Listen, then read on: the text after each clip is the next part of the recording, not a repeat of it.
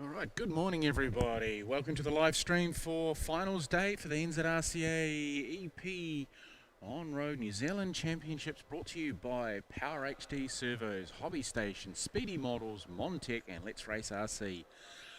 Big thank you to the North Harbour Radio Control Car Club for hosting this event. They've pulled out all the stops this time to bring it in a nice large indoor venue. Here at the Albany Tennis Centre, complete with a full functioning kitchen and bar. So I think all the races have thoroughly enjoyed this weekend. We're about to kick off with finals. I just got the last couple of cars running through tech now. Waiting for Richard, our race control director, to give everybody a kick in the bum to get on with things so we can get through our schedule, so our people who have travelled from near and far can get home at a reasonable hour. So we've got 3 rounds of finals for everybody today, so everyone's getting triple finals. We've got the last 3 races of Hypercar. We're looking to see how that's going to play out with our 2 protagonists of Kenley Brown and Gavin Dawson, one point between them. So with the randomness of how that works, anything can happen, and we'll be interested to see how that rolls out for these guys. So we're looking forward to things getting underway in a few minutes, and at the end of the stream today we'll be announcing where the 2027 event is going to be held. We'll announce that, plus the classes they're going to run. So keep an ear out for that. We'll also drop it in the comment section as well. So yeah, we're about to get underway. Gavin's starting to bark orders already. Richard is starting to bark orders already. We'll be doing, after the A finals, we will be doing first, second and third post-race interviews. So we're looking forward to that. So those who haven't done a national event for a while, or your qualifying position is where you start all 3 of your finals for the entire day. That's also your marshalling position as well. So we shouldn't, unless the smaller races don't have enough people, we should be pretty good for marshals all day long. The program, because we've shortened it by a couple of races as well, is a little bit more relaxed. There's a bit more time between each heat, which means people don't have to rush. But we're expecting the racing to be fierce throughout the day, and that's what we're looking forward to. So just waiting for these guys to make their way out on the track now. We'll be back in a moment.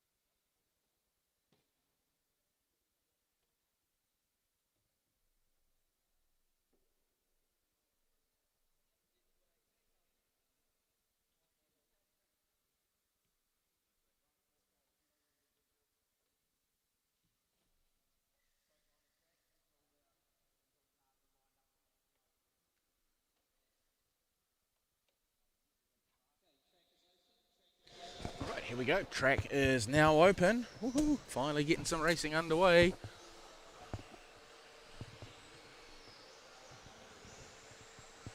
Just waiting for the timing to come up. Give you our race starting order.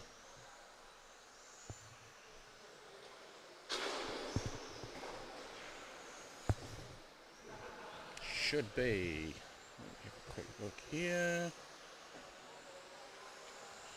Okay, so in this one, this is a 12-car final. I think we're only going to have 11 cars though, because I don't think Lauren's going to run. So off P1 is Gavin Young. He is just coming in front of Combox now. Daniel York is on the 2 spot. Ainsley Howard in the 3. Rowan Rapp 4. Michael Hawkins 5. Dylan Chan 6. Patrick Vaughan 7. Graham Wildgoose 8. Hugo Norton, our first of our juniors, 9. Graham Mander 10. Mark Wooding 11. Lauren Wells 12. So, fairly busy race with 11 to 12 races in it. Obviously, they don't want to be binning their cars in the first couple of heats while we're waiting for marshals from Modified A final to come out, plus some volunteers. So I'm sure Richard's going to call for them in a moment.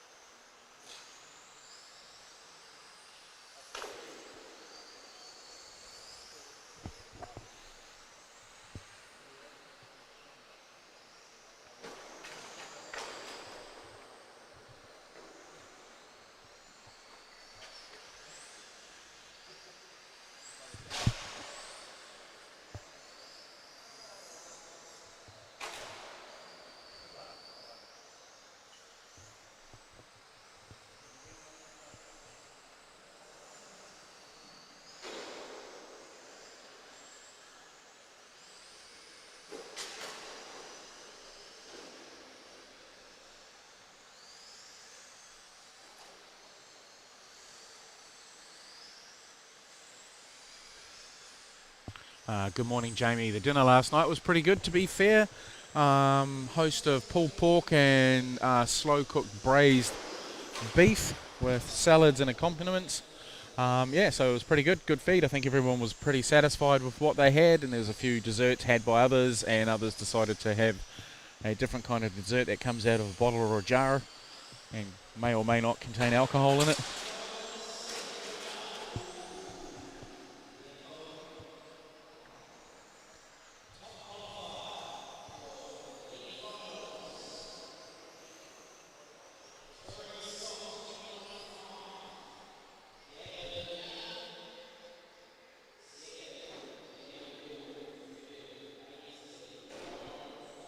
So Gavin in 1, oops, Daniel 2, Ainsley 3, Rowan 4.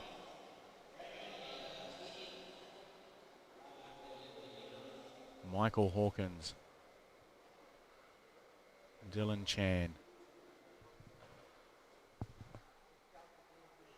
Hugo there, a little further back in the pack. That's Graham Mander's car. Mark Wooding in the 11. Somebody has disappeared from the grid. There they go, back on the track. That looks like Graham Wildgoose. So we're going to get this one underway.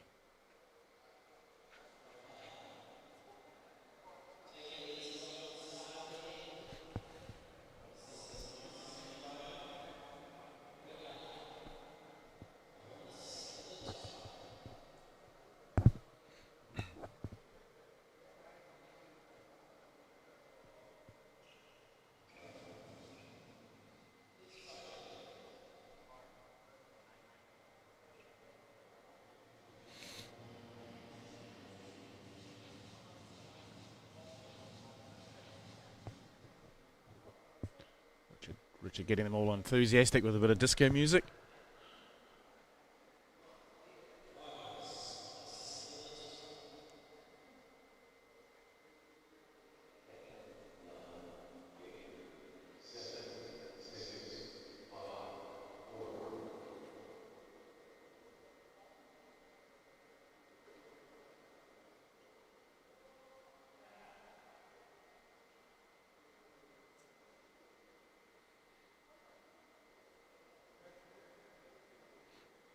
Tension's killing us.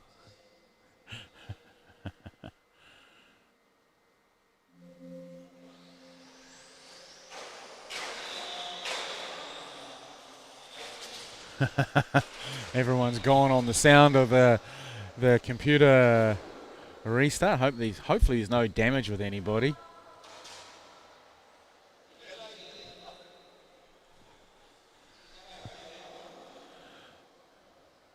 Alright, so we're going for a full grid reset here. Yeah, so we'll just get that one underway in a second.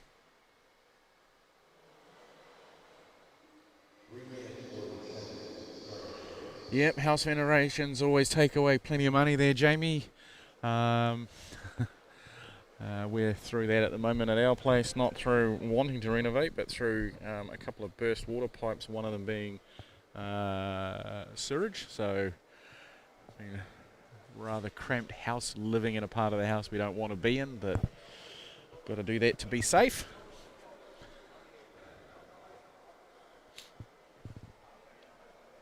All right, let's reset this one and go again.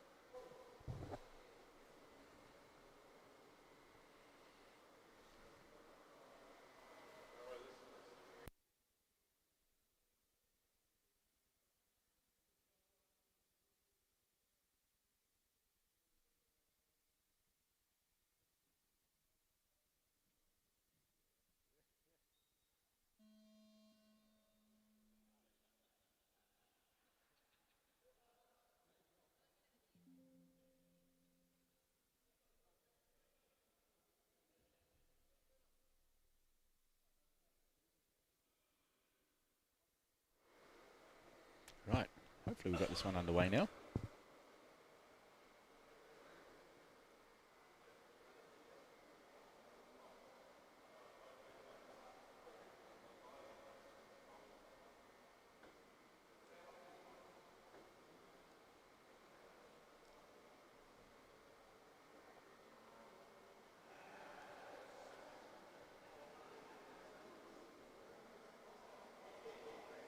Maybe not. All right, let's check what's happening on the socials.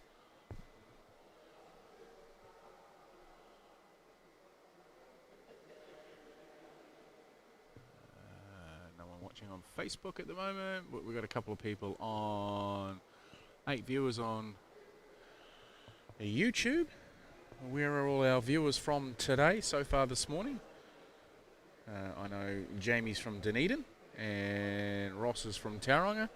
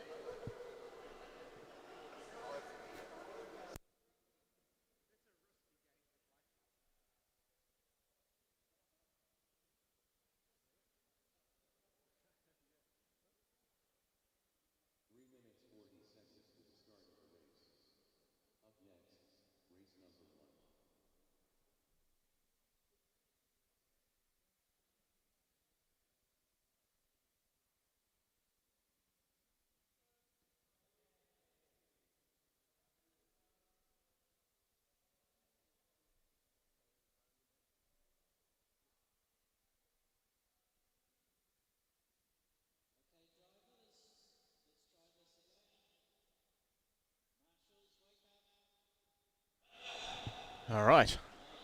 Looks like we're going to get this one underway.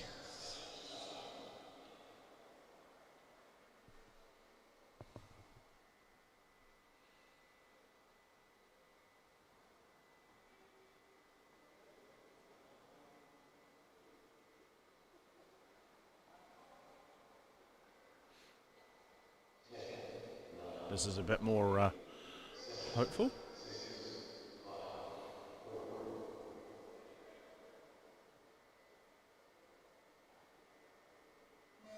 Oh, there we go. Now we are away and running. A relatively clean start there. Good getaway from Gavin Young, being hotly pursued by Ainsley and Elmo, and Michael along with Hugo making it all the way up into the 5th spot as we go down to for the first time. Rowan Rapp's out of this one already. Elmo makes a pass for the move there as Gavin makes an error. Ainsley is, there's damage going on all over the place now with drivers after a great start have managed to start hitting the barriers and that sort of thing. Oh, a bit of a wobble there by Daniel. That's allowed Gavin back through into the 1 spot now. Daniel takes it back again into the hairpin they go. Let's see what they've got. Ainsley lurking in the background, not too far behind. Round through turn 11. Who gets the better run onto the back straightaway this time around? Looks like, Gavin reeling Elmo in down through that section there, in through the infield there. He's also wheeling him in. Down to the hairpin they go for another tour right on his back. Oh, Elmo makes a mistake there. That's allowed Gavin to go through at 11. Down the back straightaway. He's opening that gap up already. Into the 2 section. Round the double apex. Into 3. Let's see what the gap looks like this time around as they go across the stripe. There's not much in it as they come down into the hairpin again. 3rd place is being held by Ainsley, just lurking in the background, running quite cleanly for this early part of the race. We're only 1:35 into it. Gavin's making his way through back markers already. Looks like Graham Wildgoose there, about to go down a lap. Don't know where Elmo is. I've lost sight of him. Pick up on our race leader. Gavin going exceptionally well. Ainsley Howard up into the 2 spot. We'll pick up on where Ainsley is. Ainsley's battling with Graham. Here he is now. Comes up to the hairpin. Back of his car's looking a little tardy. Like I said, they're starting to make their way through some traffic now. Just ahead of Ainsley is Patrick Vaughan. Heading down the back straight now. Gavin has opened up a nice handy lead over Ainsley. I'm not sure what's happened to Elmo, but he's dropped off the race board altogether, so I must have had a collision while I was focusing on other races. So we're at 2.5 down, 2.5 to go. Gavin under the loop there, just putting a move on Mark Wooding for another lap on him. Hugo, where is Hugo? Just trying to pick up where he is. He's in 10th spot at the moment as he's going down the back straightaway. We'll keep following with our race leader. Drivers for the A main are about to come out. Keeping it nice and tidy through 4-5. A little bit wobbly going into 6. Round the hairpin, taking it nice and tidy. Hugo showing a good pace of speed there in the 10th position. A little bit of a fade there from Gavin. Runs a little wide at 9, 10 and 11 complex.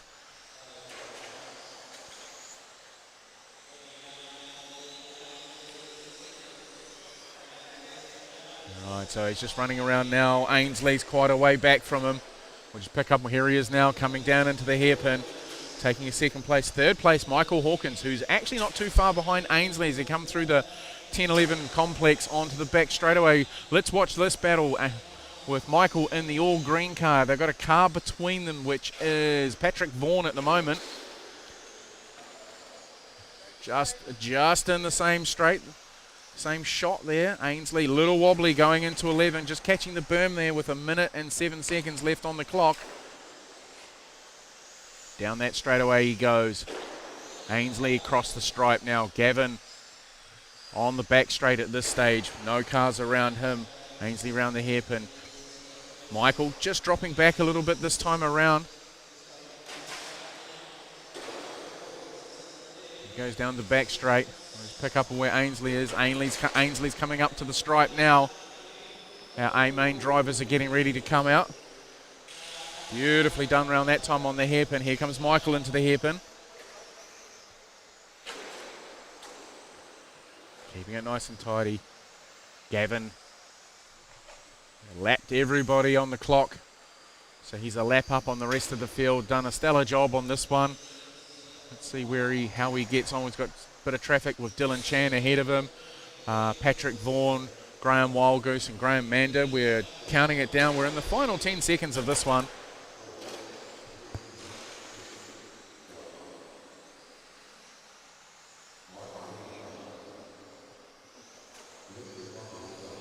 All right, so looks like a relatively easy win there for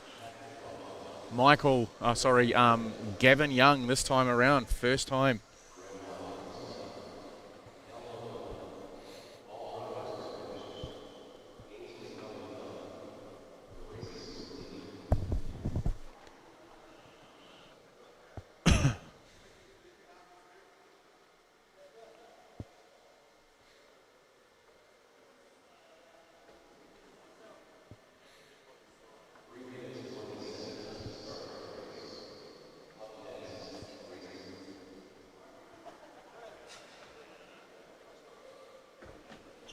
Right, that was a good opening heat.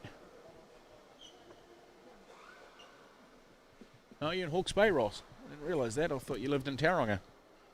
You move around more than no, I won't say what it is because there might be kids watching, so I'll leave that one out.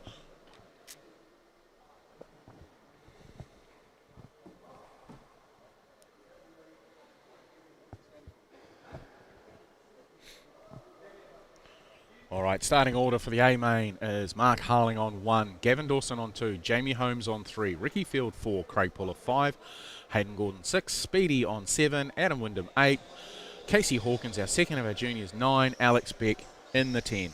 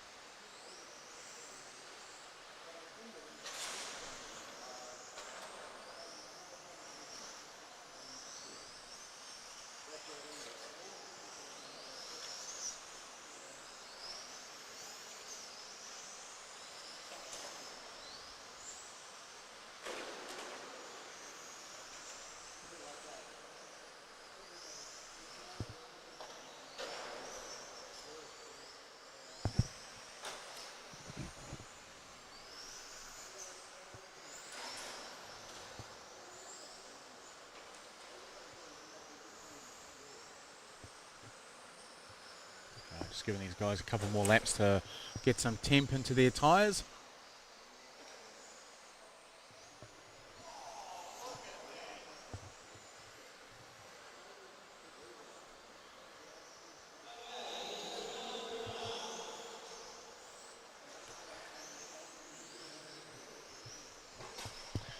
Okay, just waiting for Mark as he just comes through here now to get into his 1 spot. Gabby D in the 2. Jamie Holmes. Ricky Field. Craig Puller. Hayden Gordon. Casey Hawkins. Speedy, Adam Wyndham. Casey Hawkins. Alex Beck.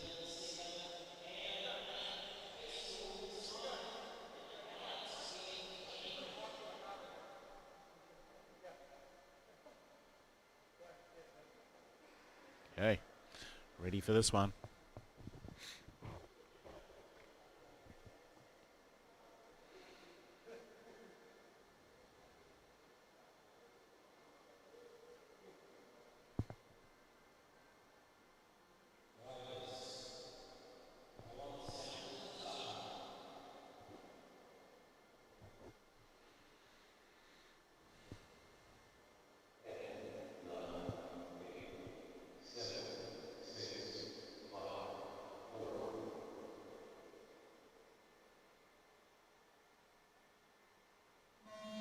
All right, A-Main number 1 for 21.5 for the 2026 EP On-Road Nationals, brought to you by Power HD. Mark Harling holding on an early charge by Gavin Dawson. Jamie Holmes holding on to his 3 spot. These guys are away to a very clean start indeed.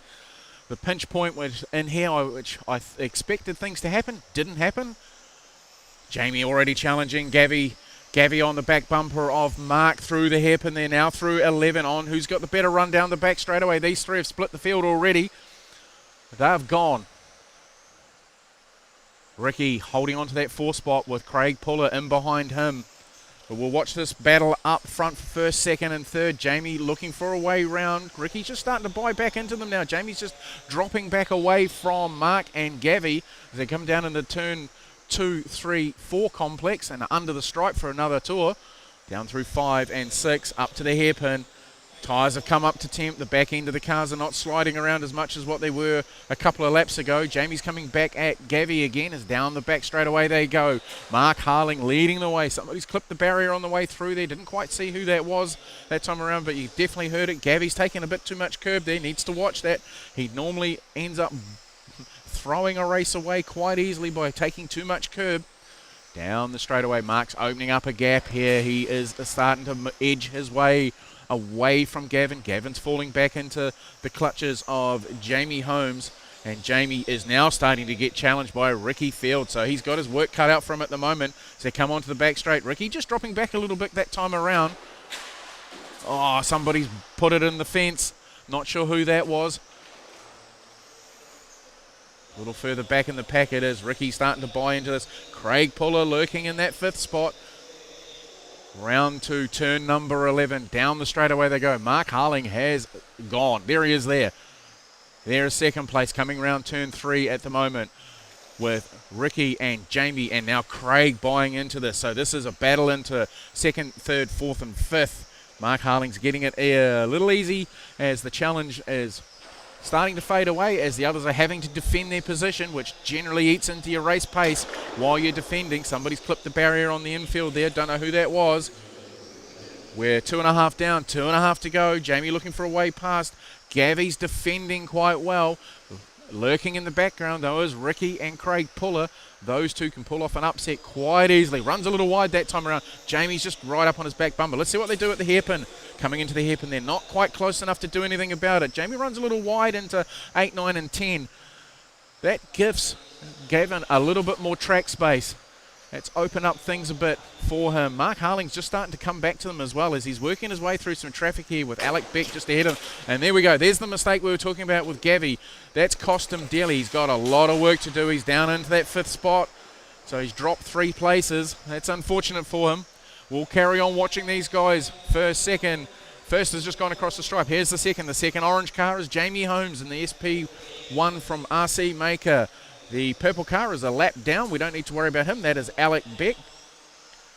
Sorry, no, I'm mistaken there. That is actually Ricky Field with Craig Puller in behind him. So this has opened things up a little bit. This is allowing, gifting Mark Harling a nice, easy, comfortable A1 win possibly for him. He is having to deal with traffic. I'll just pick up on him now as he comes across the stripe. He's got Hayden Gordon just ahead of him. Hayden is consummate racer, so he will give way once he gets to him. Oh, there's a stop-start there from where it looks like Craig ran into the back of Ricky that time around. So Jamie's still holding on to that 2 spot. Here he is now coming across the stripe. Mark Harling's just dropped back a little bit. We've got Ricky in the 3rd spot and Craig, who did try to make a move just out of camera shot before and tagged the back of Ricky, so he had to check up. Gavi's in the 5, so he's thrown away that 2 spot quite easily.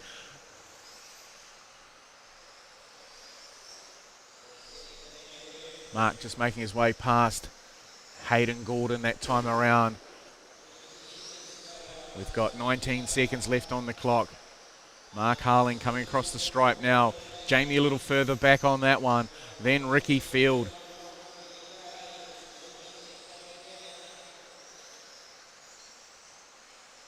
Ricky keeping it nice and tight. He's actually making some ground on Jamie this time around. He is quite a way back. I think where we go, we're all done on this one, so he's not going to be able to improve on that. So Mark Harling is one. We'll get him and Ricky over here.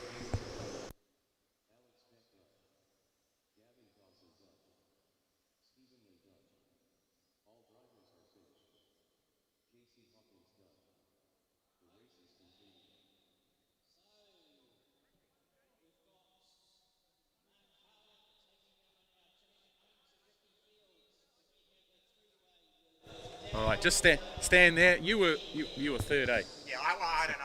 Yeah, you were third. I'm pretty sure you're there. Yeah, all right. So Mark's declined this one, so we'll start off with third place with Ricky. So Ricky coming from 4 on the grid to make up 1 spot. Gavi did his typical Gavi D thing and stuck it in the fence. How did you find track conditions for round heat number 1? My car felt really, really good. Like I feel I've got the pace. I just need to put the power down pretty much. Yeah. Yep. Yeah, you were challenging Jamie for a little bit there, but then he just started to sneak away. Yeah, had a little bit of a touch with Craig, which was probably my fault. Probably went a bit wide and he tried to sneak in. Yeah. But he let me go again, which was good. But yeah, I just couldn't reel in Jamie. He was just flying. So yeah. Too fast. Yeah. Running the SP1? Yeah, I am. Yeah. Yeah, okay. Really good. All right. Thank you. So good luck for next race. Hopefully we'll reverse the fortunes. Yeah, thank you. We'll get your hand over to Jamie. Thanks, Ricky. You guys are like professionals, so you've done this once or twice before. So second position, starting P3, so you made up 1 spot. Mark just ran away from the field pretty much. Once he gapped everybody, he was gone, managed to manage his way through the traffic. How did you find for yourself? You were pretty much on your own once you'd cleared Gavi and Ricky. How was the car? I mean, the car was good. It was pretty intense in the first half of the race, behind Gavin. He was driving well up until that point. But yeah, I mean, the car was good. Mark's fast. It's just hard, with stock racing. It's so tight. Yep. Make one little mistake and send you back. Yeah. And you're running the SP1? Yep, SP1. Yeah. So how are you finding that? Yeah, it's good. Yeah, it's been a great car to run. Yeah. Okay, cool. All right, well, we'll see what A-Main number 2 does and see if we can reverse those fortunes and try and get one over on Mark. I know he's shy and buggered off and didn't want to talk to us this time around, so he's quite confident he's going to get A-Main number 2, but hey, anything can happen. So we'll let you get down to marshalling. Awesome, thanks. All right, thanks, Jamie.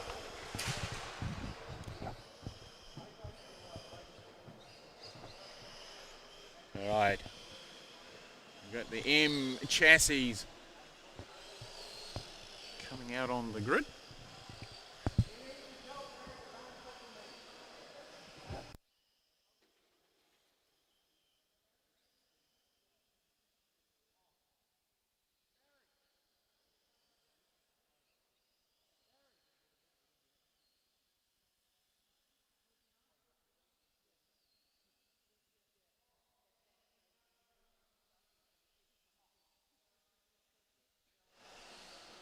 Good morning, Mike from Tauranga and Greg. Yes, Greg, there is a YouTube feed as well if you want to go and look for Let's Race RC at streaming live on there if you want to watch it on that channel, or you can continue watching it here on Facebook. Totally your call. We're just waiting for the M chassis guys to get some heat in their tyres.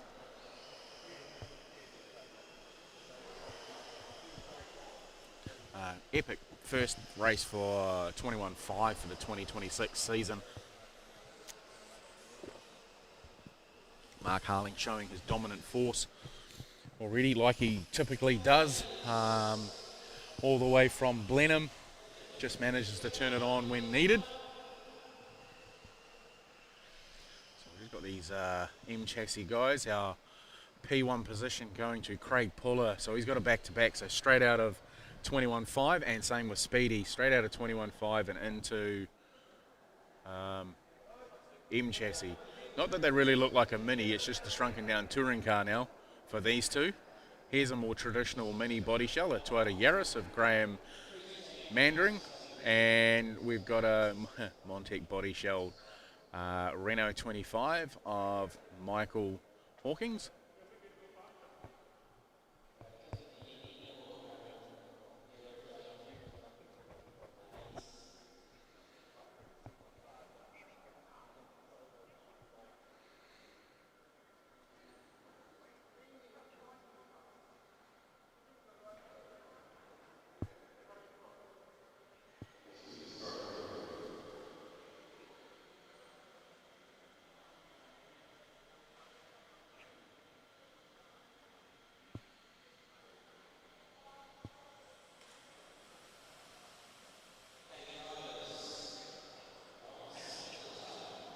Right, here we go.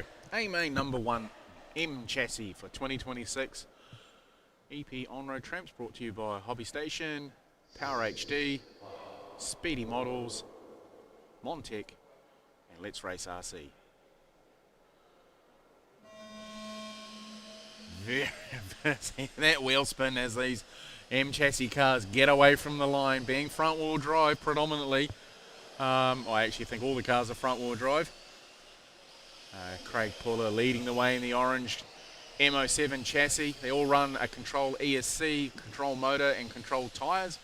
Body shells have been opened up to any chassis, any body shell that will fit on the wheelbase. So these two have split the field already. I'd expect that any time within the next couple of laps they'll be putting the other two cars down a lap. They haven't even come past the post yet. Here we go. So the Renault 25 and the Toyota Yaris a little further back. Come and pick up these other two. They're already coming round. Craig opening up a gap over Speedy. They come through the infield here. Oh, they've managed to tame that power coming out of that corner yesterday during qualifying. Both these cars, you could hear them lighting up the front wheels coming out of that hairpin as they're trying to put the power down. So whatever the changes are that they've made is working because, well, especially Craig's car, very settled. Very, very settled. Yeah, a little bit of wheel spin that time around. Nothing from Speedy though. So don't know what Speedy's doing. I do believe he's running a oil-filled diff in the front of his. When I went and had a look at his car yesterday, it definitely felt like that. I didn't have a look at Craig, so I can't comment on what he's running in his. But yeah, oh, here we go. Our back markers have run into each other at the hairpin, needing to be marshalled. They're going to go again. They've just gone down a lap. I think they're more about the fun here. So one of them's going to end up going home with the trophy. The other one's going to go home empty-handed. So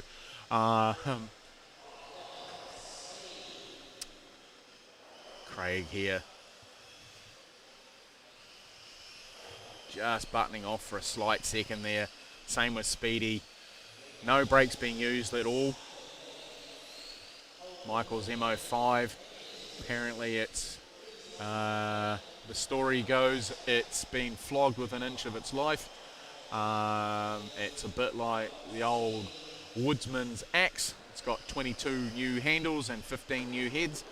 But it's still the same old car. But yeah, it's been problematic for Michael this weekend with parts breaking on it everywhere, which is not ideal. He's now opened up a gap over Graham. Graham's slipping right back in the field now.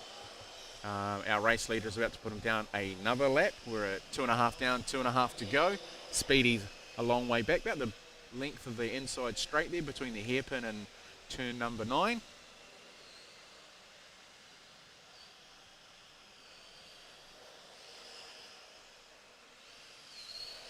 You can hear the wheel spin from Michael's car as he comes out of the hairpin and around through 10 and 11. Oh, Graham takes out the barrier there all on his own. It must have stepped out in front of him. Okay, so Craig's got half the back straightaway on him. About to put Michael down another lap into the hairpin. Michael gets out of the way, does a good job there, allowing our race leader to get through. Speedy in that second spot. About to put Michael in his little Renault 25 down another lap.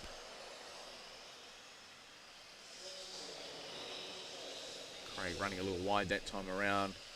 We've got a minute 20 left to run on this one. Speedy looks as though he's just wheeling him in a little bit that time around. He's just caught the inside barrier. That'll slow him up quite a bit too. So these cars are susceptible to, if they lose a little bit of traction or clip a barrier or something, it is quite expensive in the terms of time because they take quite a while. It's all about, with the M chassis, it's all about maintaining momentum. Same with the front wheel drive cars, it's all momentum, keeping the car on power for as long as possible.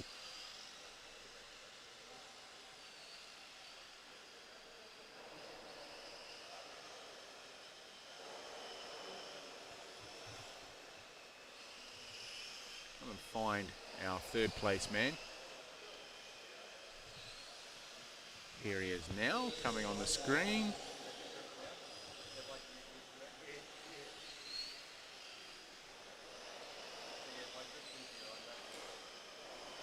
running down on the back straight there. You can see a good run, what the difference makes, but then all of a sudden Graham's car gets a burst of speed out of it from nowhere. Now that could have been just through the car wheel spinning for way too long. So we got this one done. Craig will take this one comfortably, followed by Speedy. We'll just get a few words from these guys.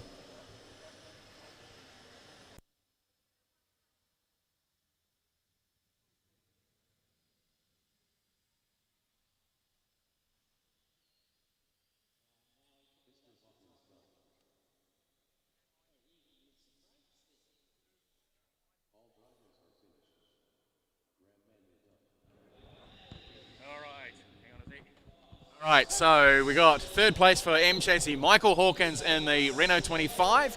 I was referring it to as the old man's axe blade. Yes. Had 22 different heads and 14 handles, but the still same old weapon that's been beaten to an inch of its life. Yeah.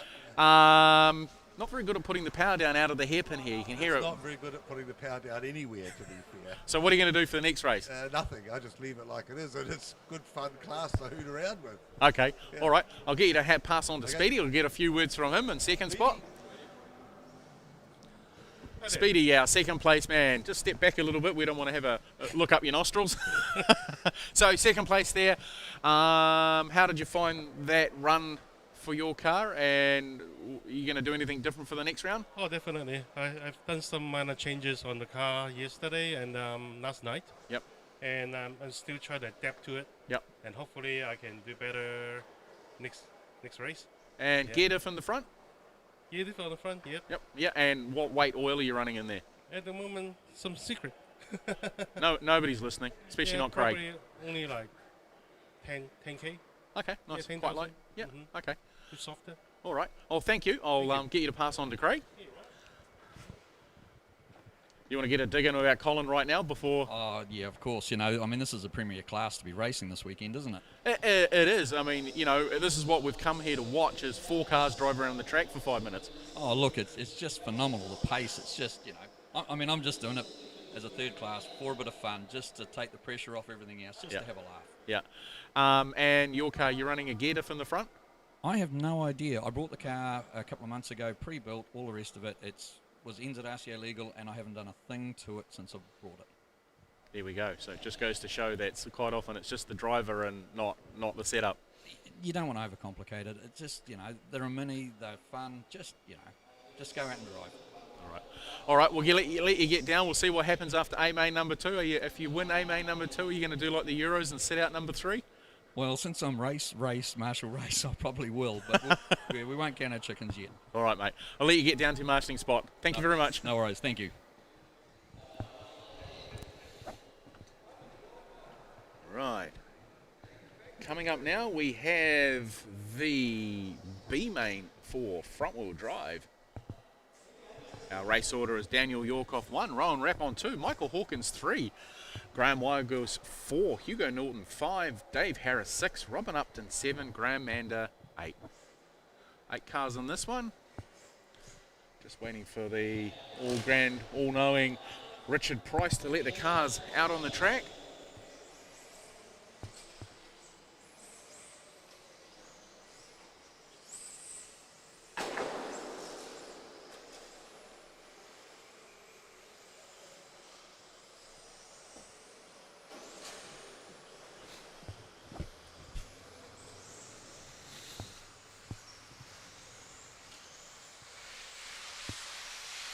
We're going to need obviously some volunteer marshals for this one, with 2 of the 4 cars in back-to-back, and then I believe in the front-wheel drive, Craig's back into that one. I can't remember Speedy doing fronty this meeting round. I can't remember.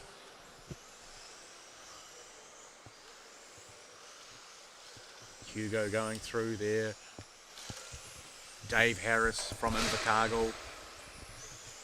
Robin Upton. Old man Grinch. Michael Hawkins. Elmo. Graham. Rowan. So very similar to how the minis run. They, being front wheel drive, The control component of this class is the motor. It's a fixed timing motor, exactly the same motor as what the M chassis run. Gear ratios are open. Control tyre, which they're running a Rush 24 VX on a spoked rim. These are available in plentiful places around New Zealand. The New Zealand distributor is NZRCA, but you can also buy via his distribution network of Mainland RC in the South Island, 17RC, Frankton Models, Speedy, Hobby Station. So they're all the good hobby shops all have these tyres, so Luke does a good job in distributing them. So we've chosen them. I think they've been used now for the past, must be 6 years as control tyres here in New Zealand, and they're really working out really well. It's probably one of the better things that on-road racing has done, has gone to a control tyre across all touring car classes. I know it makes the initial entry a little on the high side, but with getting a set or 2 sets depending on your class in with your entry means if you're a club racer, you get a set of tyres that you can run for the rest of the season, generally at a slightly discounted price. So here we go. We'll just get in to have a look at these guys. So Elmo on 1, Rowan 2, Michael 3. That must be Graham Wildgoose 4, Hugo 5, just getting into position now. Dave Harris 6, Robin Upton 7, Graham Mander in 8. So let's see how we go in this one. We'll just get underway very shortly. We're in with the starters orders.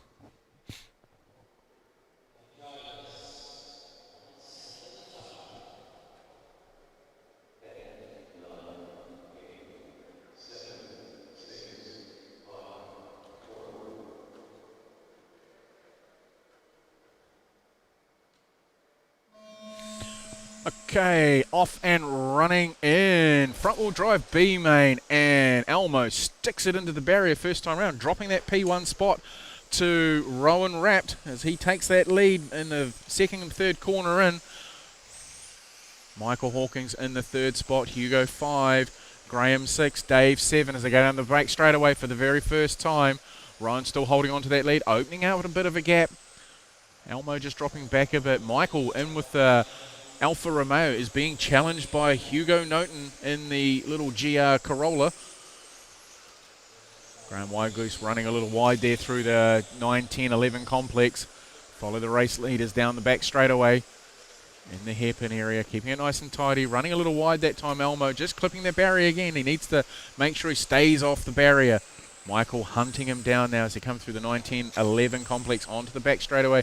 Who's got the better power going down here? Michael's car reels him and right into number 2 section, turn number 2. Like the minis, you don't use a lot of brake if you can help it. Really stuffs up your momentum. These cars are all about keeping that momentum going and staying off the barriers, and the bot dots are a definite thing that you need to do with these cars because it robs your horsepower. Rowan leading the way now, opening up a gap. It's about the length of that little short straight there leading into turn number 9. Michael just catching the inside of the barrier there again, running up against the inner barrier on the sweeper as well. Can unsettle the car, made him drop back quite a way this time around. Now Elmo is starting to challenge Rowan. His tyres are starting to come a little better. He's learned his lesson and staying off the barriers, running sort of mid-track, running a little wider on the apex as well. So might be a little costly, but if he's just rolling out of the throttle a little bit, that keeping that nose forward to keep the power down when he pins it again seems to be working for him as he winds in Rowan. Let's see what they do around this corner here. This is all the important corner in number 11. Does Rowan open up on him? No, not this time around. Actually, Elmo closes up even further, runs a little wide through 2, into 3, just dropping back a little bit more. They've got slower cars ahead of them now. Traffic will play into this, I'm pretty sure. We're 2.5 down, 2.5 to go. Graham gets out of the way. Graham Mander moving out of the way for our race leaders as they go down the back straight again. See what Elmo's got from. He's throwing everything he can to get to him. There's MI8 Schumacher. A little long in the tooth now, but it's still a very quick car. Oh, mistake there from Rowan. Elmo not quite close enough to capitalise on it. He actually checked up a little bit. Normally, what I was saying yesterday during qualifying, if you're following the car ahead of you, you quite often, if they make a mistake, you quite often follow them in because you're watching where their car's going. And through that there. Oh, he's just clipped that barrier. He's upside down. He's on the barrier now. He's going to drop down because he needs to be marshalled. So Michael now up into the 2 spot. Elmo down into the 3. We'll see what Michael's got to throw at Rowan. We're running out of time rapidly with 1:45 to go. Here comes Rowan into the hairpin again. Oh, runs quite deep into the apex. They've got Hugo right in behind him through the 9, 10, 11 complex. Here comes Michael with the red and white Alfa Romeo down the back straight away. Let's see if he can reel him in. His car seems to be pretty quick in a straight line, to be fair. I ran one of these shells back in the 2023 Nationals or 2022 Nationals down in Christchurch. Ran it in the low drag mode because of their big long back straight. So with this particular body shell, you've got 3 different wing mount positions. So you have a high, low, or a high, medium, or low position.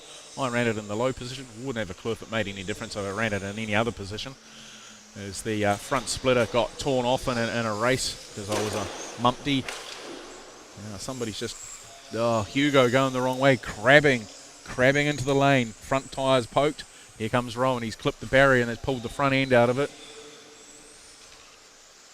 Oh, Michael's making some inroads here. He is catching him. 37 seconds left to run. So is Elmo. Elmo's coming back at him, but I don't think he's got enough in the tank to get to him. Rowan just through here. So we're looking at the length of those 2 straights. Rowan just opening that up a little bit. Elmo trying to come back at him. They've got a slower car in between. Somebody's made a mistake somewhere. I heard somebody go off. Is it Michael? Oh, it might have been Rowan because Michael is now right on his back bumper. Coming into the hairpin now. He can sniff something happening here. Will Rowan crack under the pressure? Graham gets out of the way. Race is done. So it's all down to the last corner. As I was saying about following each other around, we're coming up to the line now. We're going to go across the line. Rowan just takes that one from Michael Hawkins, and a almost run to the line, both tripping up on the same corners, too busy watching what each other is doing. That was a good race. Nice and close. Nice and close.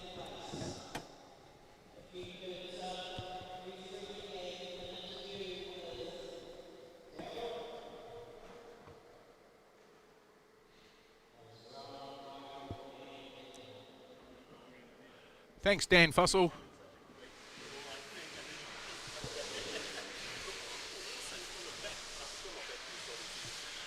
Where's Michael run away to? Down there, having a heart attack. Oh, well, you came third, so you get to speak first on the yellow stripe. This is the first time I've seen you all weekend. I was expecting more. Yeah. Was the hangover getting in the way? No, definitely not. Not today. So helping the talent, is it? Yeah, definitely. So what happened in 21.5? Broken axle. Should be able to repair it and get back out there. So. Yeah, bit of number 8Y, you'll be right. Yeah. In that race there, made a fumble in through the infield there, getting caught on the barrier just over here. Yep. You need to stay off those. Yeah, they're not nice, but hey, we'll come back and do it again. Yeah, all right. Oh, if you want to hand over to Rowan, we'll have a quick chat to him. We can't chat to Michael because he's pissed off. So, for B-Main number 1, taking the win. Basically controlled that from taking it from more or less a whole shot, wasn't it? Yeah, it was right on their first corner. Yeah, So yeah. Like kind of just clipped it, and I just managed to get past, and I held it all the way to the end. I was Yep. under pressure from both of them. Yeah, that last Especially look. at the end, Michael really he caught up. Like I was like, oh, and then I kind of like fumbled because I was like nerves. Yeah. But, happy to take it. Yeah, quite often what happens when you're following another car, like in Michael's case, you fumbled on the corner on 2, so did he, because he was watching your car, so he's followed you in. I was very But happy about that. very close in this complex round here into the start-finish line, so great racing. Yeah. Going to make any changes for the next one? Oh, I know, the fronty's going perfect. the touring, I'll have to do a lot of changes. All right then. Cool. We'll let you get on to your marshalling. Thank you very much. All right, so that's Rowan Rapt, our local painter.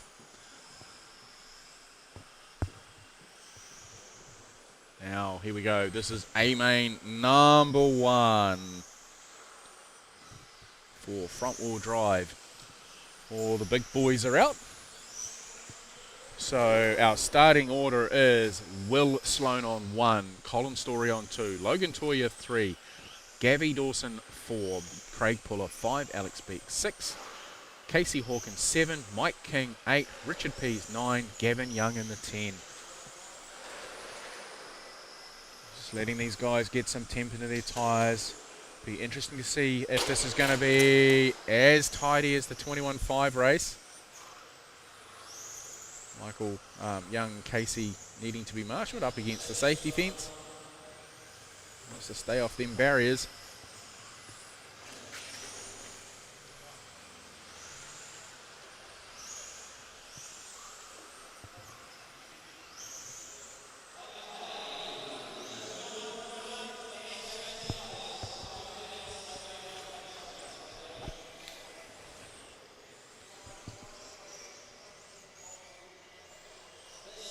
Okay, Colin Story going into the 2 spot. We're just waiting on, that's Logan in the 3. Craig in the 4.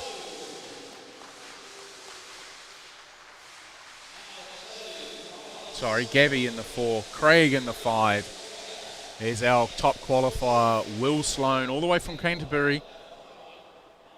Very fast young man. Alec Beck there. Casey Hawkins, that is Mike King, Richard Pease, Gavin Young. That's our 10.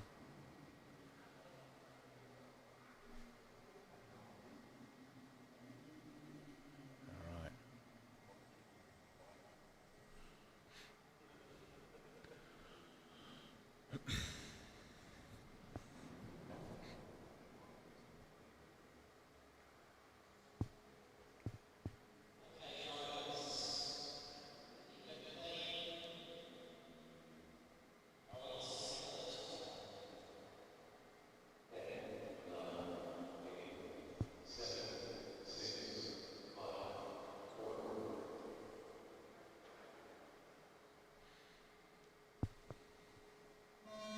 Right, A-Main number 1 for front-wheel drive for the 2026 On-Road EP Nationals, or New Zealand Championship, sorry. Couple of cars clipping the barriers there. Alex Beck's being shuffled back. Willie Sloan split the field already. Going with him is Gavi D by the looks of it, and Logan Toya still holding on to his 3rd spot. Shuffled back into 4 is Colin Story. Dispatching of Gavin Dawson. Gavin's now got to deal with Colin Story in his 6th. Colin's just clipped the barrier there. That's allowing Gabby to skip away a little. Our race leaders are on their way into this one. Will in the 1.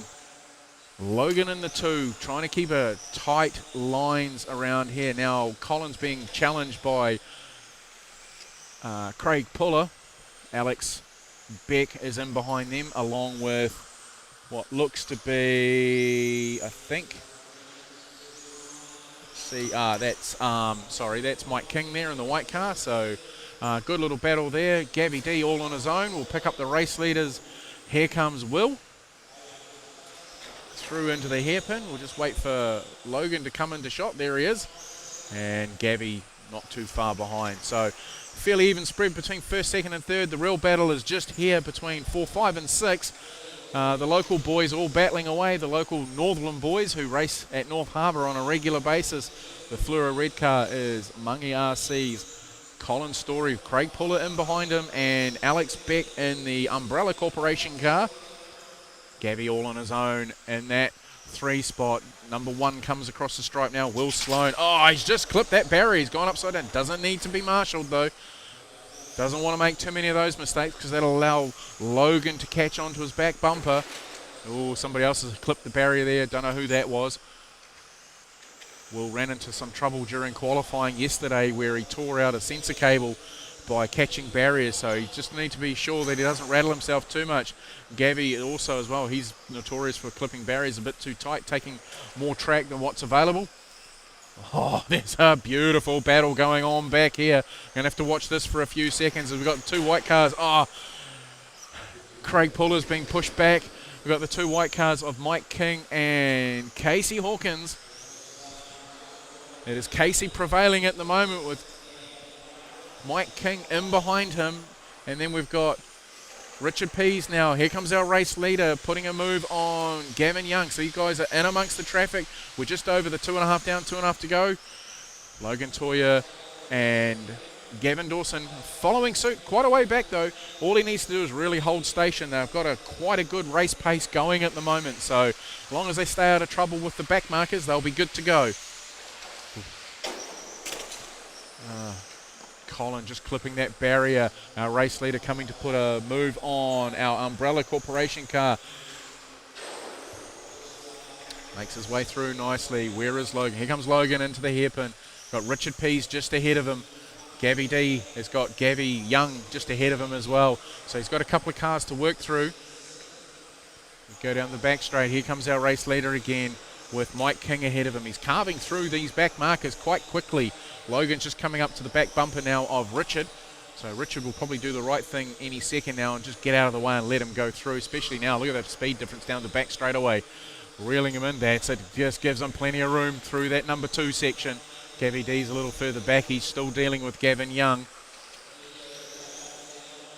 Will has looked like he's slowing up a little bit. He's just eased off the throttle, not pushing so hard, so he doesn't make any unforced errors.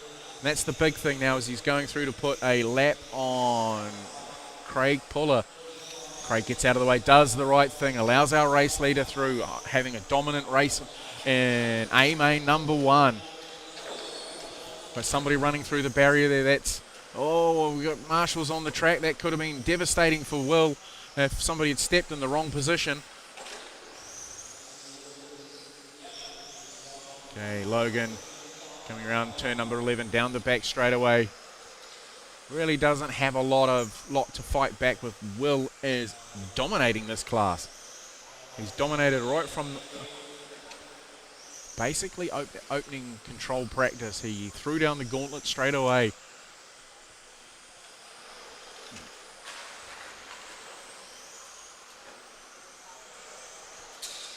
Oh, he's got back-to-back too, so Will's going to come straight off this one and into 13.5. So we're done in this one. It looks like Will, Logan and Gavin are our 3. We'll get a word from all of them.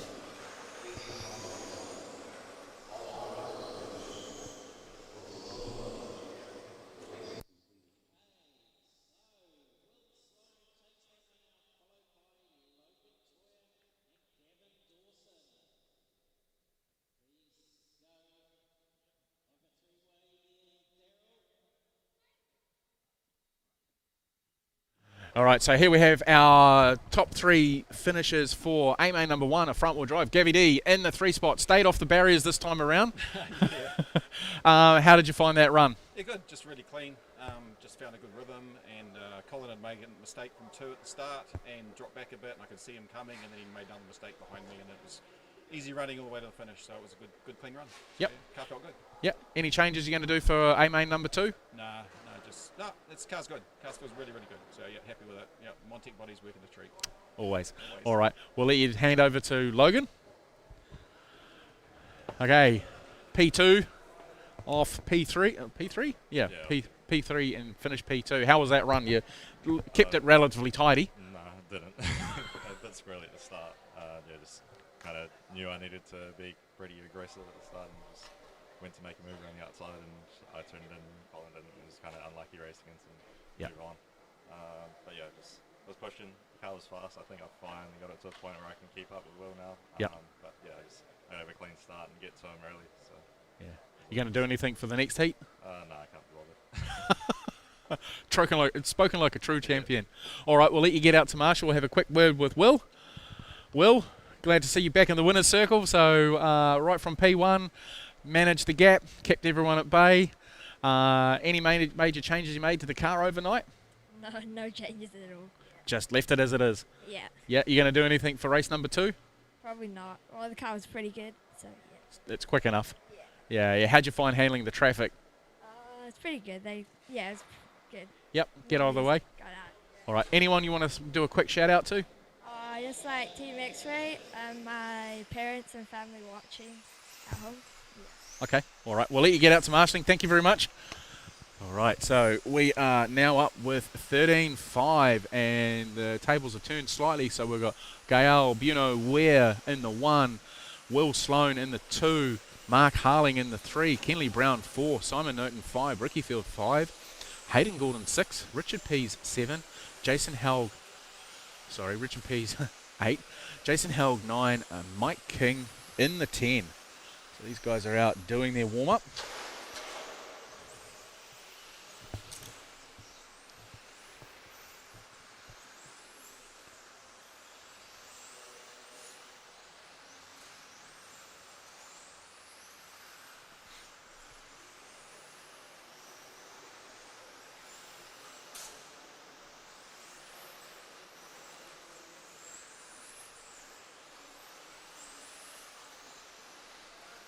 They're just waiting for these guys to be called into their boxes, and we'll get this one underway.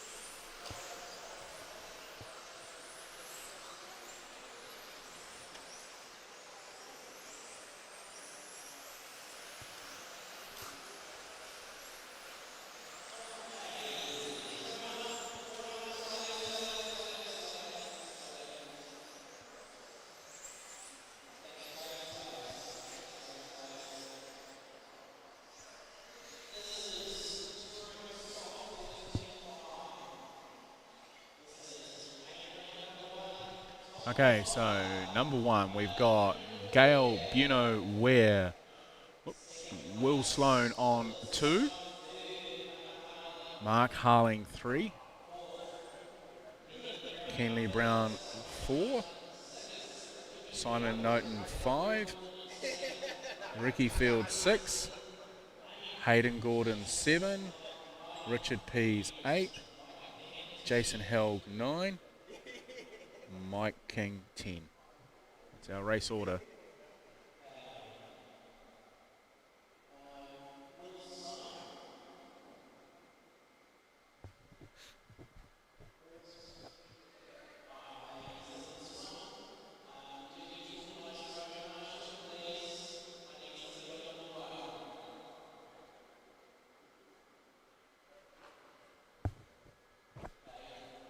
Waiting for Willie's replacement, Marshall, which is his dad, Chris. Tireless effort that these parents put into their kids' hobbies, sports, and that sort of thing, travelling around the countryside. His younger brother seems to be getting just as fast as well, so it probably won't be too long before we see him turning up to events like this. So that'll have be work cut out for Chris, looking after 2 of them at a big event.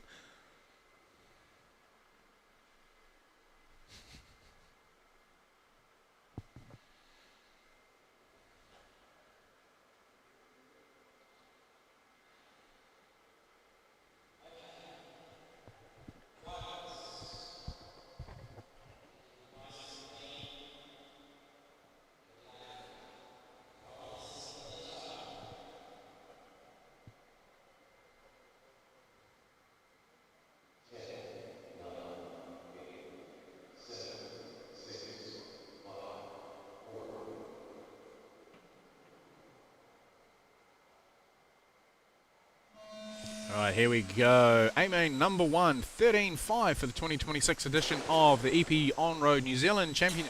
Gale leading the way from P1 quite quickly. Don't know where Will has disappeared to.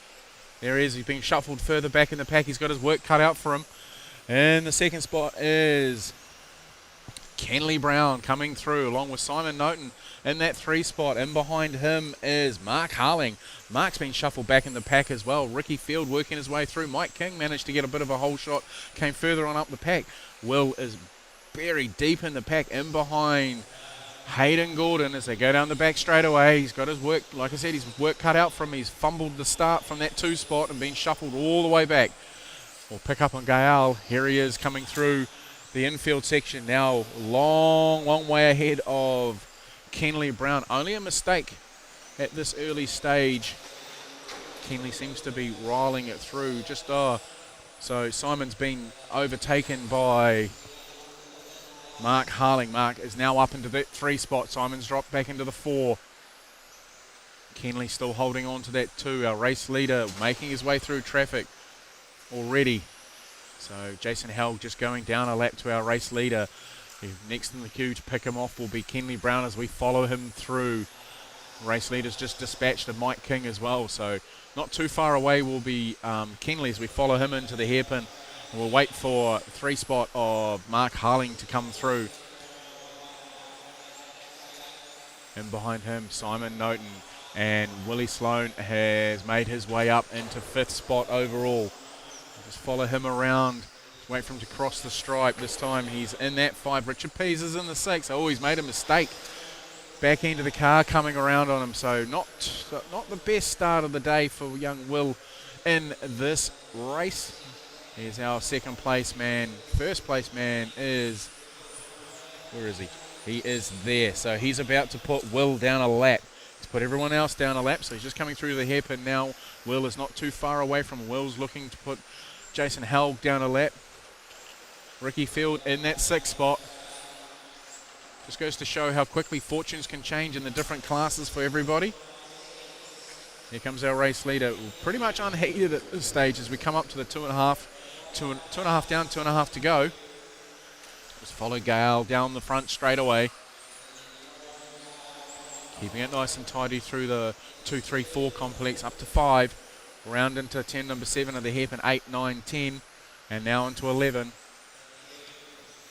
Momentum on these cars. These cars create so much power that you can use the brakes a little bit harder to nip in on these corners and just throw them into the corners where you need to be. Now, it looks like Mark Harling has made a move and gotten past on Kenley. No, sorry, that's Simon just on the camera. It looks a little white. Oh, somebody's tyres are chirping there. Don't know whose that was. Was it Hayden's or was that Kenley's? Let's watch this time around. We've got 1:41 to run. Just making his way past Richard Pease down into the hairpin. Yeah, he's pitching them on the brakes there as he comes into the corner. Somebody's been tumbled. Who was that? Will trying to get past Hayden. They have it coming together, so that shuffled him right back down in the pack now. There's our 2nd place man, still holding on to it. There's our 3rd place man, so Mark Harling looking to make a way past Richard Pease. Not that Richard's in there for position. He is a back marker, so he will do. There we go. Giving him room. Now, these guys have got plenty of opportunity to race now with a minute left to run. No squealing of tyres from Mark's cars. Just nice, perfect lines as he goes down the back straight away.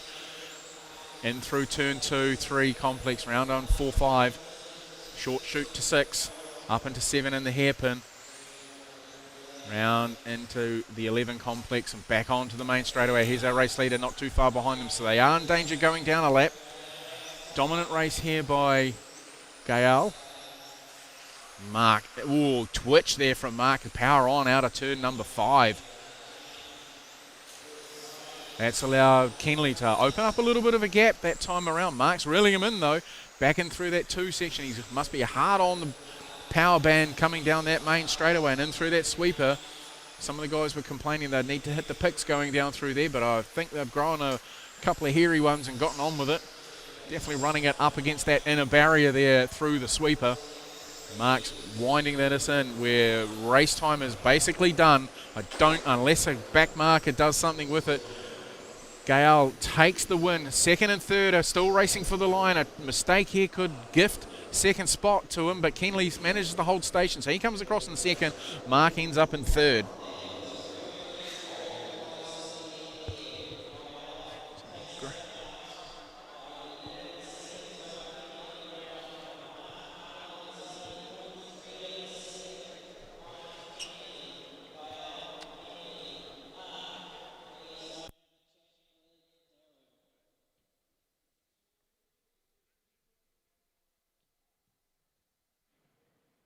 Right, so the top three from A-Main number 1 for 13.5. Third position was Mark Harling. You get to speak first. So a little bit of a fumble off the line there from your 3 spot. Had your work cut out for you through that one, but you managed to make your way back into the 3rd place. What went wrong on the start? Well, Willie had a terrible start and he was desperate to get back and just cause a bit of chaos, unfortunately. Yep. He did apologise. Yeah, ruined his race for himself, unfortunately. Yep. Yeah. Any changes for the next one? No. No? Just try and keep it on the track. Good man, good man. I'll get you to pass on to Kenley. Kenley, superb drive into that 2nd spot, managing to just drive away from the likes of Simon until he got caught by Mark, and then holding station over Mark, because he was definitely coming for you. He had his eyes on. Yeah. How did you view it from your perspective? Yeah, I think I got a bit lucky off the start there with Will and Mark tying each other up, and then from there I just sort of went head down and just try and build a gap, because I knew Mark and Will, if they got going again, would be very fast. So yeah. Going to make any changes for the next one? Yeah, I made a couple of changes for that one, and it didn't work as nice as what I wanted. So yeah, a couple of little changes and should be good for the next one. All right, cool. Get you to hand over to our race winner. All right, Gail into the winner's circle for A-Main number 1, 13.5. Basically, your race to lose, just dominated it, drove off into the distance. How'd you find it? Yeah, well, obviously there was a big crash at the start, so I was pretty lucky. Just found myself with a fairly large gap. Didn't have to do anything silly. That was a huge chance for me. I just had to take it. So, yeah, just made sure to finish first. Right, you going to make any changes for the next one? Probably not. Grip was a little low, but I think it should come up fairly quickly. So, yeah, I think it'll be even better. Hopefully next run. All right, we'll let you get off and do your marshalling duties. Thank you very much, and we'll see you at the next one. All right, so our round number 1 winner, Gail, taking out A-Main number 1. We've got Formula 1 out on the track now with our starting order. Gavin D off 1, Jamie Holmes 2, Kenley Brown 3, Richard Price 4, Casey Hawkins 5, Stephen Lee 6, Daniel York 7, Mike King 8, Bradley's not here, so it's just the 8 cars.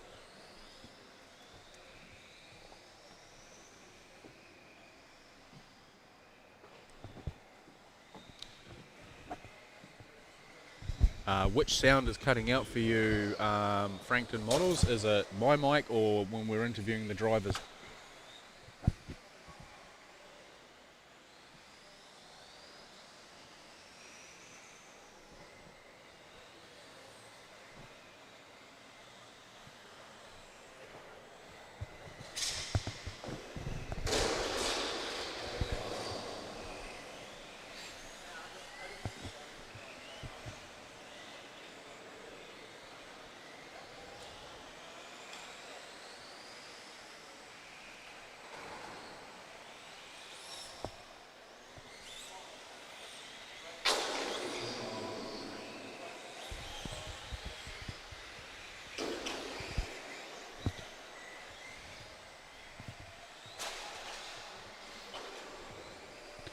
Right, we'll just wait for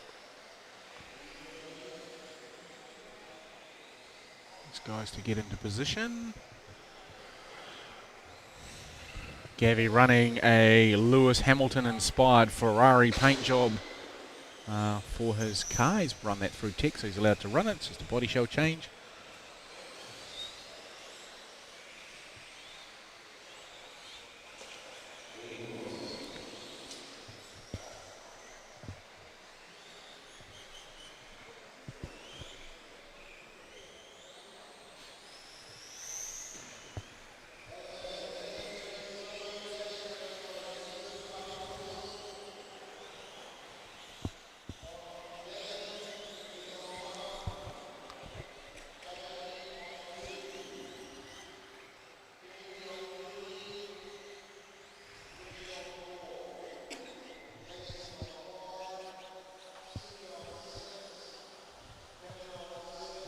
Kenley running the familiar white body shell, so we'll just get zoom in on our,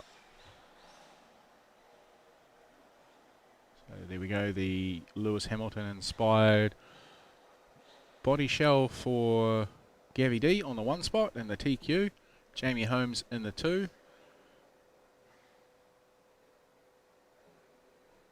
Kenley 3. Richard 4. Casey 5. Speedy 6. Daniel 7. Mike 8.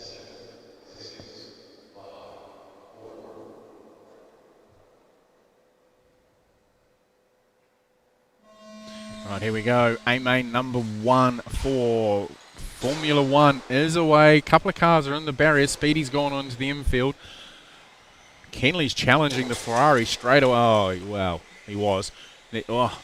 So we got young Casey up into that 2 spot already. Driving back from, where did he start from? 5 on the grid. Race leader so far is Gavin Dawson. He will want to be winning this one. He want to keep it off the barriers as well. He'd want to do Lewis Hamilton proud with that homage to his Ferrari from 2025. Kenley in that 3 spot. Daniel in the 4. Richard 5.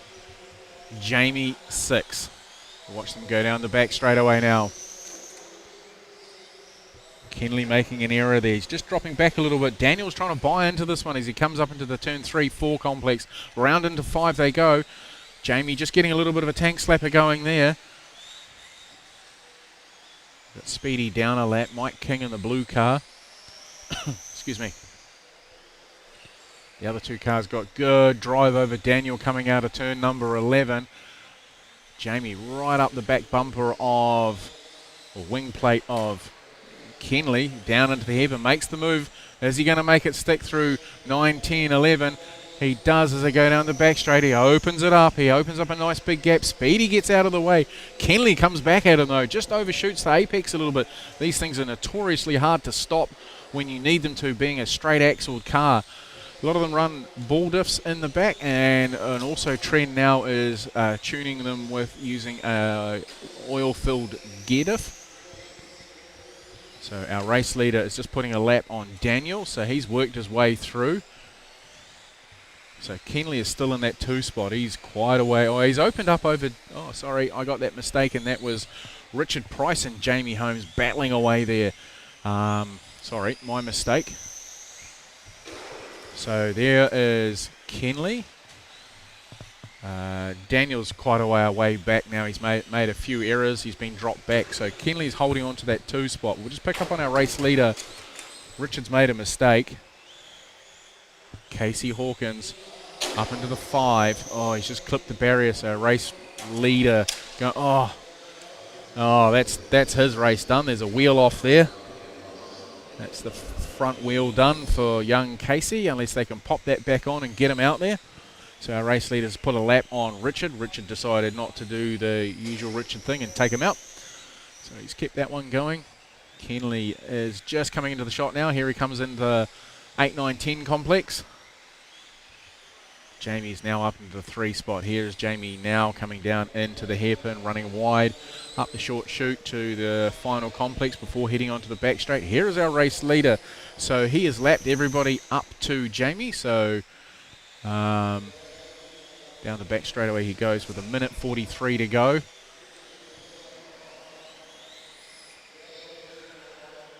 Keeping it off the barriers.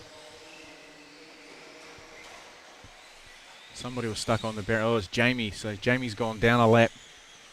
Here's our 2nd place man. He's going to put Jamie down a lap as well in this first one.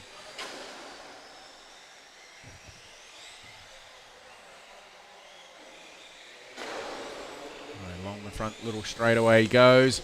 Race leader. You've got 1:15 left to run, drivers. Not that you can hear me from here. Oh, Richard getting a bit of a tank slapper going there in his all silver, like a Silver Arrows car from the 50s in the paintwork, trying to make it a chrome car. Casey's back out on the track now with having the tyre put back on. So our race leader going down the back straight away now.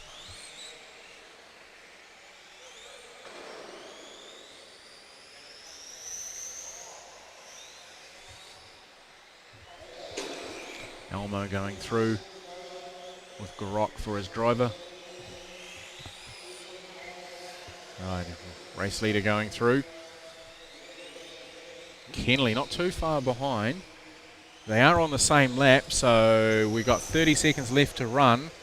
Long as Gavi doesn't get balked too much, he might sneak away with not getting caught, but where'd he go? Oh, there we go. There's a mistake. Now this is allowing them, Kenley, to buy into this. Someone's gone into the barrier hard and needing to be marshalled there. Down the back straightaway, this has really livened up this race. It was starting to get processional as a normal Formula One race. We're going to get another lap, and they're going to be racing for the line as they come down into the hairpin there. Kenley looking for a way past the hairpin, not quite close enough. Through the 8, 9, 10, onto the 11. Who's got the better drive? Down the back straight away they go. Heading into the sweeper, keeping it nice and tidy, running tight through the turn 2 double apex. Oh, Kenley sticks it in the barrier. There we go. That's handed Gavi D the win. Kenley takes the second spot. Jamie Holmes will hold out for third.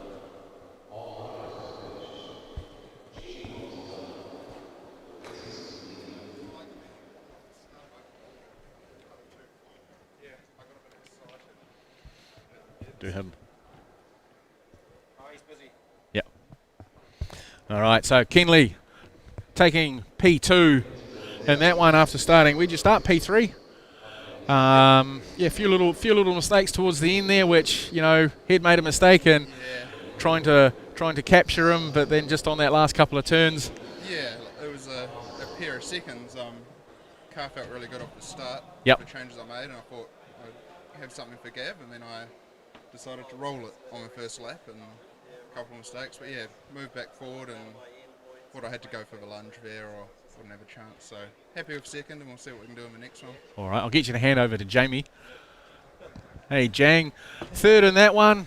Bit of a tardy one. A bit of a terrible start. What was the reason for that? What had you done? My transmitter reset. So to rebind everything. Oh no. Yeah. Oh. Yeah. Oh well. So Chinese listening in. Are you going to make any changes for the next one, apart from making sure your radio's bound? Make sure the endpoints are set and the brakes are set.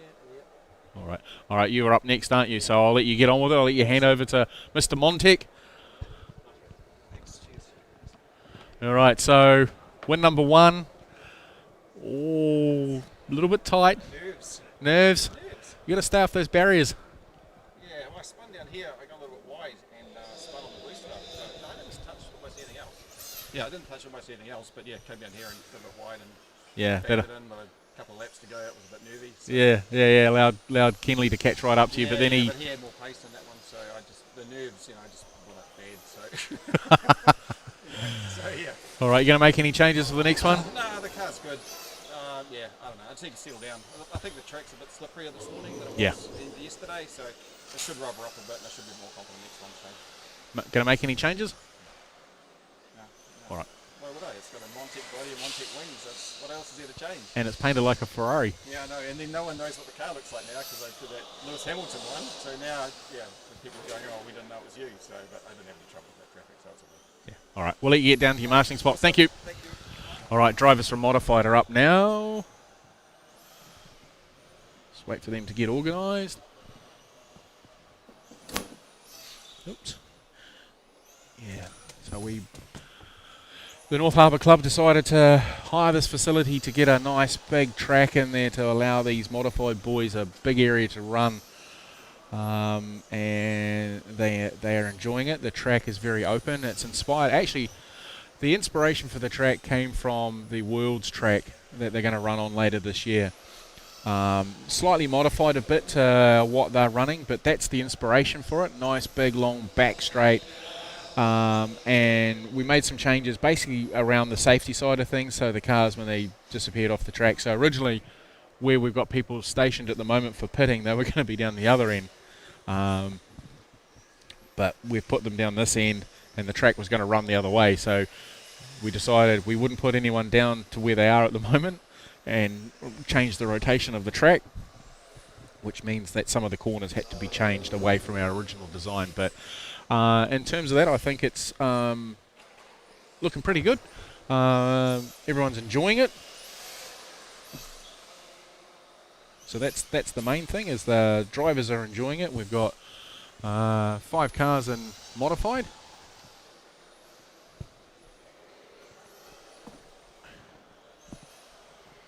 Just waiting for these cars to go through, and Richard, oops, sorry. Bumping my microphone there. I'll have to replace my headset for a better quality one. I think this one picks up a little too much of everything else, so do apologise for some of the funny noises that are coming through. It's a wired one, so it's not wired, it's wired to a little radio transmitter, but the microphone picks up every time the wire rubs on my shirt or something like that, so I do apologise for that.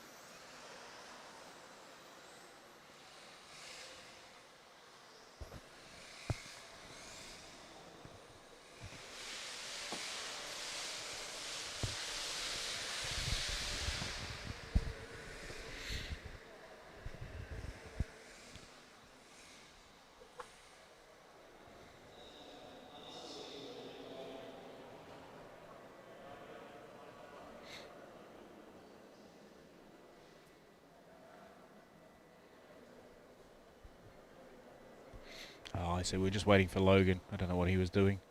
Probably having a sleep.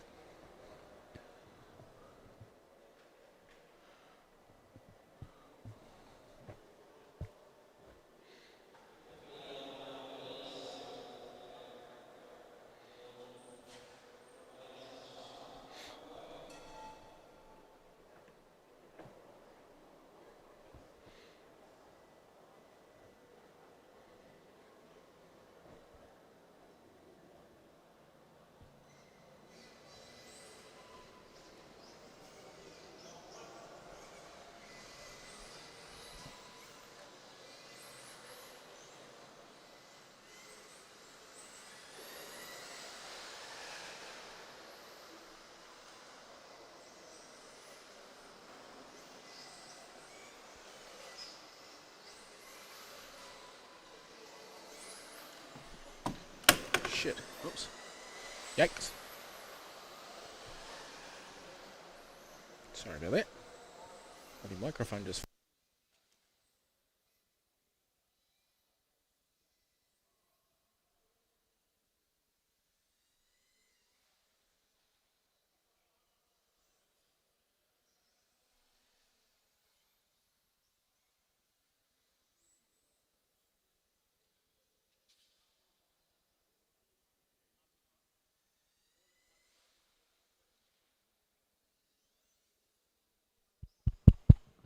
Check, check. Oh, just making sure that's okay.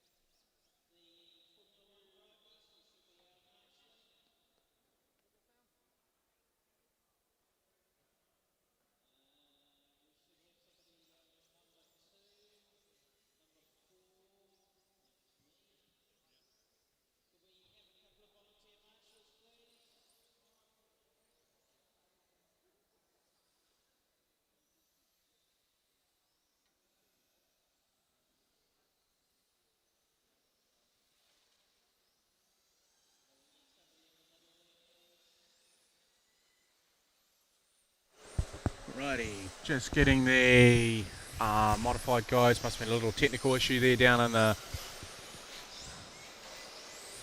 at race control. That's all under control now as the cars are now released in earnest to get some temp in their tyres.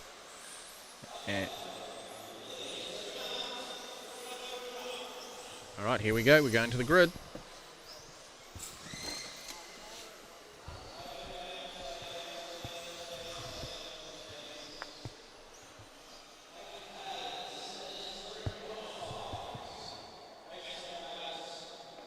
So TQ is Gael. 2 is Will. Oh, sorry. Will. Logan. Simon on 3. Don't know where he is at the moment. Jamie 4. Colin Story 5.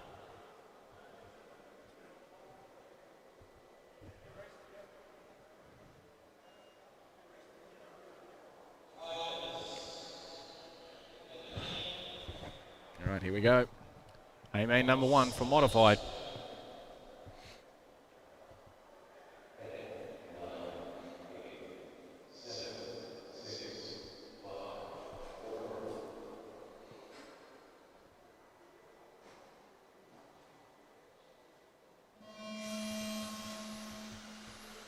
Fairly sedate start here for modified A-main number. Oh, little mistake there from Gale.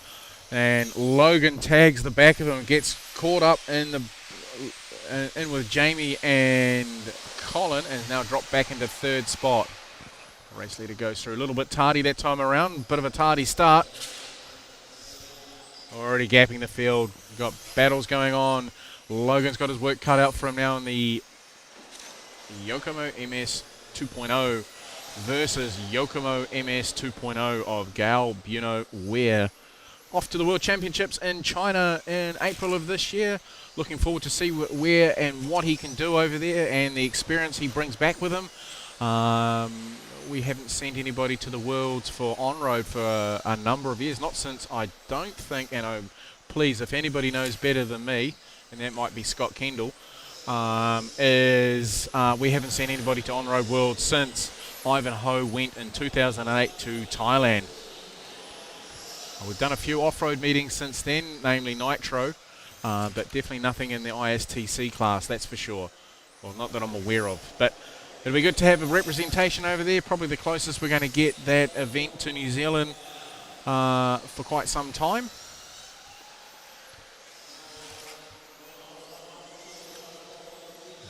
Logan starting to reel in Gael. Down that back straight. Both those boys' cars are rapid. The Coyote powered car versus the Hobby Wing and Jen's Ace powered. Gael was saying with the change from Zombie to Jen's Ace, Zombie to Coyote, he really notices that punch out of the corner. Especially in 13.5, it's really, really punchy. And modified, not quite so much, but you know the capacity that these cars are running at in terms of current draw and that sort of thing is at the top end. So he's driving the car perfectly. He's already settled into his. Bit of an error there from Logan. Bit of a tank slapper coming into the hairpin. That's cost him a bit of time. We're at the 2.5 down, 2.5 to go mark. We've got Hypercars round number 6 coming up. He's opened that gap up. Too many mistakes there by Logan in the opening part of the race has cost him a little bit of time. Colin just getting out of the way there of our race leader as he comes through on him down into the hairpin. Coming back round to the main straightaway. Oh, Logan's got a new lease of life there. The car seems to be coming back to him. Maybe the tyres just took a little longer than anticipated to come up to temp. But yeah, definitely through this part here, Logan is quick.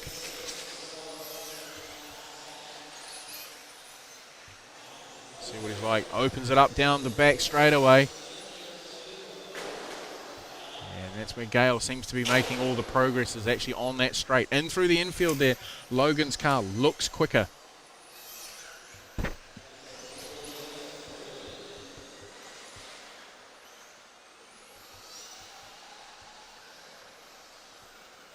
Someone's in the lane. I'm not sure if that's Jamie or Colin.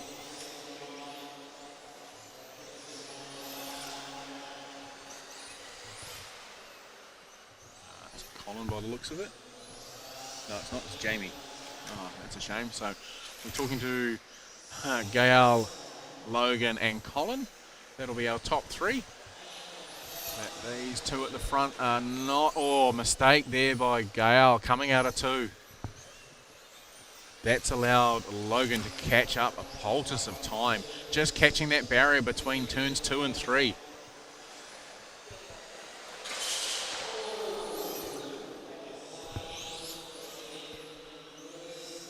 Well, Logan's in the fence. He's in the catch barrier.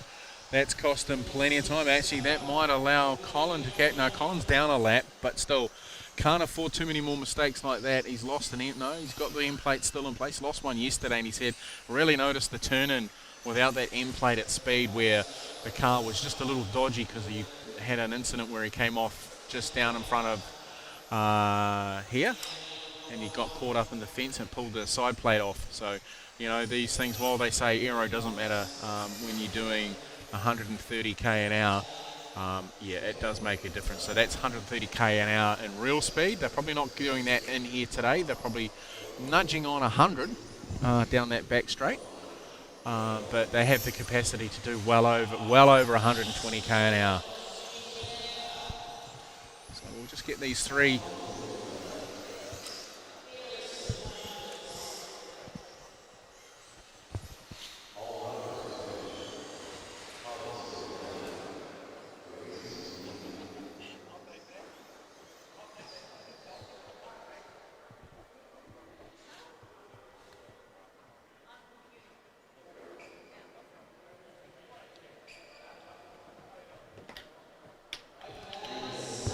I'll do Colin first. Yeah, you came third, so you get to speak first. Just stand on the yellow line, hold the microphone up, yeah, so I can hear you. All right, so how did that one go for you? Actually, I got third. Yeah. Which I didn't think I'd get at all. Yeah, you managed to keep it off the barriers, unlike a couple others. Yeah, and spur gears and things like that. Yeah. Long wait before we start. Yeah, what was that about? Those guys strip spurs, bad mesh, too much power, I don't know. Yeah, all right. Any changes you're going to make for the next one? No, I'm just, I was actually quite happy. I made some changes this morning. Yep. And it actually made the car nicer. So I don't know what to change, so the car's all right. It's probably as fast as I can drive it. And I'll just keep picking these boys off when they break their cars. Yeah, well, that's the way. Yeah. You'll get a trophy that way. All right, I'll get your hand over to Logan. So I you never thought I'd be third, so. You better take that one away from Craig. Okay, so strip spur in the warm-up. Yep. Have you got any left? Oh, yeah, Kinley's got more. Oh, that's right then. So obviously the open checkbook is still, you know, the orders. Won't be like a certain invoice that you had a couple of weeks back. Yeah, not that invoice.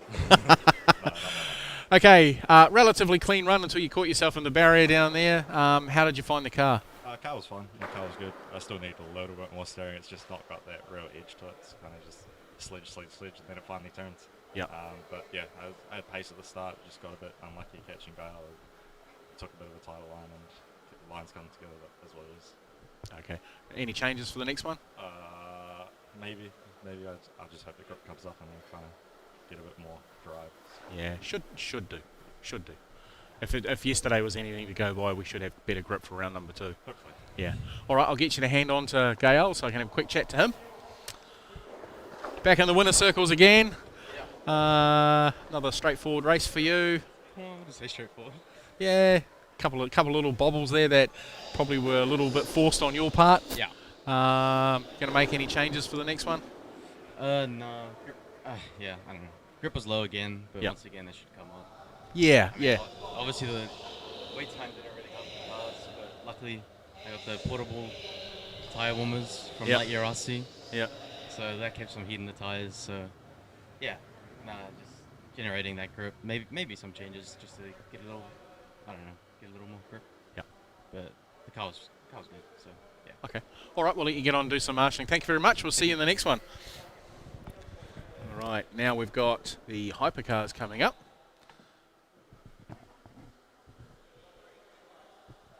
So this is round number 6 of hypercars.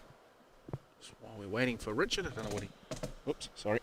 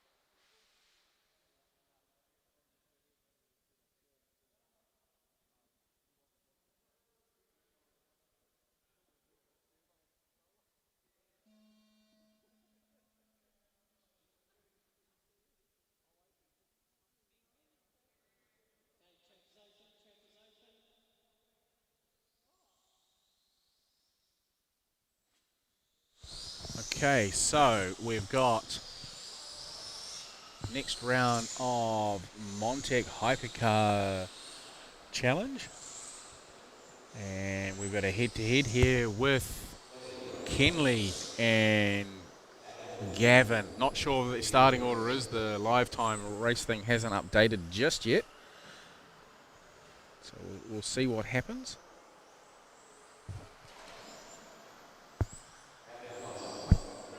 Sorry.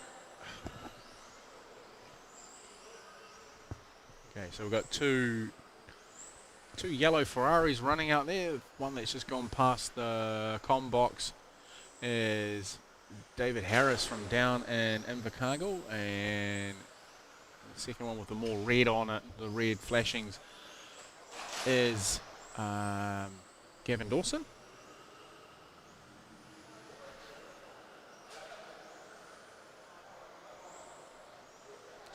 Waiting for them to get a few warm-up laps done. So as I said yesterday, these are four-wheel drive touring car chassis. They conform in every single way as a standard touring car, so weighing at 1320 grams. Open blinky ESC. They run a 24 shore tyre on a spoke rim. They run the Hobby Wing fixed timing motor in them, and then they must run a hypercar body shell with the spine down the back.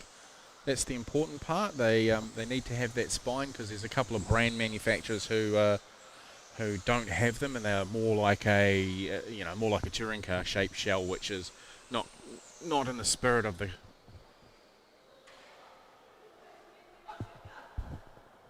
Yeah, okay, so the place getters aren't holding their microphones up to their mouth properly, and then they keep talking away, turning their heads, that sort of thing. So I'll try and remind them to hold it up to their snout. All right, so we've got Kenley leading this one. So this is going to come down to the wire for these guys, so we'll just move in. So Kenley 1, Gavi 2, Adam 3, Dave 4. We seem to be missing somebody because there's 11 cars. Not quite sure who's missing. Maybe. No, anyway, doesn't matter. Doesn't matter. It'll produce good racing anyway.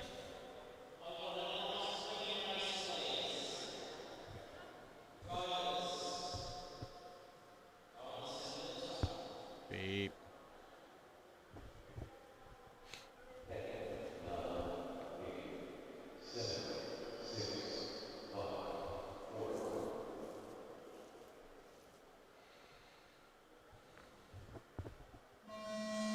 All right, here we go. Race number 6, leg number 6 of Hypercars, and we got Kenley leading Gavi D.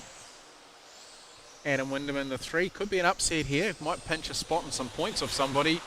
Early days yet in this one, but the Hypercar X-Ray of Kenley Brown leading the way quite comfortably at this stage. Gavi in the Ferrari a little further back, opening up a bit of a gap over Adam Wyndham as they go down the back straight away.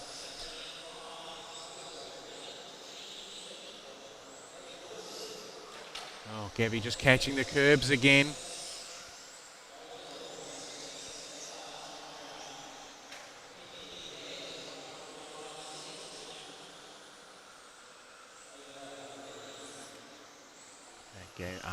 Kenley running through the hairpin there. Oops, sorry, just missed him going through the hairpin.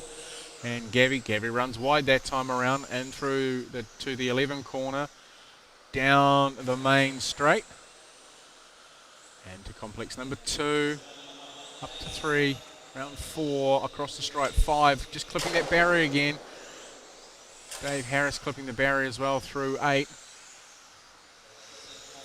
2 yellow Ferraris down the main straight away they go. Gavi D in the rearward guard now makes an easy pass on David Harris. Oh, he clips the barrier coming out of 4. That's allowing Kenley to skip away. Kenley is just getting on with it. Opening that gap up.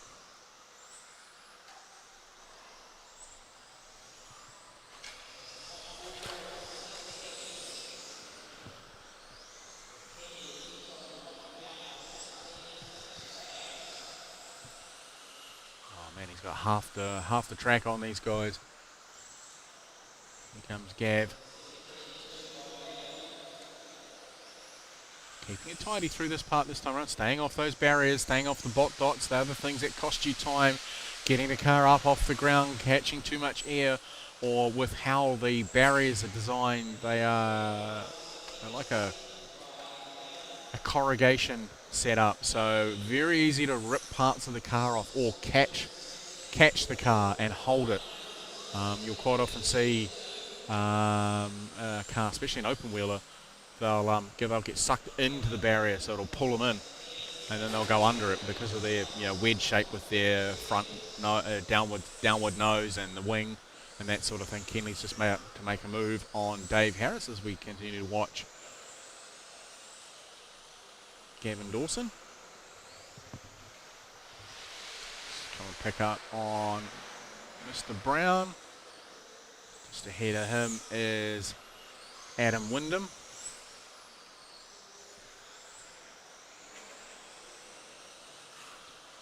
Kenley's car pretty quick going down the straightaway. Tidy through this infield part. Car's a little bit of a step out there through 5, but relatively tidy everywhere else. And definitely got some pace down that front straightaway. I'm not sure if he's running a brand new X-Ray chassis or one of his older touring cars, but it's definitely working well for him.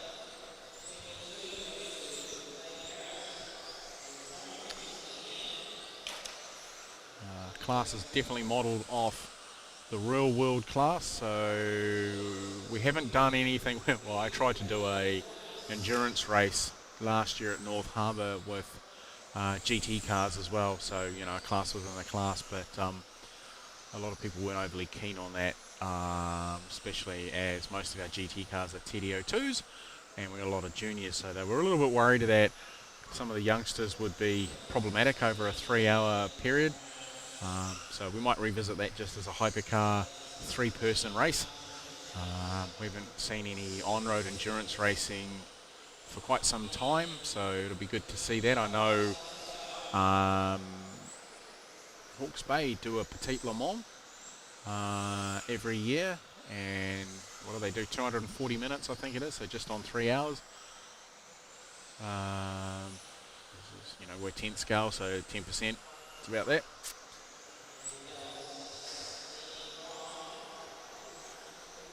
Kenley still keeping that nice and tidy there as Gabby goes past the comm box. He's trying to put a lap on Adam Wyndham. We'll just pick him up. He's made that move. Kept that nice and simple. We got racing is finished. Oh, Gabby clips the barrier there, across the line.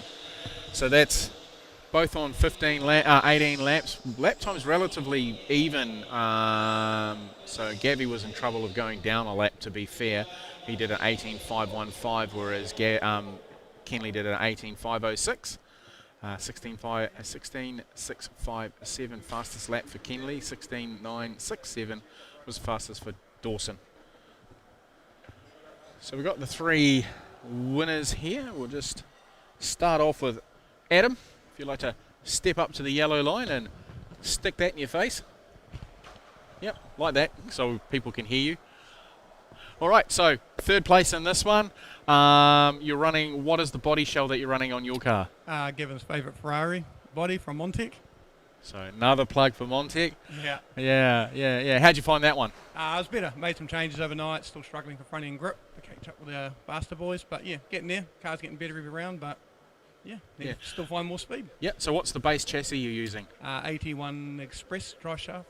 Oh, yeah, okay. Not belt driven, so yeah. Gear it to the teeth. Yep, okay. A 1-to-1 ratio.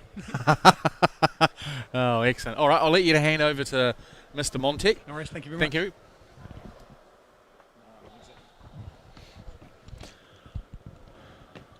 Right, 2nd place. Yeah, first loser. First loser. So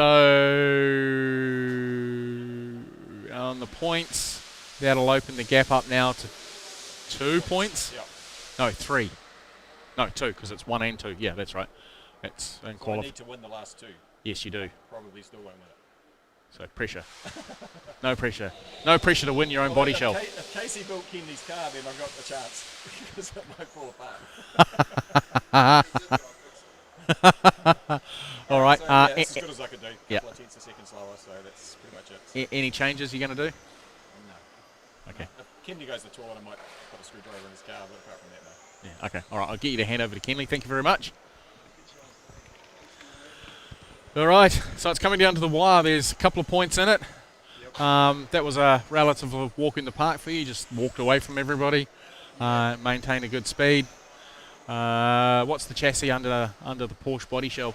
Yeah, so I'm using the X-Ray X426. Okay. So the latest touring car. Yep. And yeah, out of the box, it's been awesome. Made a few changes this weekend, but flawless. Like such a massive improvement. Yep. Yeah, the team at the factory have done an awesome job on it. Okay.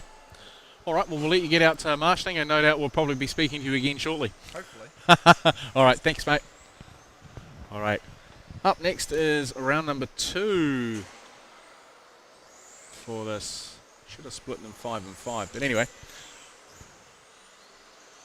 These guys are just getting some laps in, getting those tyres up to temperature. I think we're going to have a short break after this, just for a quick reset and to allow people to get some refreshments and use the facilities.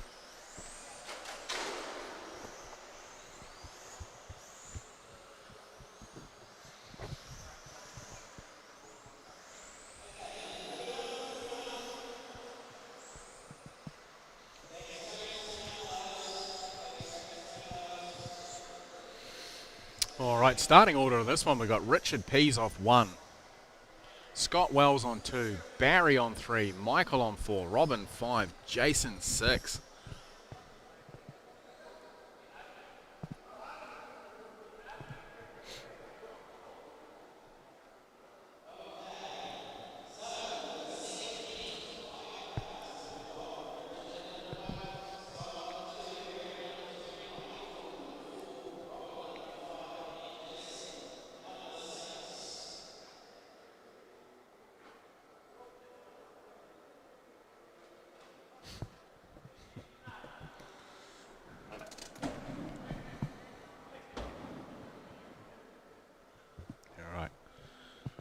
Getting ready to get this one underway.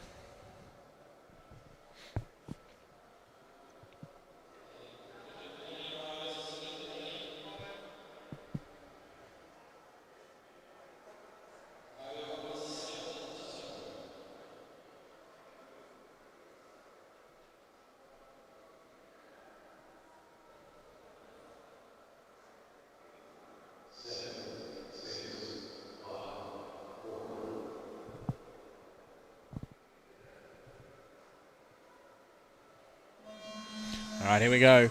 Heat number 2, Hypercars underway. Richard Pease leading the way from his randomly drawn number 1 spot. Scott Wells in the second there. Driving his way through as they come down to the hairpin for the very first time. We'll watch the fleet go through, all keeping it nice and tidy. Around Richard skipping away a little bit. Michael already up into the 3 spot. Starting from his 4. Oh, he's just had it coming together there with...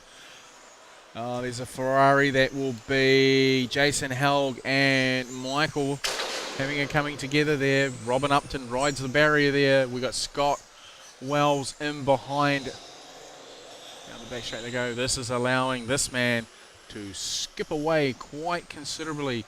A little bit too far back in the point score at the moment to catch first and second, but he might be able to improve himself to get a third. I'll need to have a look at the points at the end of the round, which I'll do once this race is finished and the system is updated. But he's driving away with this one. We'll pick up on the second spot, which is Barry. Here he comes across the line, across in front of us now, running the silver car. We've got El Presidente in behind him. Scott Wells crashing into the barriers. Oh, Barry just checking up there for a second. I don't know what's happened there. He slowed right up. El Presidente is all over the back of his car now. Now he's found some speed. Has he got some cogging issues? Has the sensor cable decided to let go? Not really sure. Down the back straight though, it's definitely fast in a straight line just in here.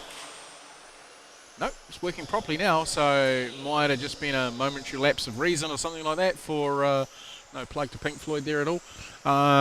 So for Barry, well, Michael's catching up on the back of Robin. Let's see if he can make a clean pass there as he rides the bot dots.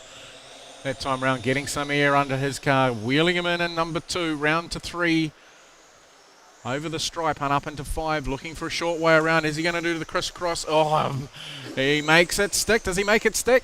Yes, he does. Whoops, sorry, got a bit excited with the camera and went the wrong way. So he made that stick. Beautiful move at the hairpin there for Michael Hawkins on Robin Upton. Managed to do the dive bomb and make it stick. Pulled it up to make sure that the brakes worked. Here he is coming up to Barry. Our race leader is too far ahead. There he is there. He is about to make, and 2.5 down, 2.5 to go. He is about to lap everybody. So down that front straightaway they go. He's coming in for Barry now. He's got a second wind. In through the infield we go. Keeping it nice and tidy. Let's see what they do this time round at the hairpin. Oh, not quite close enough this time to make it stick for Michael.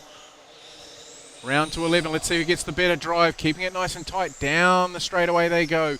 Through the sweeper, into 2, not quite close enough to go up the inside at 2. Round 3, just dropped back a little bit, made a little error that time around. Round 5, down to the hairpin, long way back, didn't quite do enough to do a Will Brown down the inside. Oh, look at that beautiful move through 10 and 11. That's given him the 2 spot. Now he's got to hold on to it because Barry is known to come back at you at a great rate of knots and dive bomb you in some of the corners. But he's far enough away now where that's probably not going to happen. Barry's going to have his rear mirrors full of Richard Pease any moment now. So our race leader is tagged on to the back of 3rd place. 2nd place only a little bit up the road. There we go. So he's made it easy for him. Here comes our race leader. He's going to put a move on Michael. Michael lets him go. Now he's going to have to defend from Barry. And we've got the other 2 cars of Robin and Jason in the background. Scott a long way back as well. They're about to come and put him a lap down. So Michael has gone with Richard, keeping it nice and quiet. 57 seconds left to run.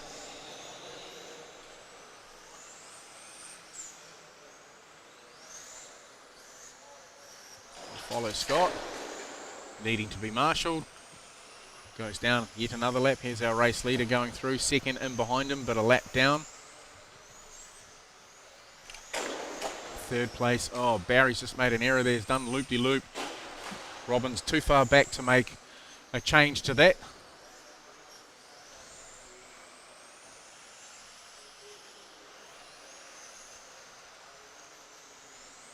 Right, so 1st and 2nd are broken away from 3rd. 4th is now battling to get back. They're on the same lap, so he might be able to work his way through with 9 seconds left on the clock. They'll get another lap in here. Robin runs a little wide, looking for a way past down this time around. Oh, they contact and he's turned him around. Barry's been turned around by Robin. Robin's taken the position and he's running.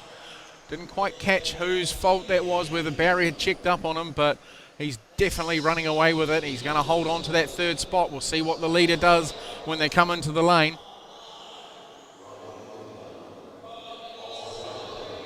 Oh, I get to talk to Robin. Woohoo!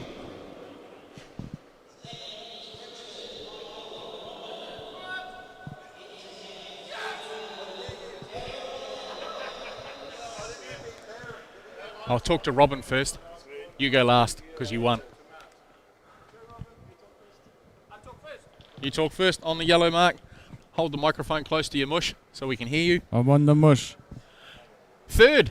3rd. You took Barry out. I took him out. Took the old gold cloud out. You did. You I did. did. So no cuddles for you later on tonight when you visit him at the home. No, in the old age home, yeah, no, we'll go visit him. Oh, yeah. Okay, Yeah. fair enough. Choice. All right, get your hand on to the other old jigger in the field. Yeah, I don't know how that happened. I don't know how I got 2nd there. Or you just drove. Well, yeah, I know. Yeah, Yeah. It actually handled quite well for once. Yeah, so did you let Casey touch it? No, I just didn't do anything to it. Oh, that's the best way. It No, seemed mate. to work faster, go on faster. Yeah, no maintenance is the best way. Yes. All right, I'll get you to hand on to Richard. You did that relatively easily, didn't you? Yeah, the round was pretty favourable for me and with the random starts. Yeah. So, Yeah, just drove away from him. yeah, I need the points against Adam because he's the one I'm actually fighting out for in the points round. Yep. Yeah, well, it'll update in a sec, so I'll be having a look and seeing where it's at. But Kenley and Gavi have got it sewn up for first and second, so the battle's down to third. Yep, just third and fourth. So Yep. Adam and I are really, really close on the track. Yep. When we're on the track, we always touch. Yeah. So you're going to go let his tyres down or something during the next one? No. He normally strips out a spur gear just beforehand. Oh, right. Okay. That's common this weekend. Yeah. All right, we'll let you get on with it. We'll, I think we're going for a short break, which is good because I need a pit stop. Thank you. All right, thank you. All right, so we're going to go for a quick break. When I come back, I will read through the results for Hypercar Heat number 2. Where the points are. So we'll be back in approximately 10 minutes.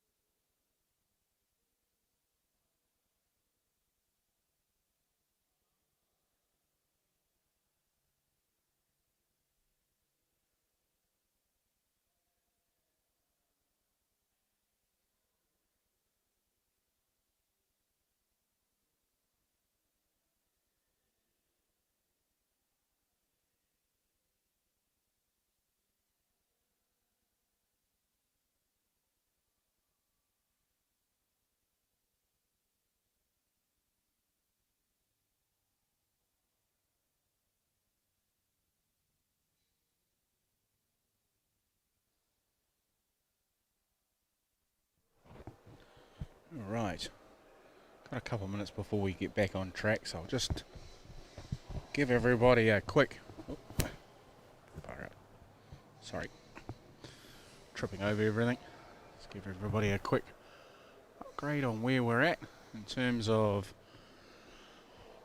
points for hypercars. So Kenley Brown has extended his lead out to 2 points now. So he's got 8 points over Gavin's 10. Richard is in third spot. He's got a 2-point buffer over Adam. So it's really the battle for third and fourth now between Richard and Adam. And depending on how their next round goes, well, mind you, in saying that, Michael Hawkins has got 30 points, so something could happen there. He could bounce Adam and get a fourth, and Richard would stay in third. Jason Helg's a little way back in 35 points in 6. Barry's in 7. Dave is in 8. Robin's 9. Scott Wells is 10. And Patrick Vaughan is 11. We'll go back to seeing what if we're set up for round number 7.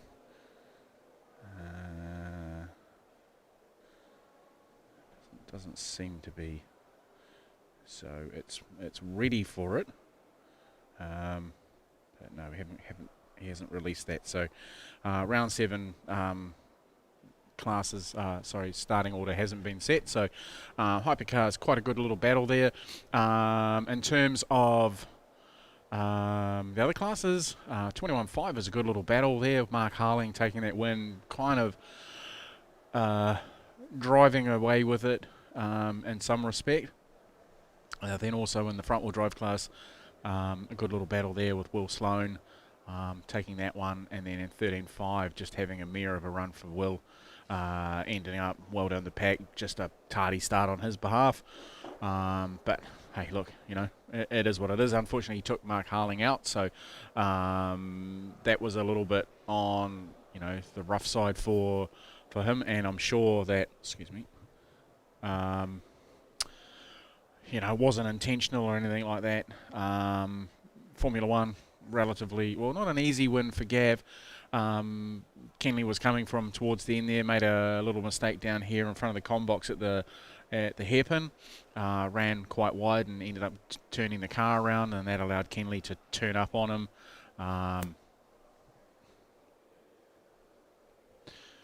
Yeah, quite significantly. So, yeah, it's just, you know, one of those things where, you know, anything can happen. So, you know, in terms of, you know, the next round, we're either going to have a champion in a couple of classes. Who knows? Who knows? Anything can happen in these races. The track is slippery. It hasn't rubbered in. We didn't run any practice or anything this morning. And yeah, it's just slippery. So hopefully with the cars running this morning, and unfortunately less heats, same amount of cars, just because it's A and B finals, so you got less heats, not as much traffic going over it, so it's going to take a little longer. So I think by the time we get to our third round, we're going to have a fast track again. Even saying that though, even though looking at the race times, they're pretty good. So where do we go from here? Who knows? But looking forward to it. This event has been epic. Like I said, later on today, before we close off, we'll announce where the 2027 event is going to be held, who the host club is, the dates, and the classes that they're proposing to run. And as they get closer to their date, they may make some changes based on entries and that sort of thing. But really looking forward to it. This particular club hasn't run the event for 10 years, so it's good to see them come back and come in boots and all. So looking forward to it. All right, so we're going to get back to some track action very shortly. We'll put some boring music or something like that on. Won't be a moment. We will be back shortly.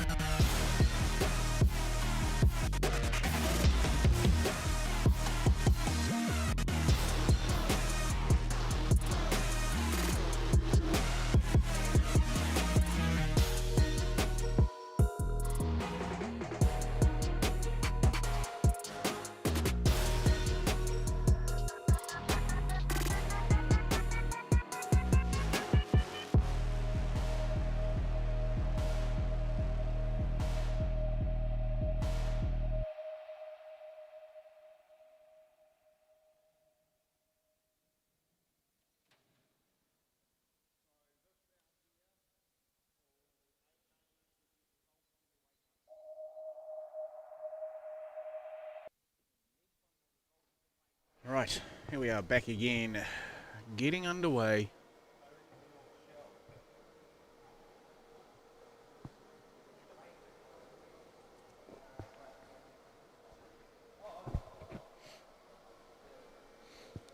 Back to the B main for 21.5. Starting order exactly the same as last one. Gavin Young on 1, Daniel York 2, Ainsley Howlett 3, Ryan Rapp 4, Michael Hawkins 5, Dylan Chan 6, Patrick Vaughan 7, Graham Wood, Wild Goose 8, Hugo Norton 9, and Graham Ander in the 10. And 11 is Michael Woodhouse.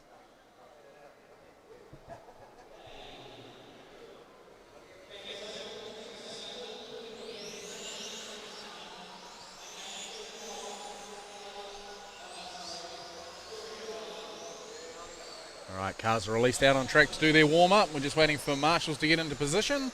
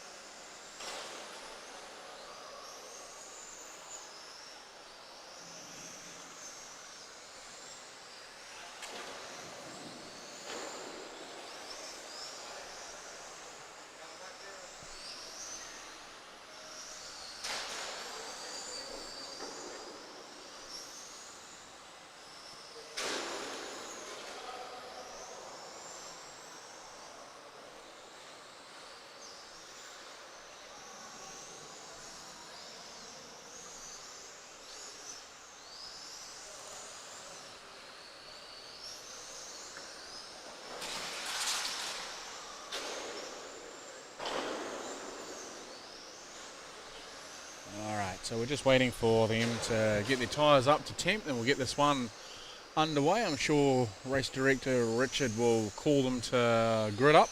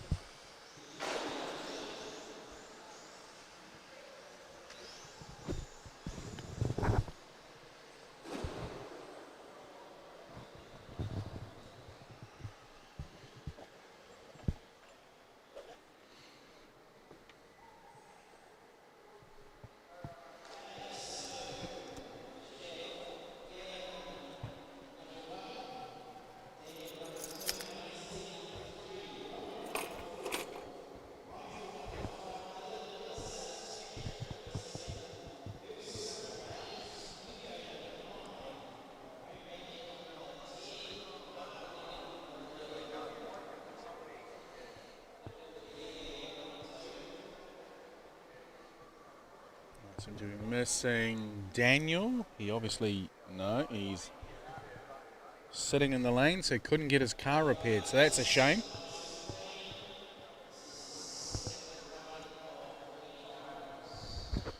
Obviously couldn't get that one underway for himself, so Daniel's out of this one, so that's his weekend toasted. Broken drive shaft or outdrive on his, I was going to say Subaru Shoemug.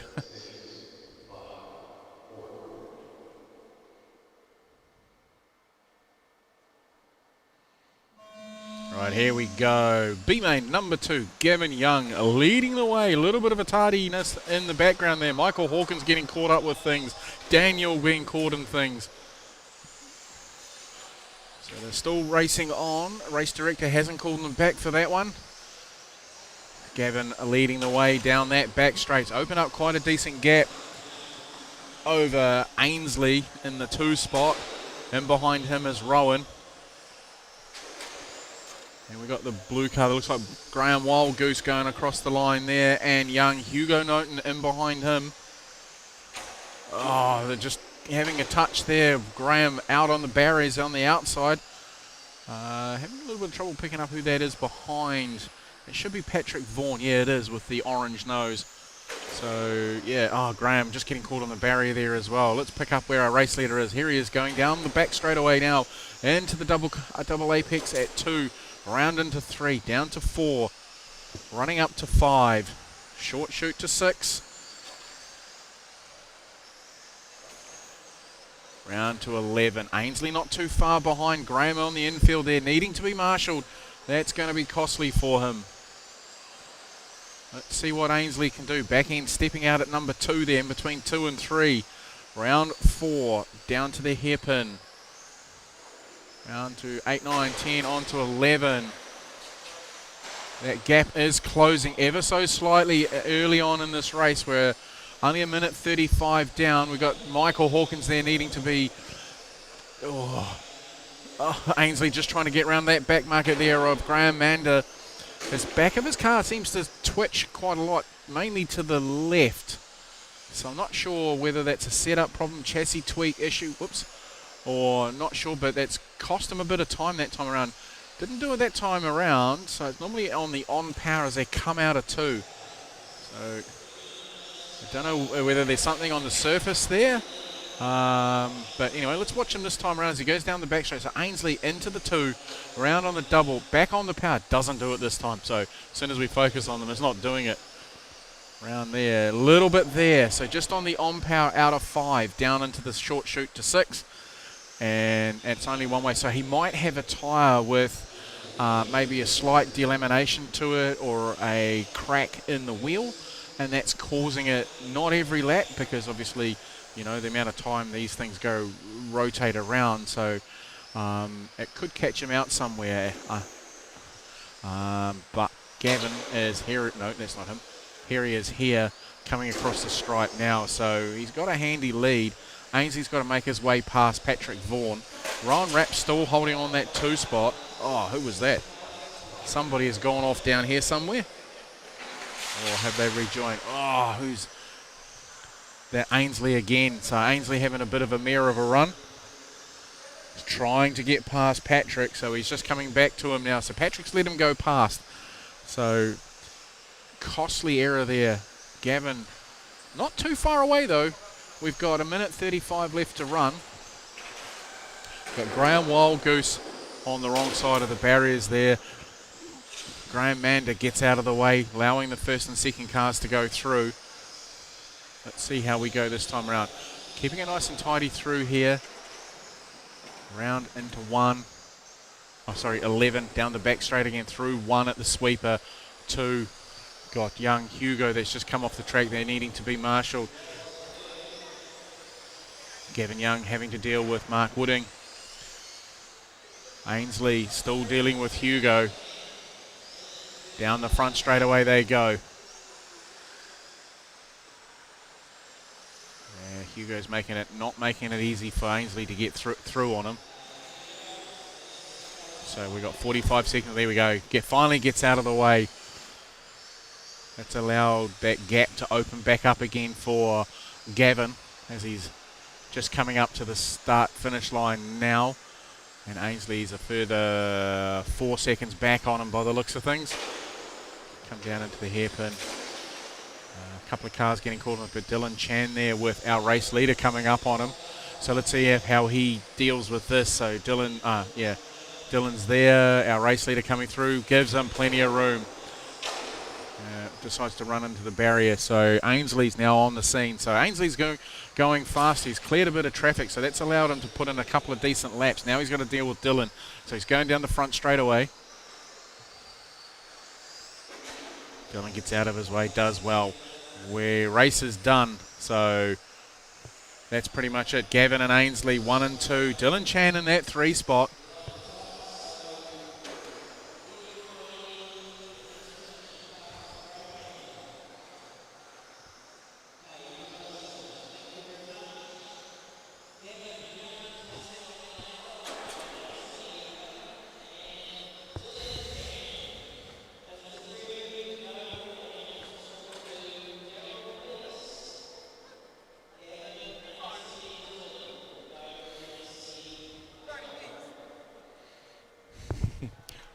Looks like the others aren't coming with you. It's all good. I'll talk to you. So that's race win there for B-Main number 2. I can't recall if you got B-Main number 1. Yes, I think you did. Yeah. So that gives you overall points for the B finals. So you must be pretty happy with that. Yeah. It's a nice clean run actually. Yep. Back markers are really good leading me through, so yep. All I can ask for, nice clean. Yeah. So you got what's up next for you? Front wheel drive? Yeah, I got fronty on the tail end of the A-main, so I just try and keep out of the way. Yeah. All right. Okay, we'll let you get down into your marshalling spot. Thank you very much. No worries. Thanks, mate. Cheers. All right, A-Main boys are out on the track now.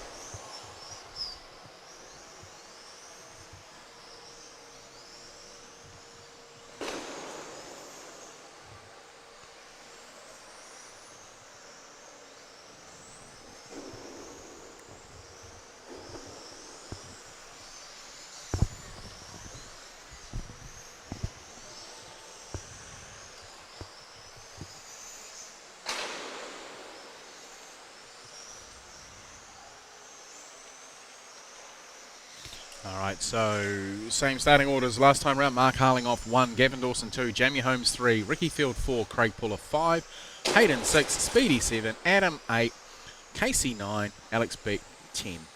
So previous round, Mark Harling took the win. Jamie Holmes was in the 2 spot, I believe, and Gabby Dawson, or was it Ricky? Anyway, so they've been called to the box.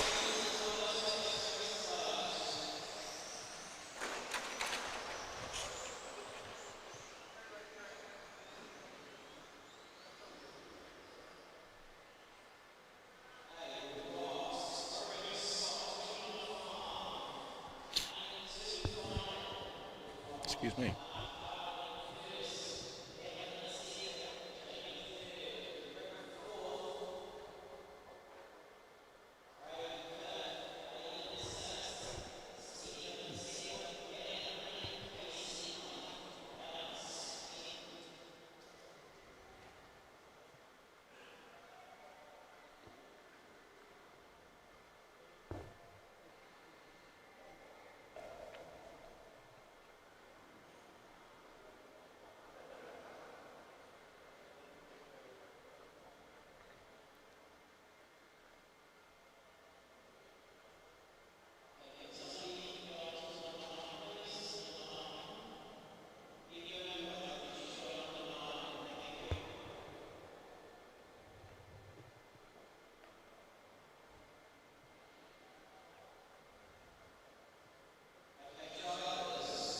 All right, here we go. Under starters orders now.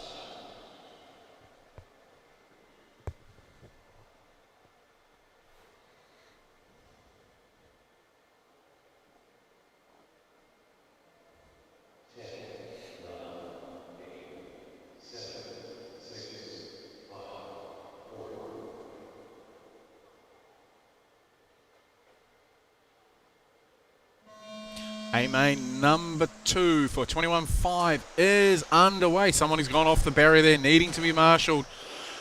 Mark Harling charging his way straight away. He's getting pressure, though, from Gabby D and Jamie Holmes and Ricky Field as they charge down the straightaway for the second time around. In through the 2-3-4 complex they go. 5 cars in a gaggle. Craig Puller in this one. Ricky Field as well. Oh, Gavin's upside down. He's going to need to be marshalled. He's going to have to wait. He's going to get shuffled all the way to the back of the pack. Meanwhile, that's allowed Mark Harling to open up a gap.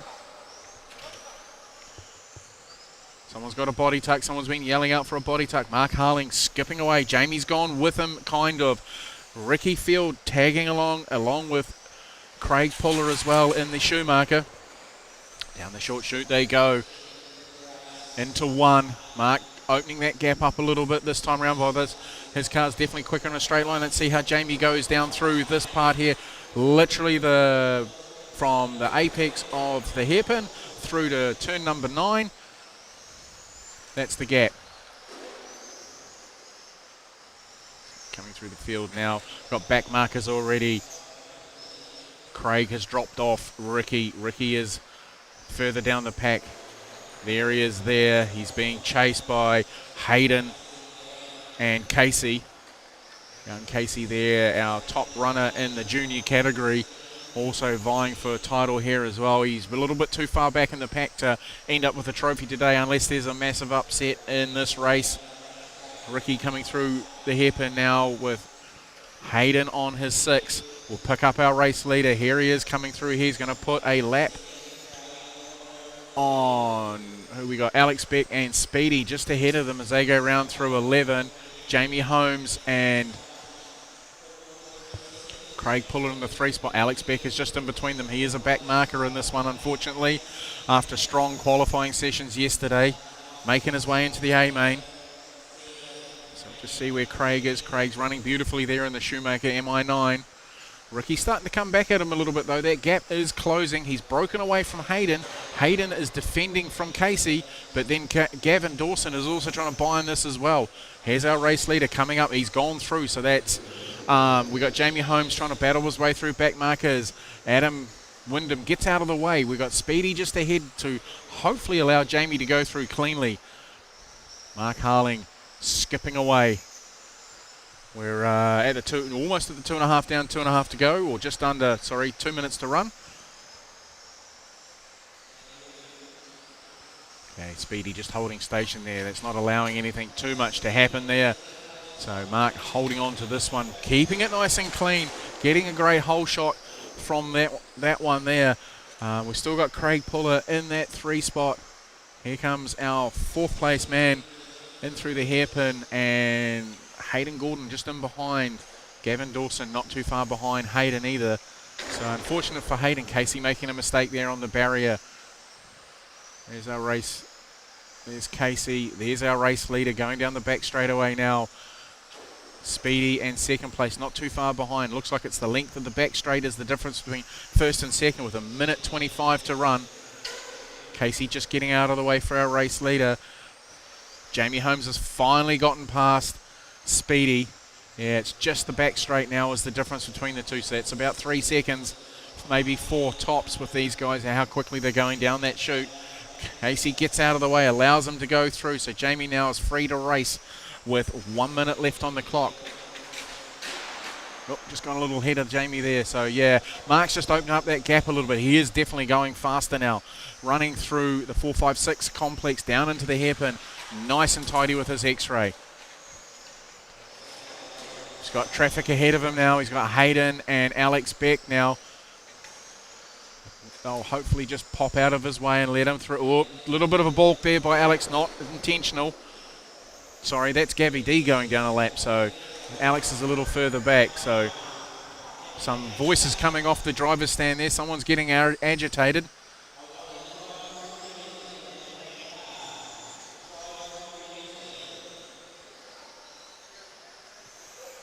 Okay, it looks like someone's been handed a drive-through for some reason. Not sure why. Sounds like he's calling out Adam Wyndham's car. Yeah, it's still the back straight. We've got 4 seconds, so Jamie's not going to be able to respond to this, and he's probably not going to get across the line, so Mark's going to take a 1-lap advantage. He's finished as well, so just waiting on Craig to take that 3 spot. So Mark looks like provisionally he is the 2026 champion for 21.5. Jamie Holmes will be in the 2nd, and it looks like it's going to come down to the final race to determine that 3rd spot on the stand between Ricky and Craig.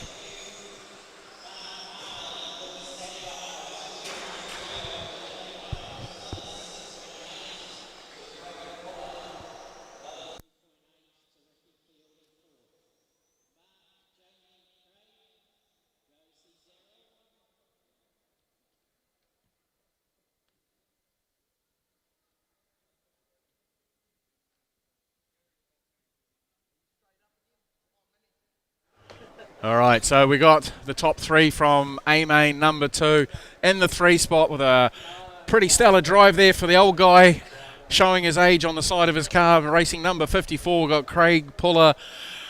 How was it?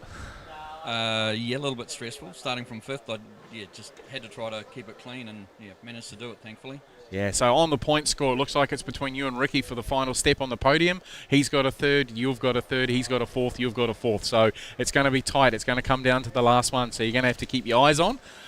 Oh look, there's nothing in it between the two of us. You know, Yeah. we're on the times, everything else. We're nose to tail. He's a bit quicker on part of the track. I'm a bit quicker elsewhere. But look, it's going to come down to a great race in the end. It will do. It's definitely going to be challenging. So hopefully we get to see you at the finals and up on the podium later on today. So do I. Thank you very much. No worries. Thank you. Jang.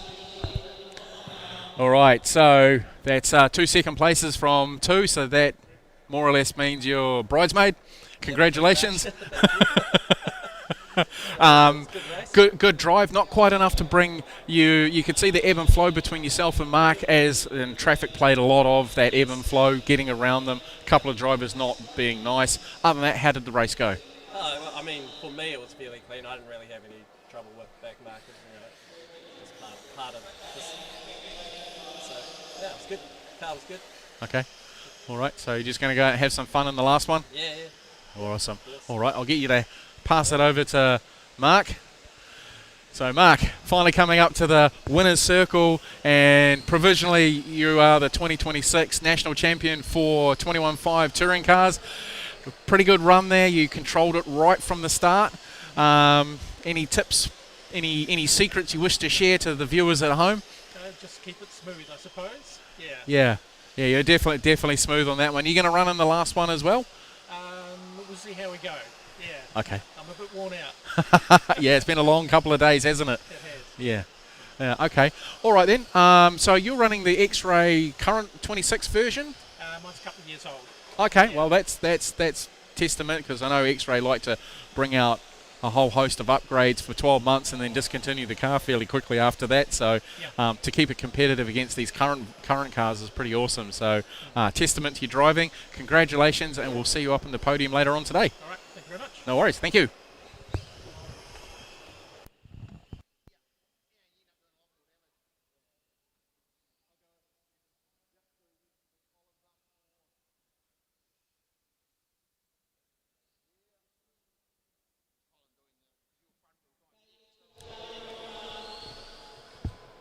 Elmo needs to put his hat on. I can see his thumbprint from here. I don't know if he's still watching us, but he's commented online, so I'll give him a bit of stick at the moment. And I'll comment in the chats.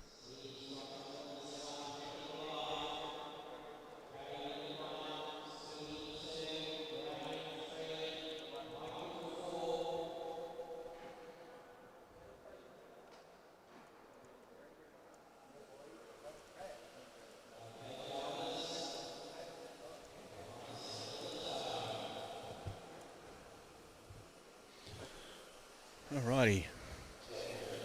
Into M chassis we go. So we'll more than likely, hopefully, maybe not, get a championship result out of this one. Oh, Minnie's slow to get off the line. Hear all that wheel spin. Craig scoots away into an early lead. Speedy following him through. Oh, he's caught up a little bit there that time on the early laps of this one. Down the back straight away he goes. Not a lot in between it. Length of that short chute between 2 and 3 is the distance at this stage. Oh, mistake there from Craig. Nerves are getting to him.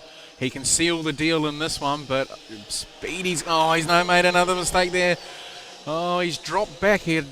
He's going to struggle to try and catch Speedy, because once Speedy's ahead of you, he's very hard to catch. So it might take this down to the round number 3 of the finals if we finish in this position in 4 minutes' time.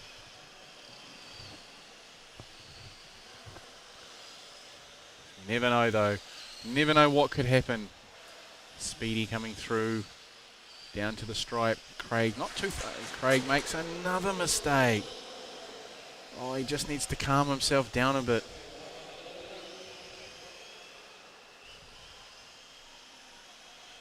Know what it's like being in that position when you're trying to race hard for a trophy, regardless of what class it is. It's all about the racing. It's all about the competitiveness. And we're lucky we can do this sport for relatively cheap in comparison to other sports. Getting an injury from it's pretty rare, unless you roll your ankle while you're marshalling. That's pretty much it, really. Or you can injure your liver when you get older. But yeah, other than that, it's a pretty good way to be. It's very social. Even though it does get serious when it comes to finals time and people can get a little frustrated with each other and a little bit grumpy, but you know, we understand that most of the time that's just the competition side of people, the competitiveness coming out in them, wanting to go home with something for their efforts. So yeah, Speedy's actually opening up that gap. So he's done something to his car, not sure what. I think it seems to be Craig is really good at defending. He can defend easier, whereas, you know, once Speedy's ahead, he's very hard to get past. But we'll keep watching this one until the very end.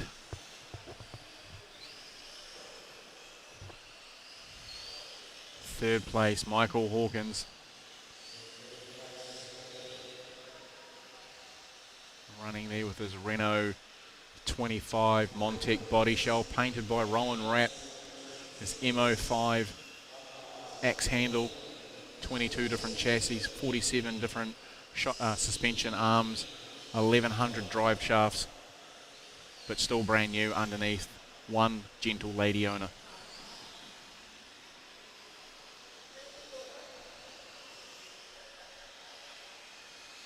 Hypercar class, which will be at the end of this round, is coming down to that. It's do or die time for Gavi in this one. He is either going to be the bridesmaid or he will even Stevens the points, and then it'll come down to the race time. So he needs to do a fast race, needs to keep it clean. So a lot riding on it for him. But to be fair, Kenley has been driving epically well in that class with his car. So just going to show that, you know, he turned up, as he said in his own books, own words, typically well underprepared. He does so much racing, so much brand support for the X-Ray brand, which he's the importer for.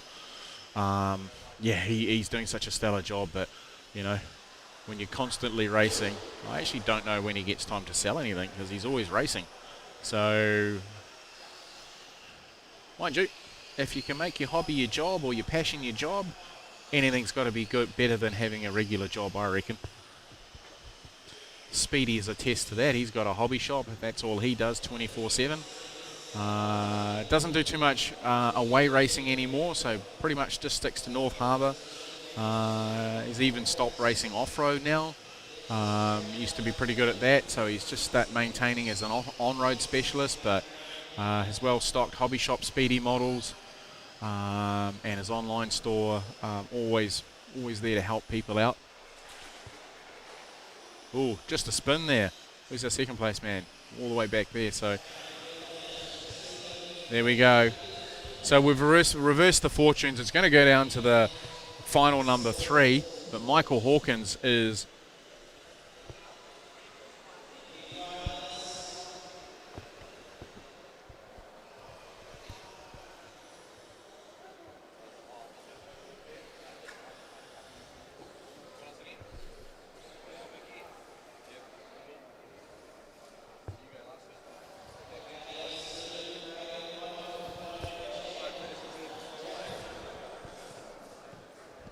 okay, just check that's on.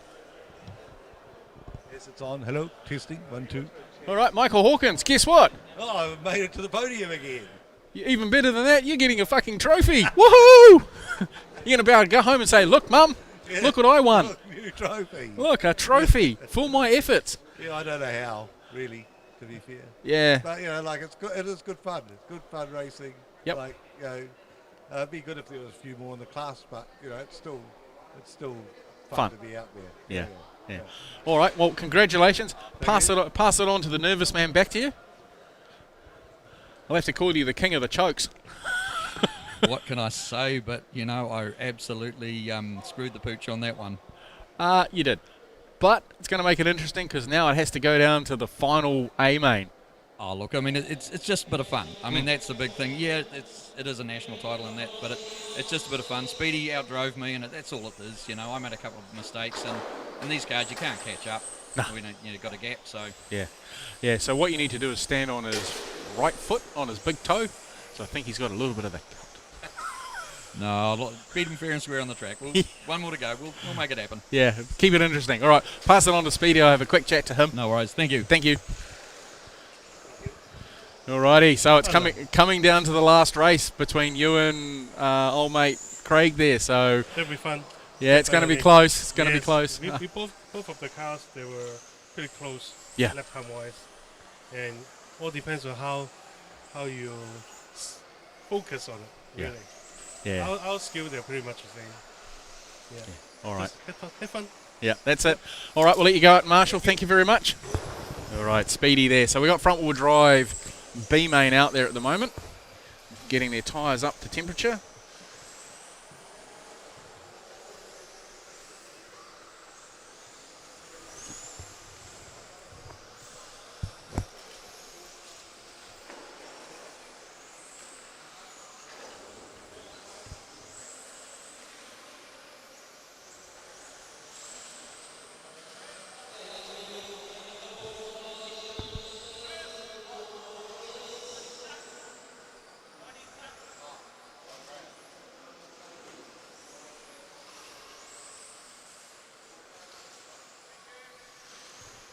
Right.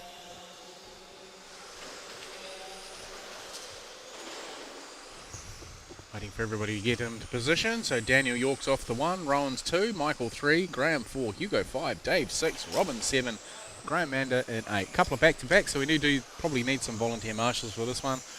But, you know, these guys are pretty good. They shouldn't crash.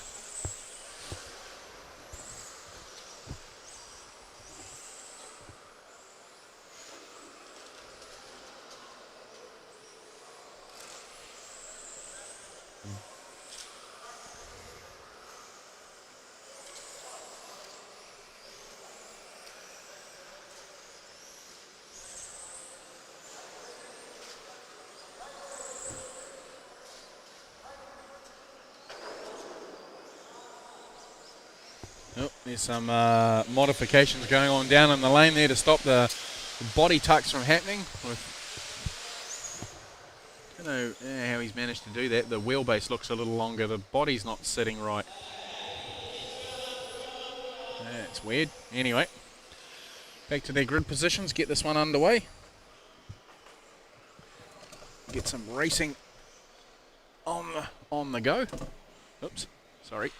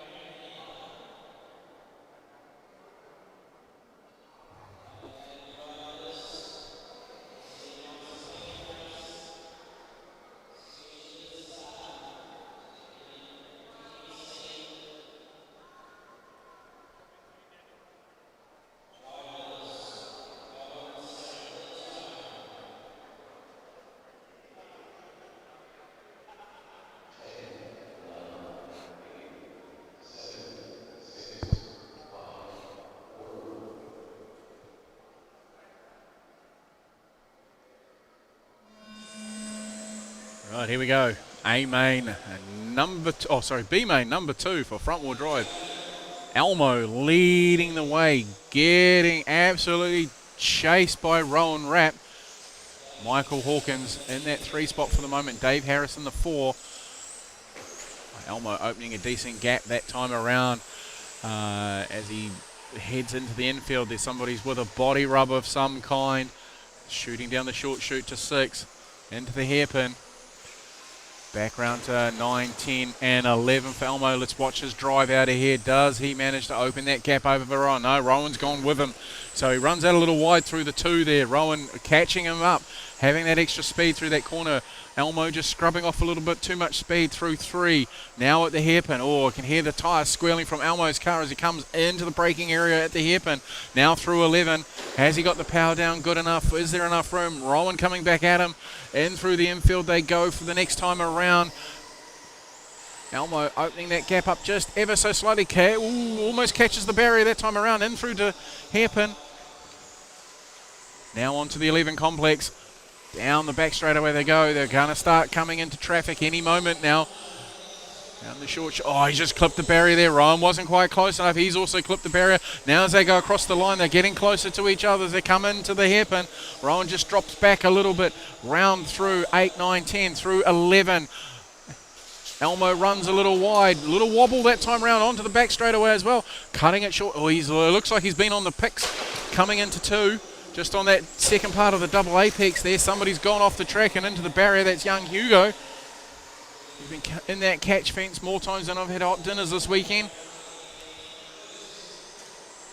Down the short chute he goes. Rowan in pursuit. In behind them should be Michael Hawkins. He's a little way away in the Alfa Romeo. Somebody's car's dragging something around the track. You can hear it squealing the whole way around. Elmo just opening up that spot this time around. Rowan comes back at him on the infield. Must be a couple of he must have used his brakes there somewhere because Rowan's caught right up on him as he comes through this area. Well, his car's just slightly better handling through the infield part. Now on his back bumper, they've got traffic ahead and they go down the back straight away. In through the sweeper they go. Their car gets out of the way. That must be Graham Mander opens that gap up again.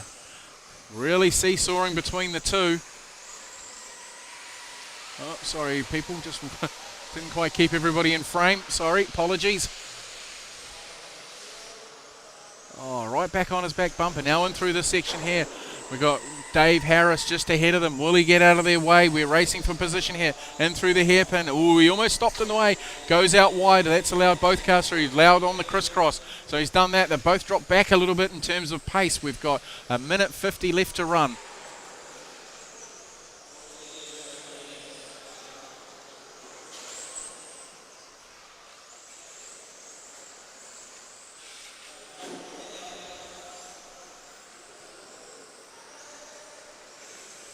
That gap staying the same. No, too much movement. Oh, he's come back at him though. Rowan's putting the pressure back on Elmo. There's a car upside down needing to be marshalled. Almost got stood on. Oh, he's almost up the inside that time around. In through this section. Just grabs a bit of barrier that time around. Down the straightaway. He's closer than he's ever been on this lap round.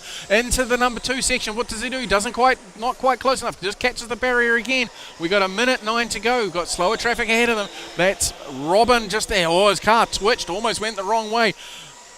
Rowan dropping back a bit again. Michael too far back to do anything to challenge. Elmo's got a good run. He's opening that gap up. We're into the dying 50 seconds of this one. Back in through the infield. This is where Rowan seems to catch him. In through that 3, 4, 5 complex. He's quite quick through there, whereas Elmo's not so quick.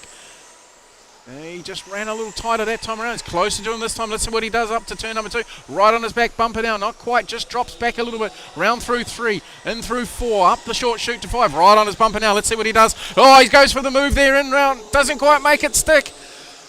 So close. Almost sent it up the inside at number 6. Setting himself up for 7 at the hairpin. Now he's dropped back too far because he's lost his momentum as he hit the pick. So he didn't drill the side of Daniel's car. Oh, there we go. At that corner there, Daniel runs wide. Rowan did a good bit of driving there. He's checked up to allow Daniel back through as he collected him on the way through. Didn't want to get a penalty, so he readdressed straight away. We've got the race is done, so they're racing for the flag. Here we go into the 2. No, Rowan's too far back on this one. Unless there's a mistake here or a breakage. That's Daniel's one to win. Rowan in behind. Michael Hawkins will take 3. Hugo will be, Graham Wildgoose will be 4, Hugo will be 5, Dave Harrison 6, Graham Mander 7, Robin Upton rounding out our 8.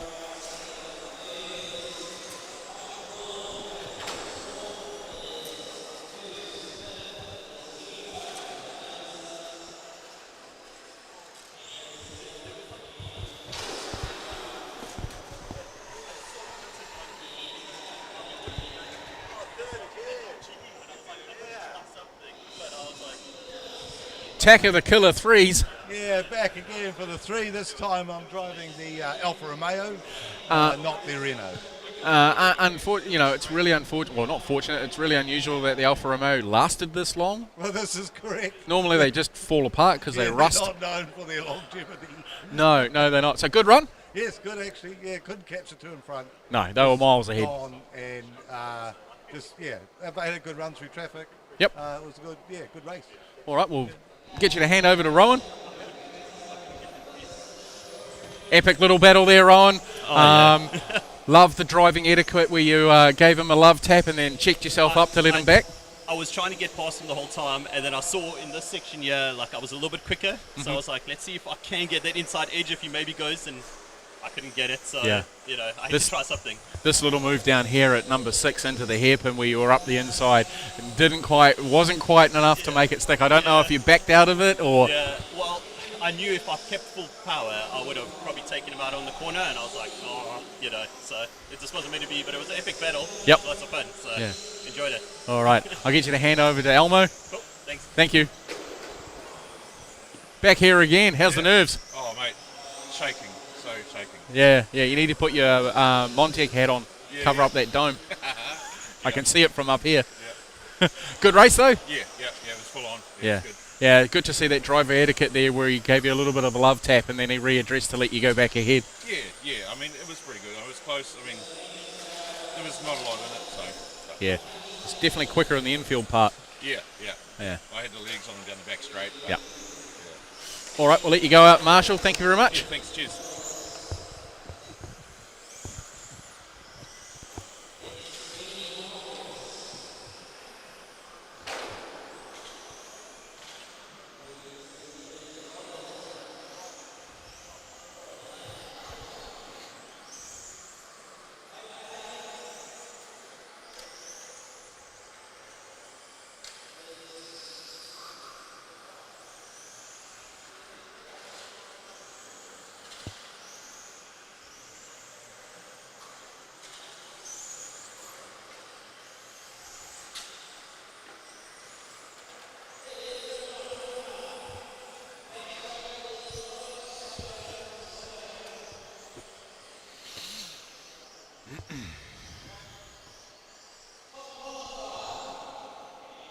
All right, A-Main number 2. We could be crowning a champion after this one. Will Sloan on 1, Colin Story 2, Logan Toya 3, Gavin Dawson 4, Craig Puller 5, Alex Bick 6, Casey Hawkins 7, Mike King 8, Richard Pease 9, Gavin Young rounding out our 10.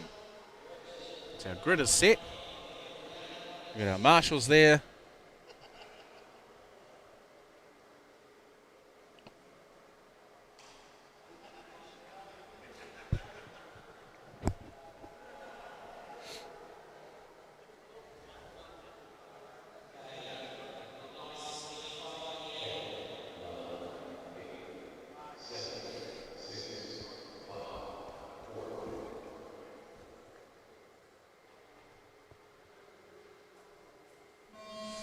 A-Main number 2. Everyone is away cleanly for front-wheel drive. A-Main number 2. Will Sloan holding that 1 station. Logan up into the 2 spot with a beautiful move into the hairpin over Colin Story. Gavi in the background there, shadowing Colin. So we're looking at these 2 youngsters go at it again. Let's see where we end up. Oh, the Logan's car looking a lot better, a lot tighter this time around. But Will's car, just an absolute jet. Straight out of the box, absolute jet. A little further back, we've got Colin Story in the all-red car. Gavin Dawson in the WIRC front-wheel drive.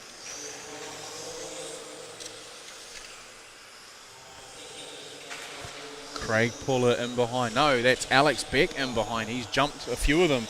Oh, here we go. We've got to move on. Logan now challenging. Will's made a little mistake while I was following the other cars. Down the back straight away. There's not a lot in it between these two as they come into the 2. right up on his back bumper that time around. Logan trying to find a way past, didn't quite do it. Looking through here in the 4-5-6 complex, and back at the hairpin, runs a little wide that time, trying to rattle Will, trying to look for a way past. Just gives him a love tap, checks up, lets him go.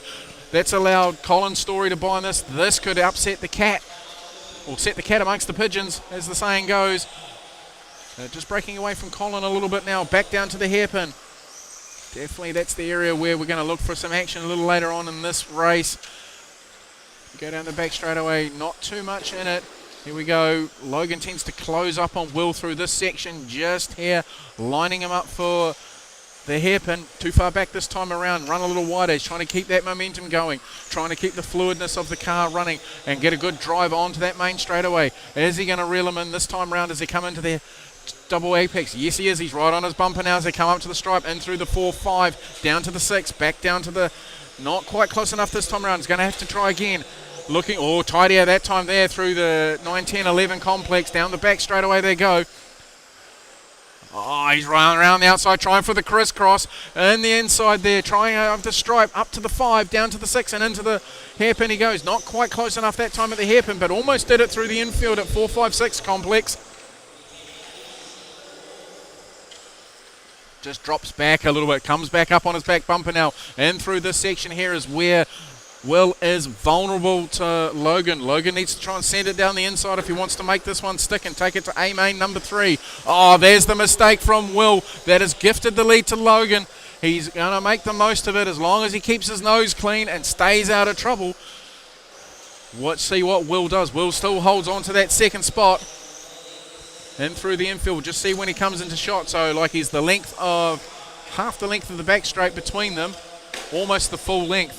Logan now running free. He's got Gavin Young just ahead of him here. Somebody's running down the side of the track. Is somebody needing to be marshalled, taken off there? It looks like that's young Casey or maybe Mike King.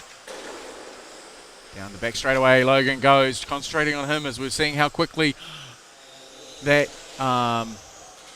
Will can get into the back of him now that he's dealing with traffic. Gavin gets out of the way. Will he do the same for Will? Looks like he will. He's a good driver, so he just needs to get close enough to him. Running hard and fast. We've got 1:14 left to go on the clock. Just keeping it nice and tidy. Around this corner he goes. In through the 9-10-11 complex. Will is catching him though. That gap is now half the length of the back straight.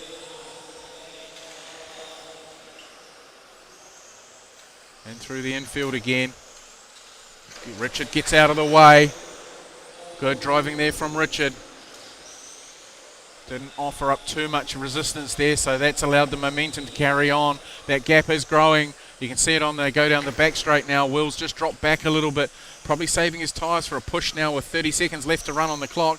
Got a white car ahead of them. That might be Casey or it might be Mike King. Hopefully they won't hinder when they get into turn number 2. No, rolls right out of the throttle. Good racing there. Will has cleared Gabby Young. Down the back straight away he goes.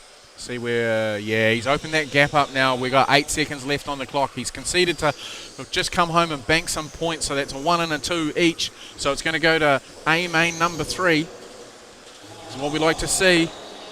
Will Sloan, second place. Logan Toy is going to take this one for the win, and Craig Puller is going to be in for the 3.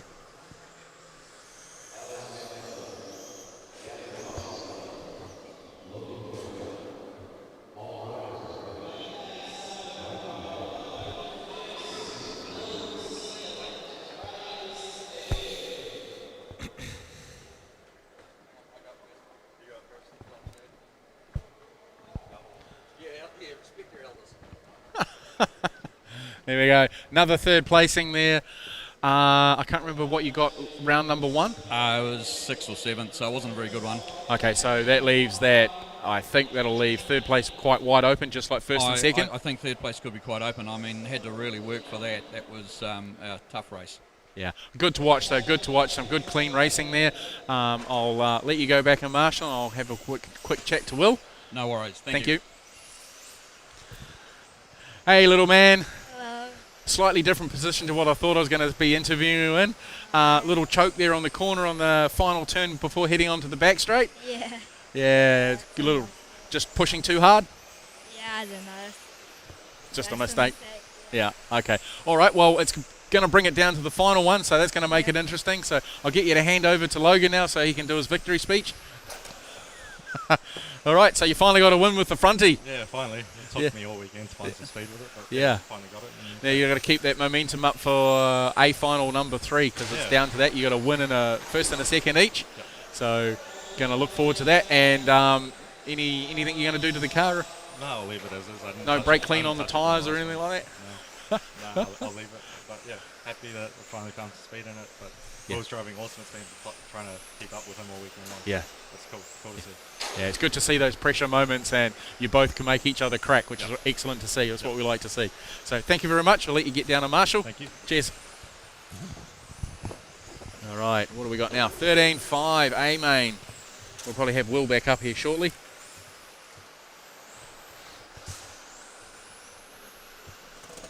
They're just out getting their tyres up to temp like normal.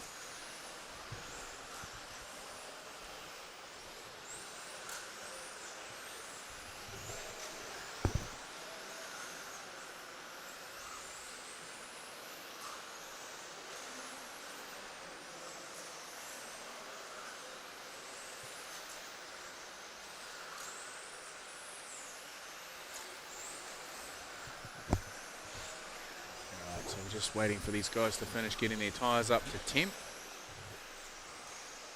Get this one underway. So starting order is like previous round. We got Gael Buno Ware in 1, Will Sloan 2, Mark Harling 3, Kenley Brown 4, Simon Norton 5, Ricky Field 6, Hayden Gordon 7, Richard Pease 8, Jason Helg 9, Mike King in the 10.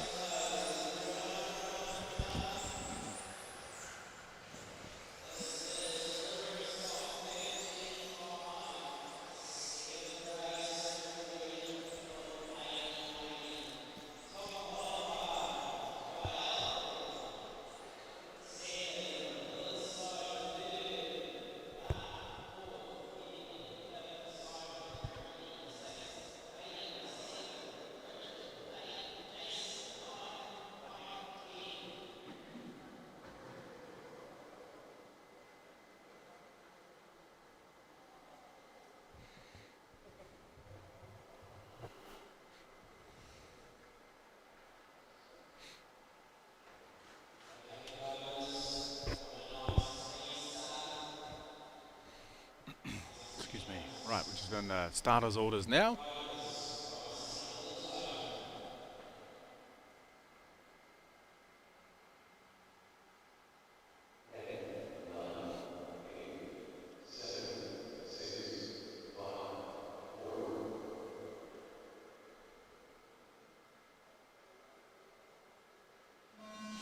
All right, here we go. A main number 2, 13.5 stock touring underway. Gael Buno Ware leading the pack away from his P1 spot. Will Sloan hot off his second place in front wheel drive is in the 2 spot. Oh, just clipped the inside barrier that time around, sending the back end of the car to kick up.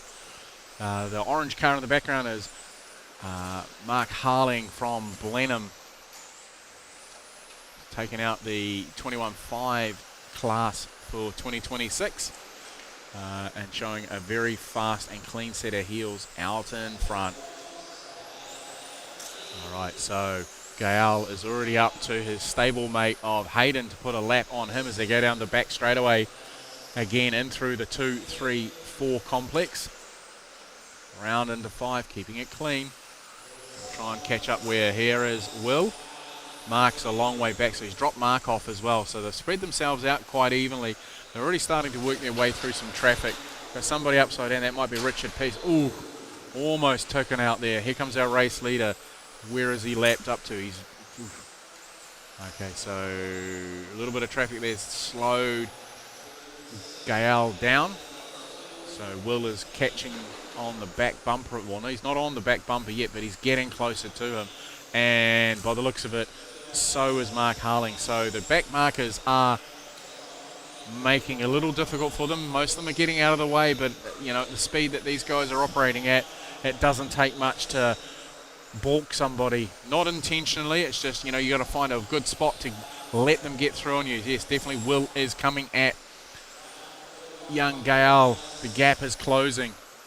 You can see it as they go down the back straight away. Let's just watch him for a second here as he comes round onto number 11 down the straightaway, and he is at the end of the straight. No, he's opened that up a little bit. So he's opened that gap just slightly. Follow him down. Yeah, so he's just over the length of the back straight now is the gap. So Gail's in his rhythm.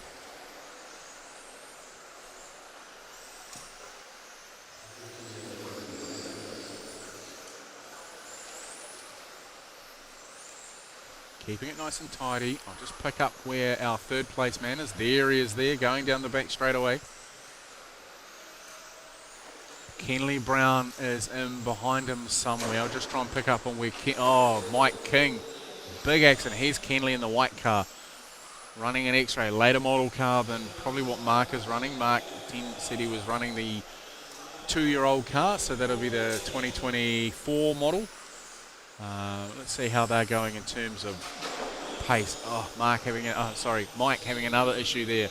So Mark is on the back straight now. He's finished the back straight just as Kenley comes onto it. So he's got a big gap. Ooh, bit of a love tap there between Ricky and Hayden. Hayden just gave Ricky a bit of a push and a shove.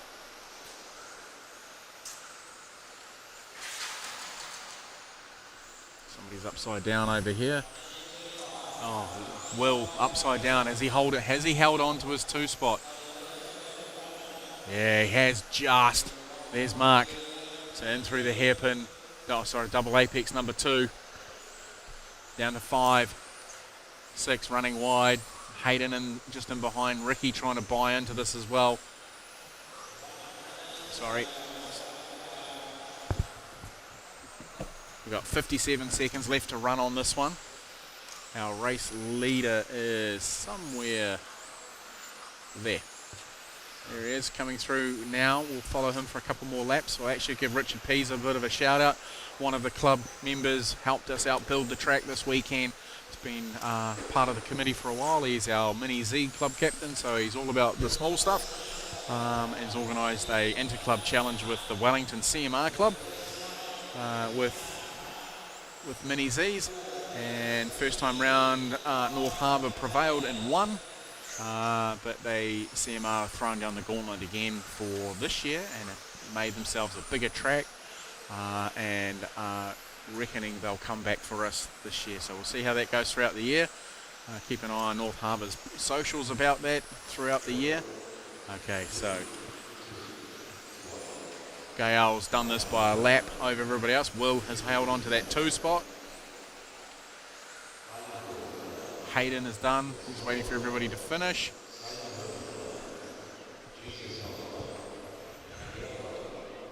So Gael, Will, Mark.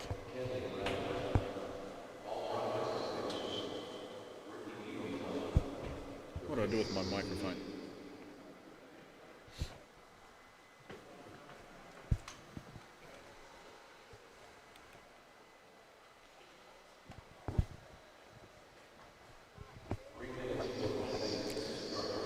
All right, so 3rd place in that one. Pretty good run, kept it clean for most of it. Yes. Happy with happy with the outcome. Finally got the car in a reasonable setup window. Can we start the weekend again? Sure. We'll wind it back a couple of days. You were just saying in the last heat that you're feeling a bit knackered, so Sure am. I could go again.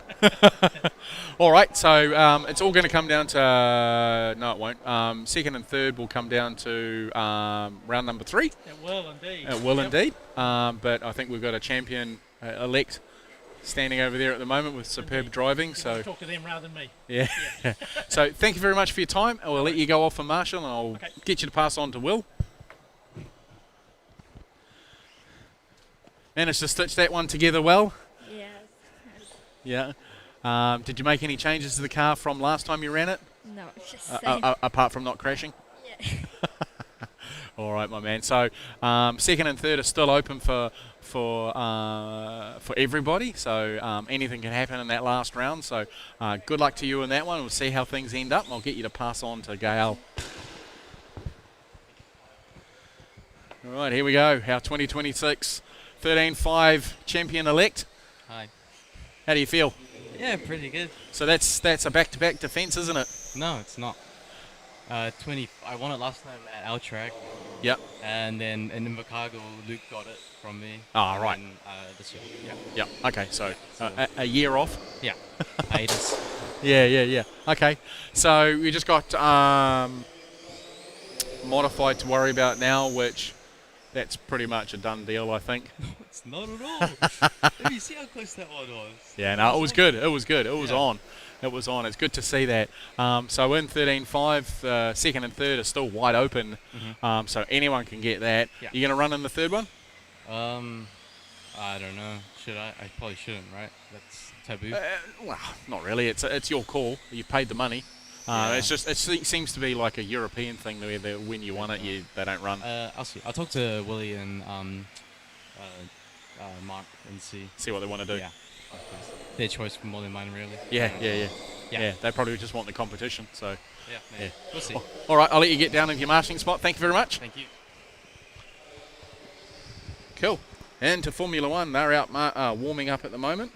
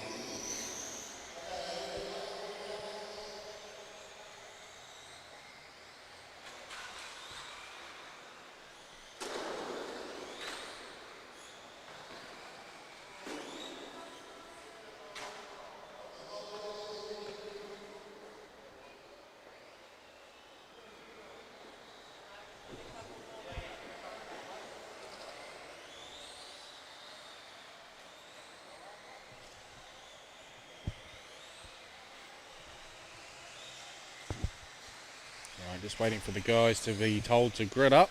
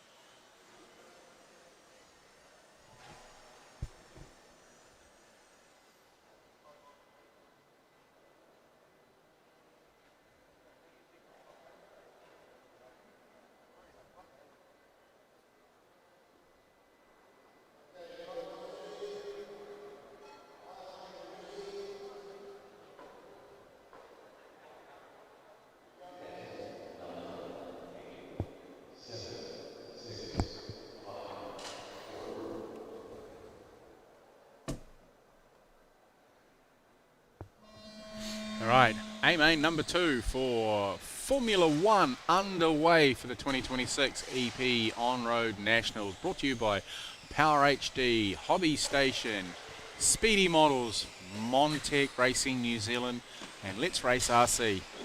Oh, she's tardy down there at the moment. These guys need to settle themselves down. Bit hard when part of it's the race director doing some of that stuff. Casey Hawkins has been shuffled all the way to the back of the pack. Gavy's out in front with his Lewis Hamilton Ferrari. He's got a big gap over Speedy. His car's looking twitchy though. Kenley Brown in the white X-ray coming through. He's got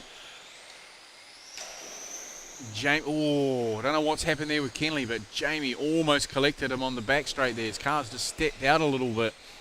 So In through the infield comes Jamie.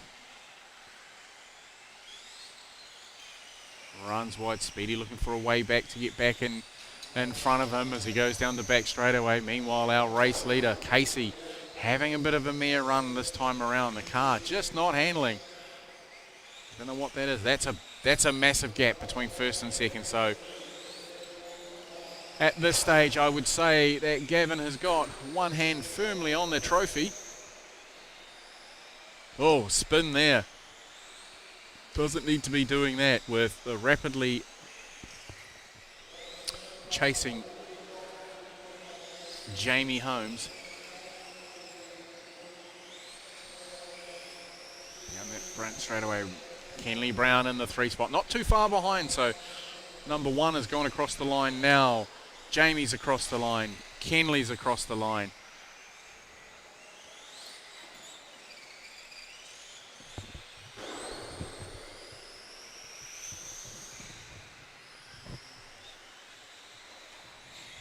Pick up a little bit further back on the pack. So behind them is Speedy, then it's Daniel. So I'll just try and find Speedy's fluoro pink car. There is there. Daniel should be not too far behind. Richard's car's front tyres are protesting the whole way around. There's Daniel. Richard. Oh, Richard's getting some air. He thinks he's a stunt double. There's Mike King through on him. Here comes our race leader. So we're 2.5 down, 2.5 to go. Mike King gives our race leader plenty of room. Richard Price kisses the barrier that time around. Jamie Holmes through on him as well, putting him a lap down. Kenley Brown's not too far away. That gap stayed relatively static for these guys, even with the traffic in the way. They're doing a very good job of, letting the drivers through. Jamie coming through now. Gabby just backing off a little bit there. Ooh. And Kenley through on Richard. This guy is making a good race of it. It's fairly well spread out. Trying not to be processional. There goes Elmo in his car.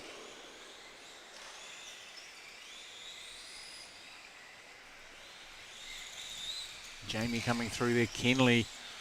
So Jamie's on the straight now, Kenley's on the straight. So half a straight distance is the gap between second and third.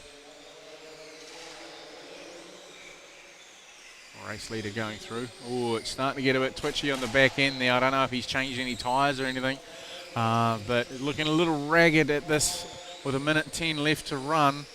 Jamie's not too far behind him, so he needs to be aware that he doesn't make any mistakes where he gets marshalled, because otherwise that could be disastrous for him, and it'll make us go to the A final number 3, which is what we want, because we want to have a race to the end. Kenley's now sneaking up on the back of Jamie Holmes as we go down that straightaway there. Oh, Kenley just catches the barrier. They need to be careful because they can cut tyres, and then the tyres do let go if they get too badly cut, if they cut right through the sidewall or something like that. So these guys in these open wheeler cars need to be careful of that. Race leader across the line. We've got 23 seconds left to go.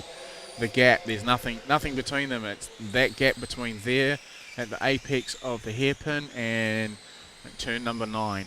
So not much at all. If we look down the back straight, he's reeling him in, so you're going to get another lap in. Whoops, sorry. Oh, Jamie just clips that barrier. He needs to be careful he doesn't damage, because Kenley is right behind him too, so anything could happen here as we're racing to the line. Around that corner there. Oh, Jamie makes a mistake. That's gifted second place to Kenley. So Gavin Dawson wins. He's our 2026 Formula One champion-elect.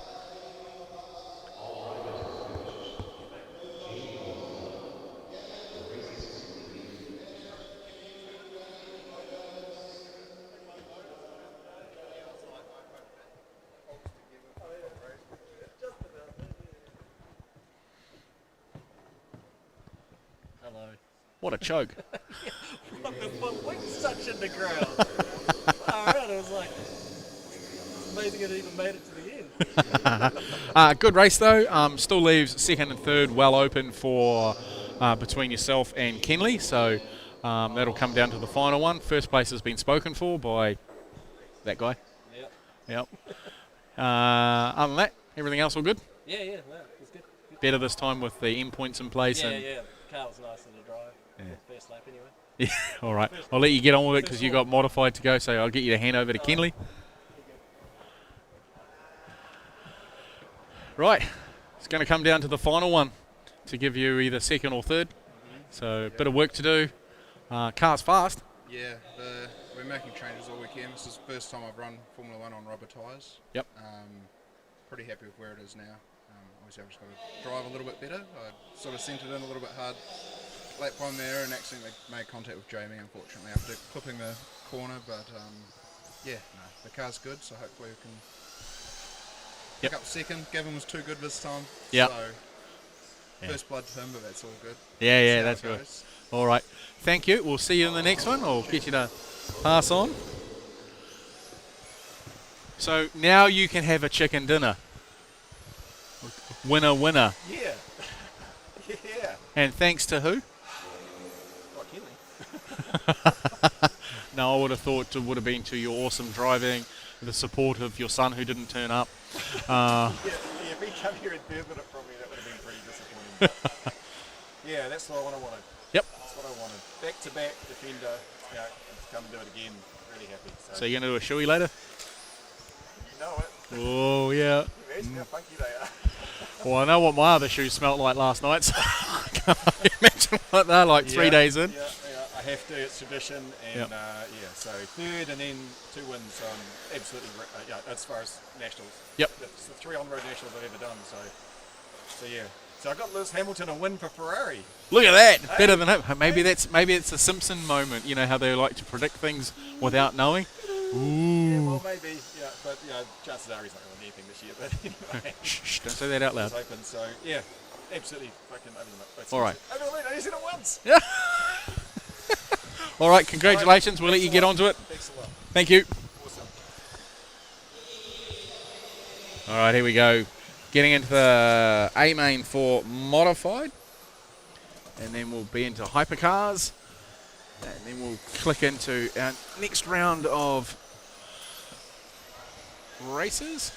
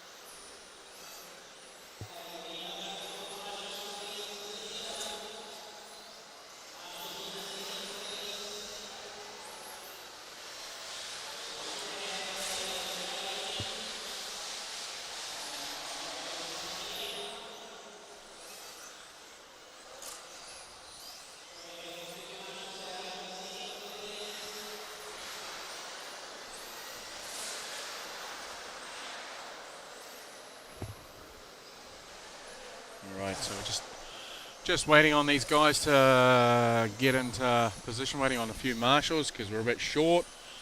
Yeah.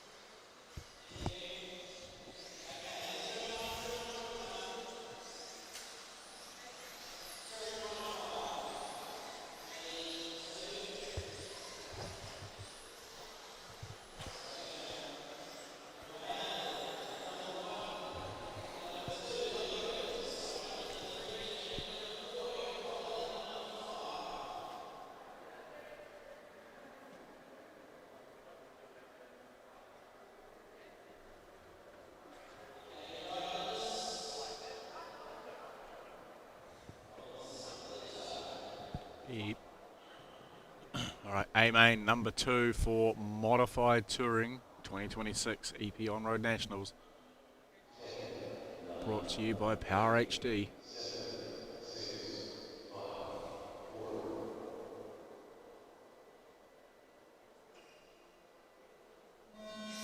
Here we go. Gal leading the way. Whoa, Logan right up on the inside. They have contact there.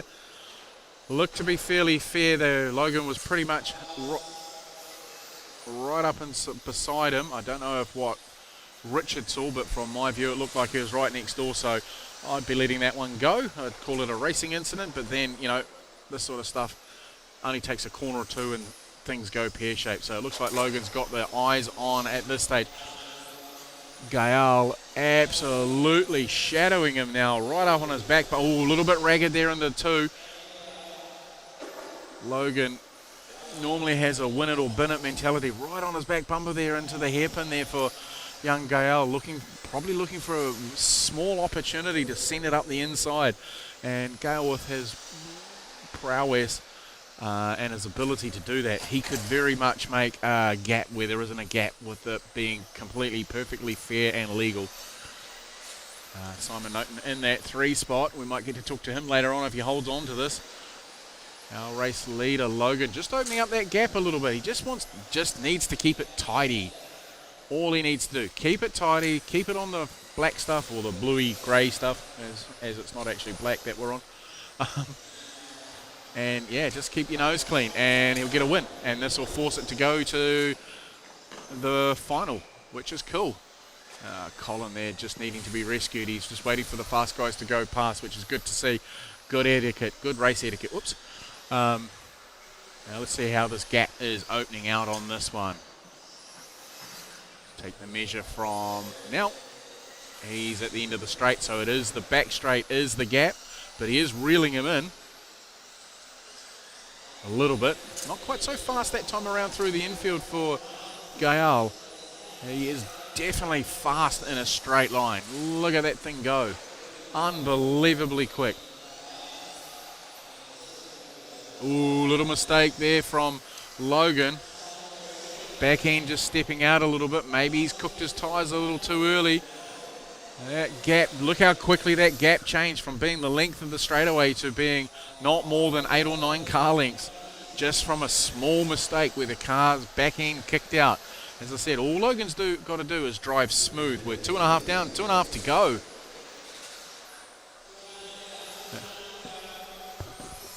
So let's see what happens in the back end of this one. Keeping it smooth, opening that gap up just a little bit that time around. They've got traffic ahead of him. That can sometimes, if somebody zigs instead of zags, can make it all sorts of painful. So they've got Jamie Holmes and Colin Story, both veteran racers, both know what they're doing. So they will do the right thing when the traffic comes up on them. But look how much Gael is. Oh, there we go. There's a mistake there. That's it. There's a change for position there. He's made it stick. He's going to come back at him. Not quite that time around. Right about through the 11. Down the back straightaway. Oh, you can see that speed difference between the 2 cars. In the infield they go. Looking for a way past is Logan. Keeping it nice and tight through there. They do have traffic ahead of him. Gael's car wickedly fast in a straight line, but Logan wheels him in through this part here where he's right on his bumper. He's looking for a way. Oh, mistake there. That's allowed Logan to go through. They've both got twitchy cars. They're probably at the end of their tyre life now, with only allowing 4 tyres for the entire race meeting to do, what was it, 8 or 9, 10 heats in total, 10 races in total, including practice, or control practice, 2 control practices. Oh, there we go on the inside. He's come back at him now through the turn 2 complex. Holding it steady there now through. Oh, he's given him a bump. Gave him a bump back. Return a serve, but readdresses, so he allows him to carry on. That gap is nothing in it now. Nothing in it at all. We've got 43 seconds to go. It's going to come down to the wire. And who chokes, makes a mistake? Hopefully nobody. We get a clear and decent run to the line. We've got a couple of slower cars ahead of them. Simon Norton holding on to that 3 spot.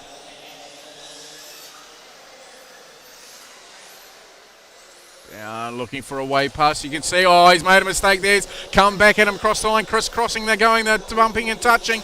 He's clipped the barrier. He's gone around the outside. He's going to hold on to it into 9, 10 and 11. He's going to prevail. They locked wheels that time around. You can see the car kick up.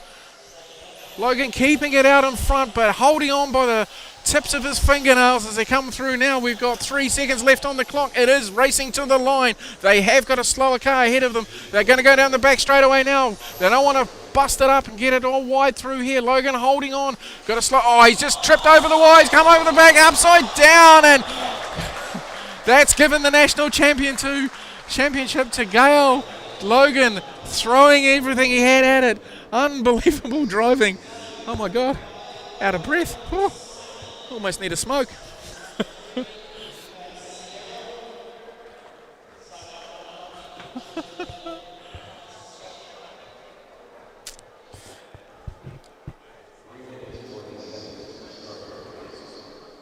What a race.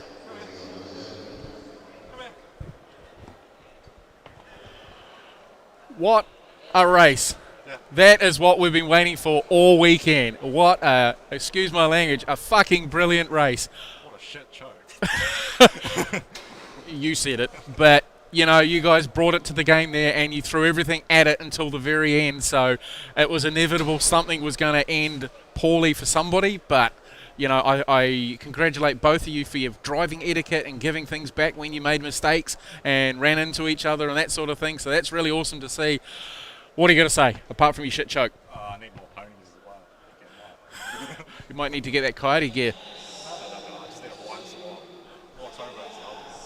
more How do you feel after that one? I think that might be number 1 in my races of all time.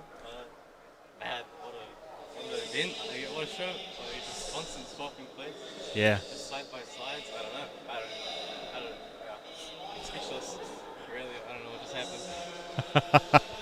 We'll give you a while. You can wait until the podium later on where you can give a proper speech and say how you feel then, because I know your endorphins are probably still kicking in, the adrenaline's still running, so it'll be a wee while before you calm down. But congratulations taking out modified for 2026, and congratulations for your awesome choke. Yeah, cheers. Thanks, boys.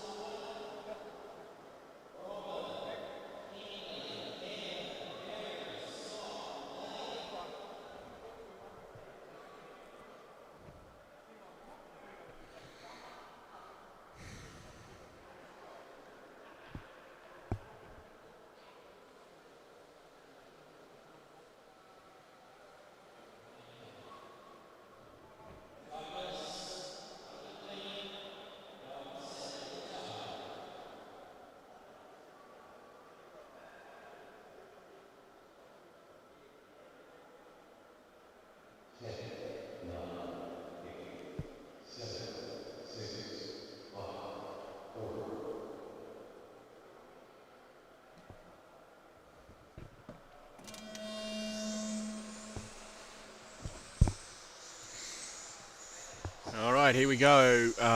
Round number 7 for Hypercar.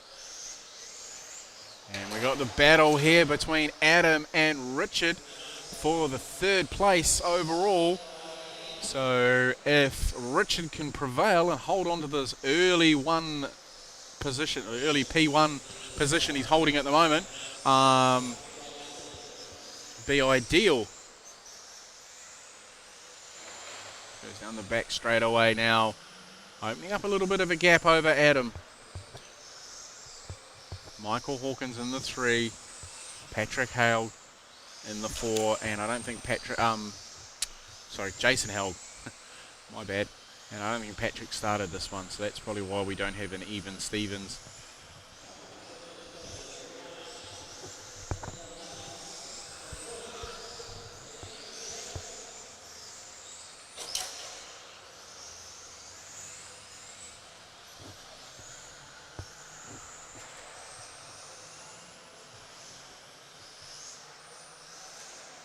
Keeping it tidy. Oh, just clipping the inside there of the hairpin. Michael getting caught up on the barrier there with, Jason. Sorry.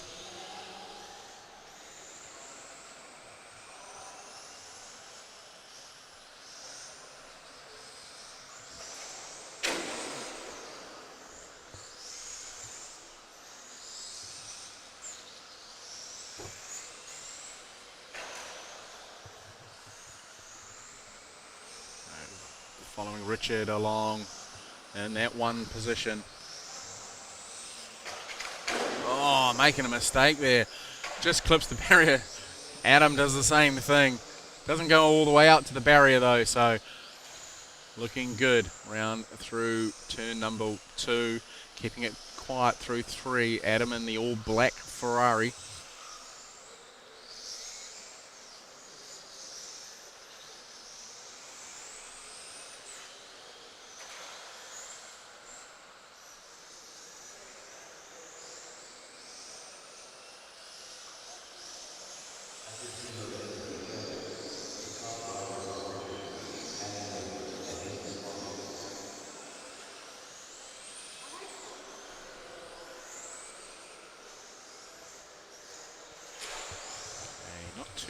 Wow, nice decent gap there that Richard's got currently. This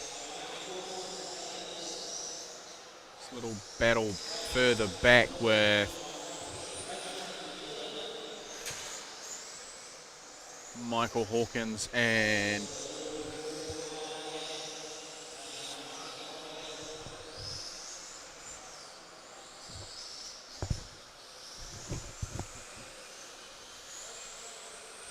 nice clean race here. We're minute 40 left to run in this one.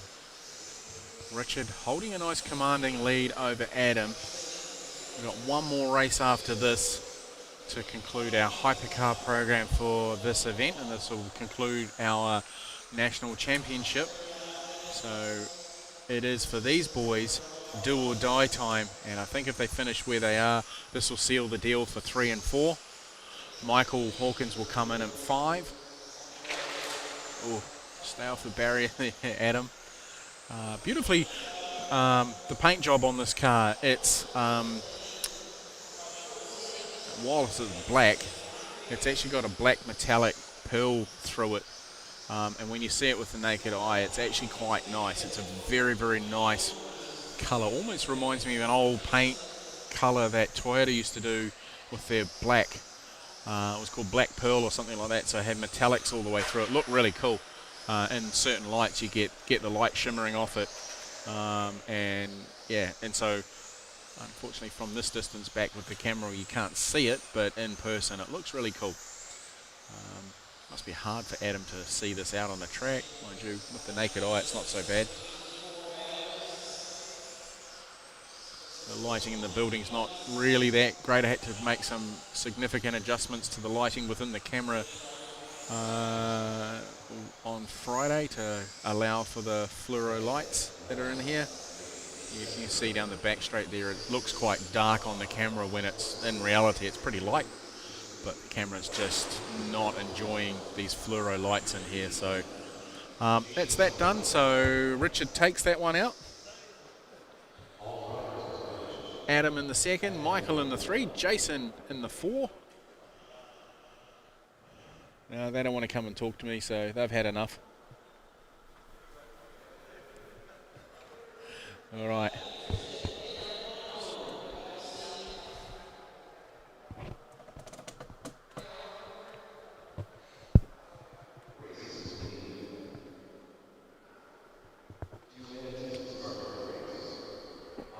Oh, look at that. Robin is off 1, Kenley 2, Gavin 3, Barry 4, Scott 5, Dave 6.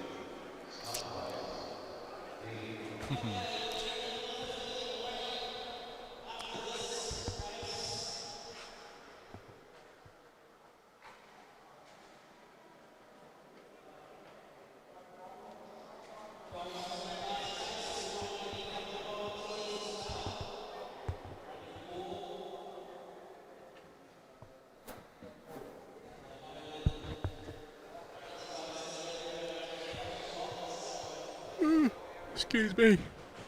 Long days. Long days.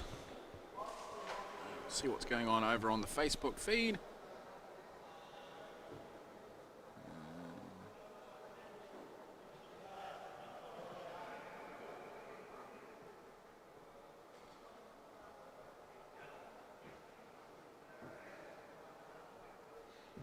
Not getting as many as what we thought we would on the North Harbour Facebook feed, but that's okay. I've been mucking around with doing it on TikTok as well, because the system now will allow TikTok, and TikTok will allow me to do live streaming. So, you know, that's to capture more people to come and view our hobby or sport.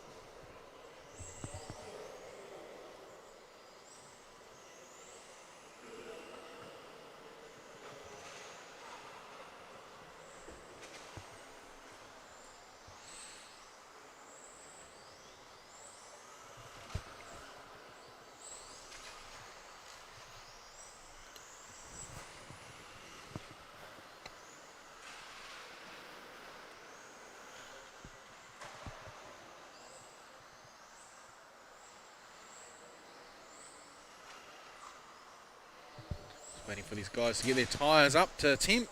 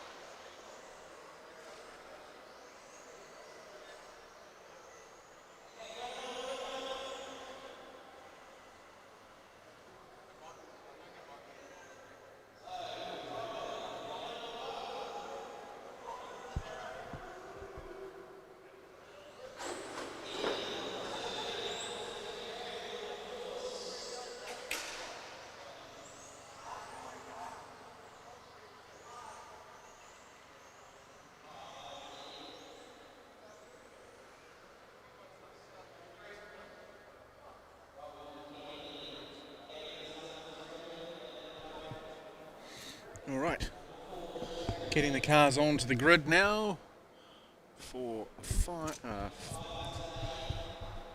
7th heat of Hypercars. See how this one goes.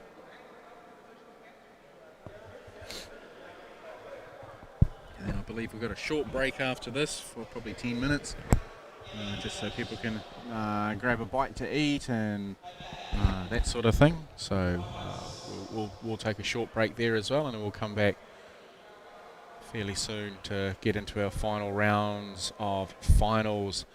Then I'll do some camera stuff about what's coming up for next year's event, and then the boys will start packing down, and then we'll do a trophy presentation, which unfortunately I won't be streaming just because we're going to do it in the restaurant, but I will more than likely film it, and we'll put it somewhere later on a highlights package or in my podcast. Okay, here we go. Robin Upton leading the way, gets out of the way. Oh, oof. Oh. Oh, here we go. It's getting a little bit rough out there, and Barry's buying into this one as well. Oh, somebody has gone off there. I don't know which Ferrari that is. That looks like young Dave's. Now, Kenley out in front, followed by Barry, and then looks like it's Gavin. Sorry. At speed on the camera, both these yellow Ferraris look very similar. I've got to have a look out the window. Not that there's a window here, but got to have a look at them on the track with the naked eye to pick out the differences in them. But yeah, so this one here is Gavin D's car. And that one there is Dave Harris's car. And here's our race leader. And there is our second place car. No, second place car is here. That is Robin Upton, just getting out of the way for everybody. Still some barrier bashing going on here. Race time is pretty slow in this one. They've dropped off. So they need to push hard. I'll read out the points after we're done before we go to break.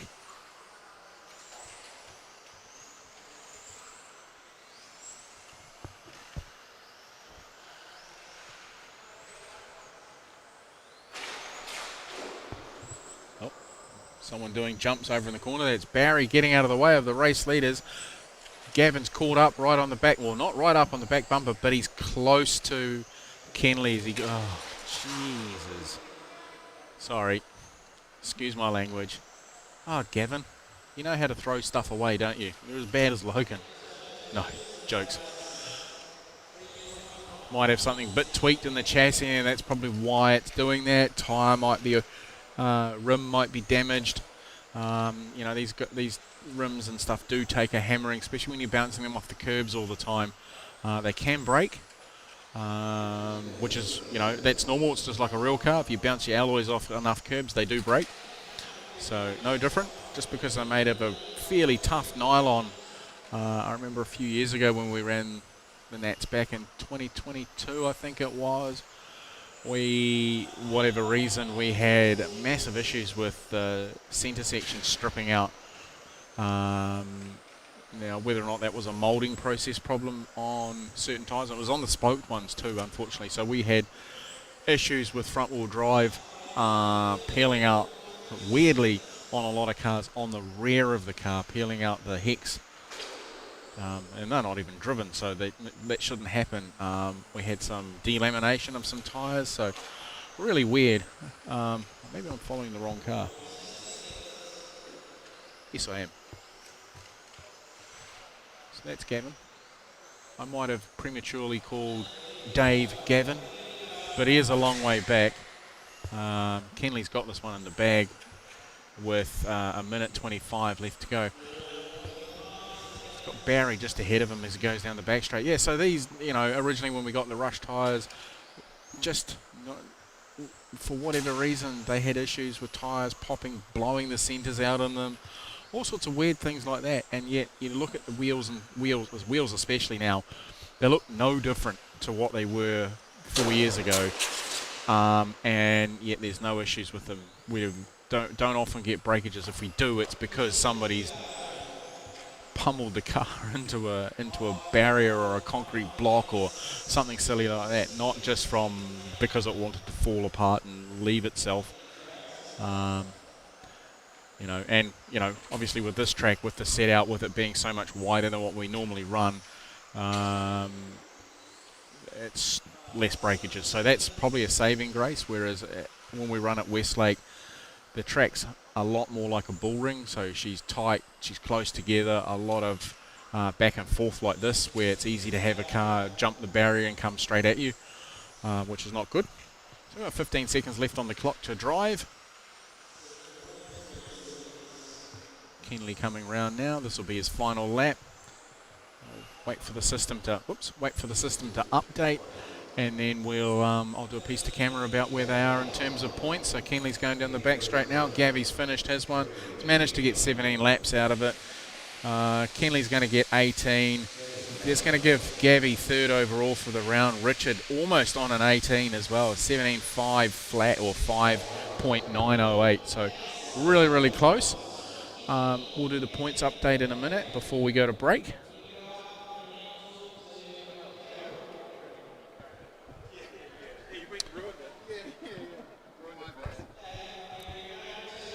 All right, bridesmaid. That's me. Yeah, yeah. I've only got a chicken dinner on the menu, so I'm okay. Yeah.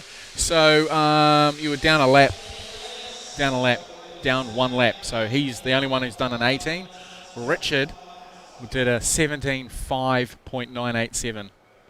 So he's almost doing an 18. So Was he second fastest for the round then? yeah, Oh, yeah. okay. So he's pipped you. Just for that round. Just for that round. So that'll give him third overall because Adam won't be able to catch him. So I'll need to wait for the points to update for you guys to see where you end up. But Well, he's got it. yeah, I think so. I think so. Goes to the hairy man. Yeah. Sasquatch. Yeah, one apiece. All right. All Well, right. yes, my Mon-Tech clad, what's my chassis? XQ3S. I can't afford an X-ray. Apparently the X-rays are about 0.3 a second faster, but, you know. Yeah. It sucks us up. So, yeah. It's not over yet. No, it's pretty much over. So, anyway, so yeah, great. Yeah, we've had a lot of fun. You know, Yep. real fast cars, lots of grip, and like butter to drive. It's been really cool. So we've had Yeah. fun. Lots of attention online. Lots of people asking questions about them, about how the rule sets are done. So Yep. we might see them pop up, especially the guys from the South Island are talking about it just they at the should moment. Run them. You know, I think Hawke's Bay's going to try and add them to their on-road calendar. I believe if it gets them.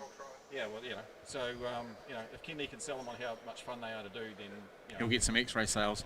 And that'll pay for him to drive around the countryside racing cars. I might put a for sale sign on my XU3S and send it down there. So all right. So yeah. Anyway, yeah, great. Cool. Nice. Got anything to add there, big guy? No, not really. Just this class is awesome. You know, like all the rear grip they have, and you can really drive them pretty hard and hit lines really well. So, and the rule set is great.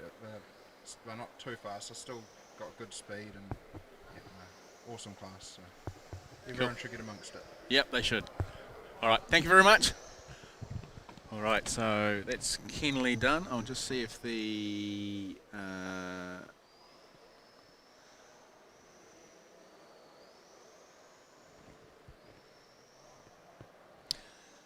yes, I remember that one, Jamie. That's where I'm just trying to think. Andrew Webber shot over the fence because he had a tyre let go. So I believe in that year with those sweep tyres, what was specified and what turned up were two different tyres from memory. Now somebody can correct me if I'm wrong on that, but I believe we were delivered tyres that were designed for indoor racing with goop rather than tyres that were designed for asphalt racing, and they couldn't handle the heat. And also the other thing was it was really hot, and I think they were the wrong temperature range, so that's why they were letting go. You could hear Andrew's car audibly, the belts let go before his car shot over the fence. So yeah, it's just one of those things, unfortunately. Right, let's get into these hypercar points before we go to break. Sorry, my area that I'm working is the size of a shoebox. Well, it's not even that.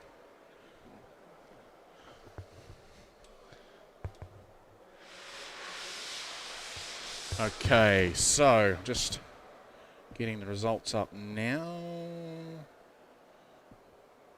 Okay. It hasn't updated yet. Come on, Richard, what are you doing?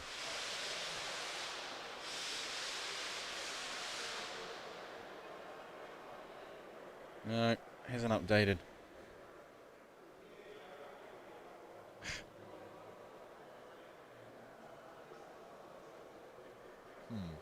Anyway, I'll update them a little later on when live time goes live with those. But yeah, from judging from all the conversation that's coming online and what we just talked about with Kenley and Gavin, a couple of clubs are looking at introducing the class. It's a simple class. It's a bit like front wheel drive was. It's just I know it's another class, but at club level, it's cheap, it's effective, they're realistic looking, and so, you know, that correlation between real motorsport and radio control cars is good, and that makes it a little bit more, what's the word I'm looking for? A little bit more entertaining or interesting for those wanting to get into the hobby, rather than if you look at a touring car, you go, what the heck is that thing? You know, at least like Drift Boys, their cars look real. And the amount of work they put into them for their drifting. Admittedly, though, they very rarely touch each other. So, in terms of when they're on the track with the body shells, so that's good. But hey, look, you know, I'm just waffling now while I wait for this thing to update. I don't know why it's taking so long. It says it's got qualifier round 7, and it says the results, but it's not updating the points. Still saying 6 of 6 because there's nothing to drop. Yeah. Oh, it hasn't even added that last race. So that'll be why.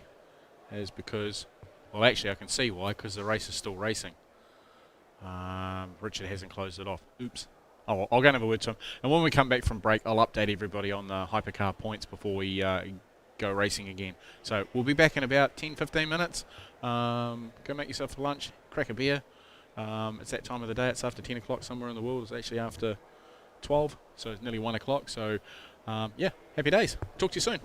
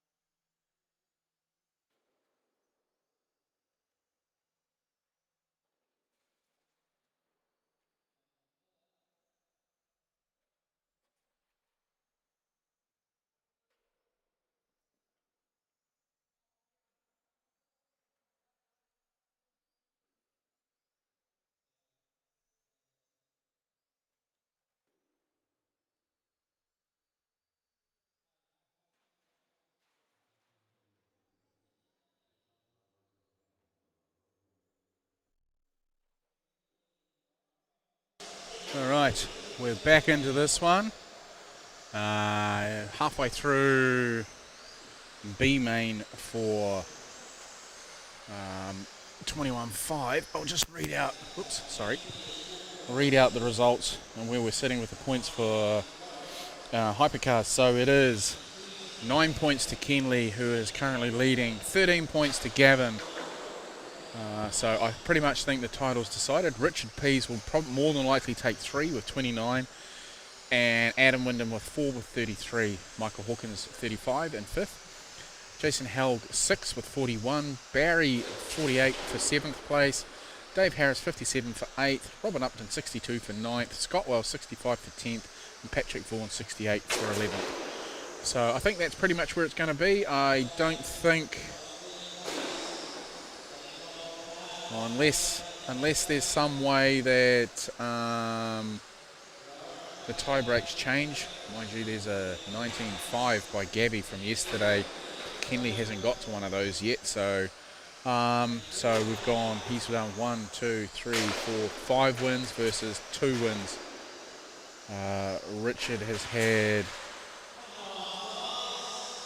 a 2, a 3, a 3, a 3, a 4, a 4, and a 10. So yeah, we'll just see how we go. Sounds like race director's getting a little grumpy with the driving standards out there at the moment. Not that I'm paying attention just at the second.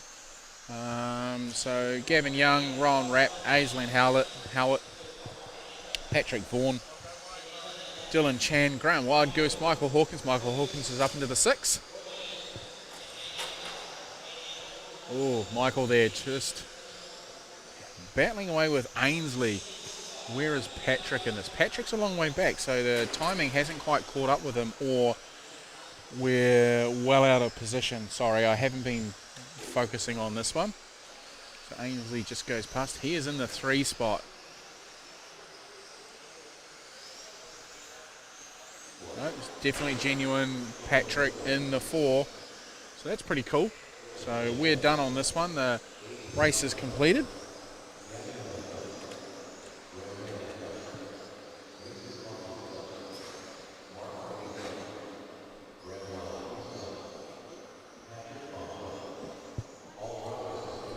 Yeah, so that gives, definitely, so 3 from 3 for Gavin. Ainsley ends up 2nd overall with a 2, 2 and a 3. Dylan ends up 3rd with a 4, 3 and a 5. Patrick with a 6, 4, 4, so that gives him 4th overall. And Michael in 5th with a 3, 10 and blah, blah, blah. These guys have all left, so they're not interested in coming and talking to me, so that's okay. They don't have to do that. And I see Mark Harling is going to run in this one as well. So he obviously wants to keep the fight up, which is good to see. Are we still in the first round, Ross? No, we are starting second heat of final round number 3. So currently out on track, which you'll see by the time this catches up, is 21.5 A main. So A main number 3 is up now.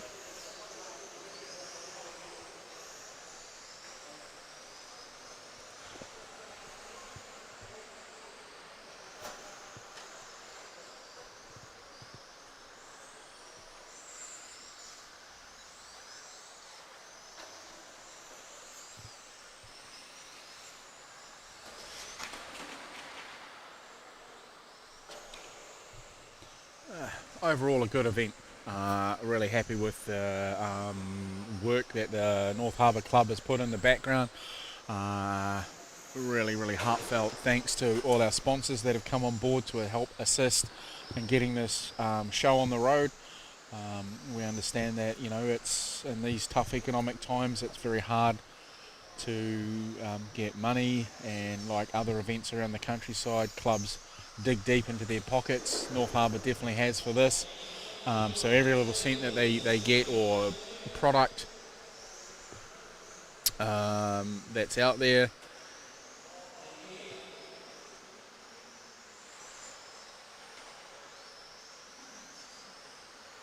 Yeah, so every bit of product that's out there and that sort of thing that we can get, which, you know, we raffled off to help cover some of the expenses, so that's kind of cool.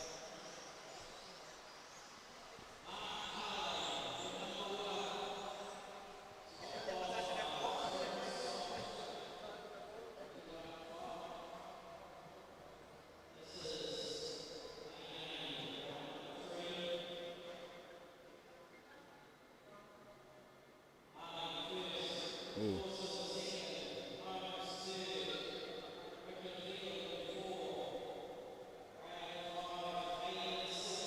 Just looking at the Facebook pace, that's well behind on the delay. It says we're only in, oh no, Q7 for LHM, so we're about 20 minutes behind delay on Facebook. That's weird. I thought it was only like 30 seconds.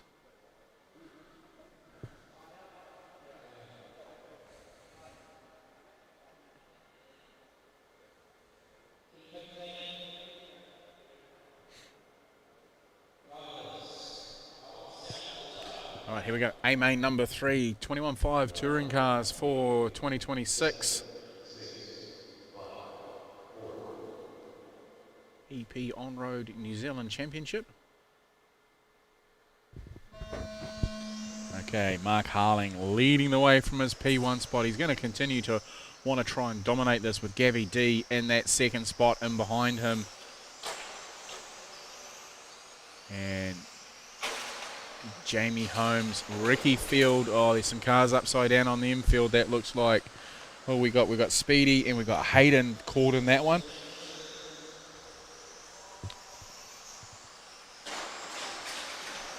Mark's not exactly skipping away this time around. He's got, oh, Gavi making a mistake there, doing his normal corner hop. Oh, Hayden's not having a very good run. He might be out, I think. No, he's just been turned around, put in front of the team of guys going through, going to tail onto the back end of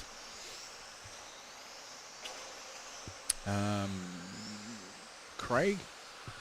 How do we look in terms of points for everybody else? So yeah, it's really down to Ricky and Gavin for the 3 spot. Oh, and Craig. So this could be an upset. So Ricky Field, Gavi, and Craig are where we're at. So Jamie Holmes, we're looking at, if he continues on where he is, he's going to wrap up 2nd overall. And Gavi needs to finish where he is, basically. Finish where he is, and that'll give him a trophy. Here comes Mark. Sorry, I've been reading what's on the screen in front of me. Apologies for not keeping up with the action. So, yeah. Yeah, so anyone between basically Gavi, Rick, and Craig could take that 3rd spot in the podium. So we'll focus on that. So here's Gavi out on his own in 2nd spot. Jamie is a non-contester really because he's sewing up P2. Ricky is ahead of Craig. So realistically, they all need to beat Gavin to get that 3 spot. So it is, yeah, fastest time we would be looking at, if it was down to fastest time, we would remain where they were. Ooh, Gavi's putting his hammer down. The others would beat him. The others would beat him in his current current race pace. So he's got his hammer down. I'll just try and pick up where he is. He's in the infield now, going across the stripe. Here he comes now. Car's looking a little taily. Now the little short shoot to 9, 10, 11. Back onto the main straightaway. He's got a slower car just ahead of him.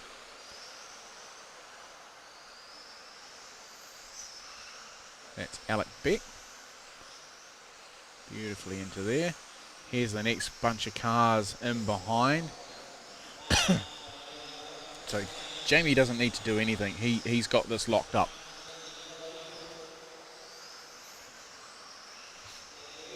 Oops. But we will follow these 3 just for a little longer. So Ricky there ahead of Craig, who's just in behind Jamie in the orange SP1. So 2 SP1s following a Express. Actually, Gabby's starting to drop back a bit, to be fair. Alex is just popping out of the way there to allow this train of 3 cars to go through. So 2, 3, 4, 5, all basically line astern now as they head down the back straightaway. Gabby into turn 2, 3. Jamie not too far behind as they come across the stripe. Down into 6 this time around. Mark's just ambling down the road, looking after his tyres, just showing his dominance of this event. So he's going to take 3 from 3. Can't take that away from the gentleman. He's raced well all weekend. He did get caught up in a tardy start in the 13.5, which pushed him back a little bit, got him on the back foot. But other than that, he has owned 21.5 this weekend.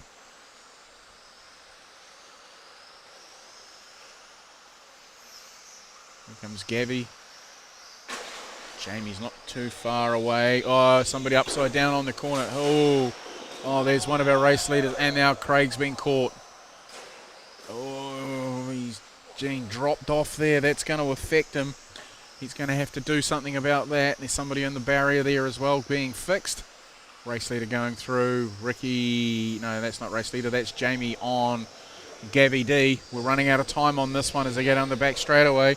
Looking at how this is going to end up, it'll be Mark is definitely our New Zealand champion, and he's just thrown in an 18.516. Oh no, that's his best one from race number 1. He's did a 17 laps. Gabby's done a 17, so he's done a 17.502. Jamie Holmes has done a 17.502, 8.39, so slightly slower, not too far behind, so he still maintains that. So it's going to be Gabby on the podium. Ricky, Craig, Casey, Hayden, Adam, Speedy, Alex. Mark doesn't want to come and talk to us. So, bridesmaid. Double bridesmaid. Flower girl. So congratulations, second overall. Must be fairly happy with that.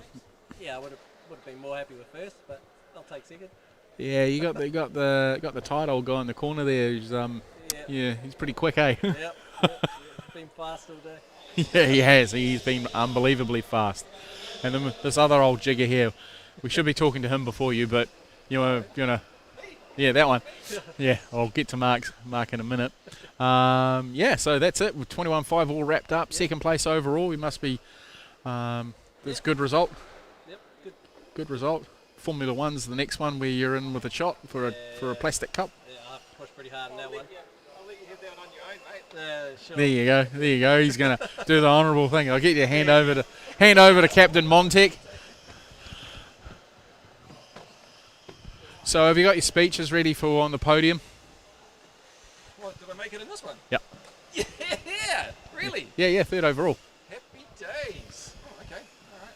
Yeah. Yeah. Well, that was the only good run I've had today, really. Yeah.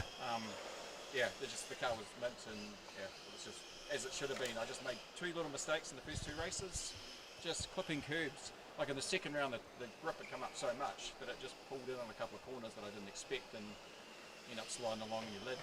Yeah. Butter side down, which is never a good thing. So no, I'm wrecked about that. Really, happy, and yeah. So I qualified second, but to finish third, I'm pretty happy with that. So. Yeah, no, that's cool. Nice. That's awesome. All right, and then Mark, he'll be getting ready to.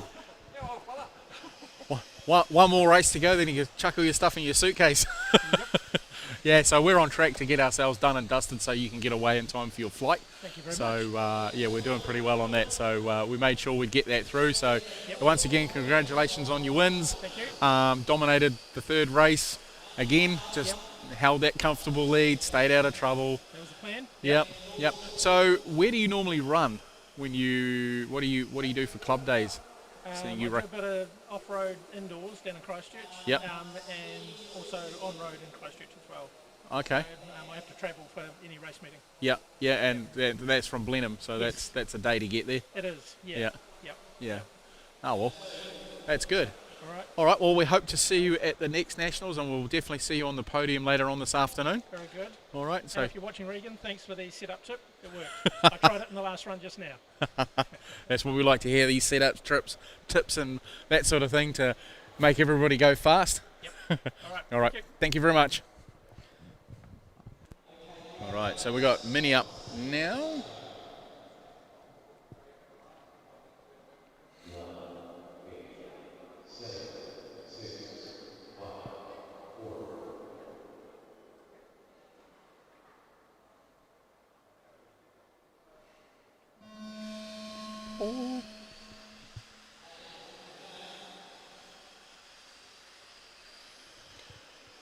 Right, so mini A final 3 underway. Craig leading the way so far. He needs to make sure that, where are we looking? Triple A main results. Yep, here we go. So, yeah, just confirming. Third place overall is Gabby. Second is Jamie. First is Mark. So, just wanting to double check that. I just hoping I wasn't reading the wrong thing. All right, we got a good little battle out in front here in M chassis. Oh, Speedy just getting up on 2 wheels, almost goes right over, comes back on his wheels again. Excuse me. Roast beef sandwich from the cafe was quite nice. Now it's repeating on me, must be the pickles. Right, so Craig just edging out a little bit of a gap there over Speedy. Old man time back here in his Renault. Likes to choose the most unreliable cars in the world, I mean in terms of actual cars, to represent on his body shells. Alfa Romeos and Renaults. I mean, unless you're Simon Norton, why would you want a Renault?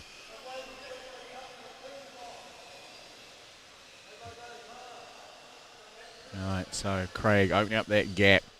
He was right when he said earlier on, you know, if you maintain it and stay off the barriers, you know, it's pretty hard to get past because the speed is so even. So it's all around driver error more than anything. And yeah, if you make too many errors and like that, clipping barriers takes time out of your run, upsets your run onto the back straight, using the brakes. So it's all these games that you try and do to keep the momentum up on these little cars.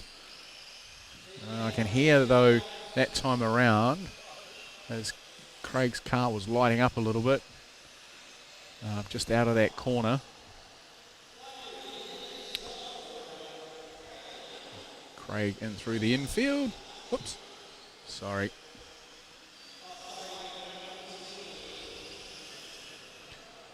Yeah, we just got Speedy going past Michael. Oh, see, things like that, when you do that sort of thing in a class this close in terms of speed, yeah, it really does, you know, open these gaps up. So you can see the gap, how Craig's pretty much running at the same speed he did right from the get-go. All he's doing is keeping his lines nice and tidy, whereas Speedy's pushing hard, and like, you know, Speedy's being speedy and competitive, and those little mistakes have edged out that gap to what it is right now. So we're down into the final 2 minutes on this one.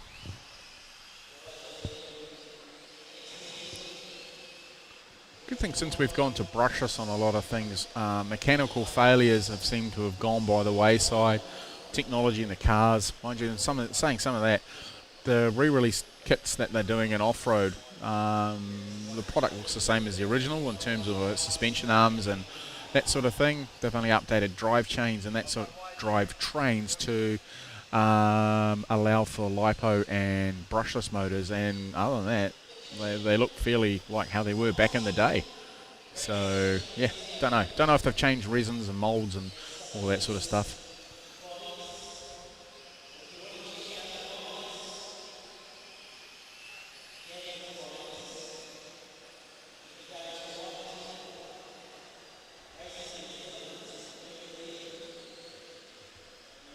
All right, so we're down into the final 60 seconds of this one. Oh, Speedy's actually come back at Craig. He is catching him, so he's kept himself tidy.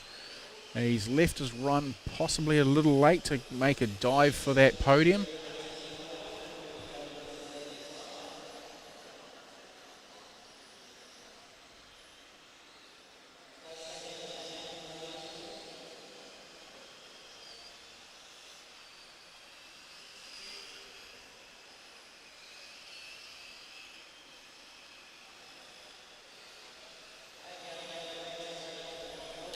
All right, 21 seconds left on the clock. Yeah, look, you can see Speedy is reeling him in just by keeping his lines tidy. Oh, and Craig doing things like that won't help. See, look how much he's closed up just by that one kiss of the barrier there, how much he closed up on him. So, look, you know, they're not going to get another lap in, so unless he trips himself up, we've got a new M chassis national champion coming up to the line now. There we go. That is Craig's for the taking. Speedy in the second. So he gets to do a victory dance on the podium later on this afternoon.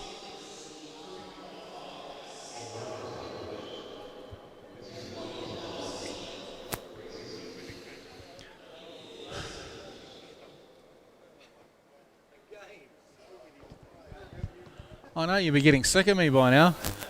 So yeah, I can confirm you're going home with a plastic cup. Oh, You've got third overall. So many times, third place. Third. Maybe I could get a bit higher next time. Yeah, well, you got to do one of those dodgy cars like these two behind you. Exactly. Yeah. Put a cheetah motor in.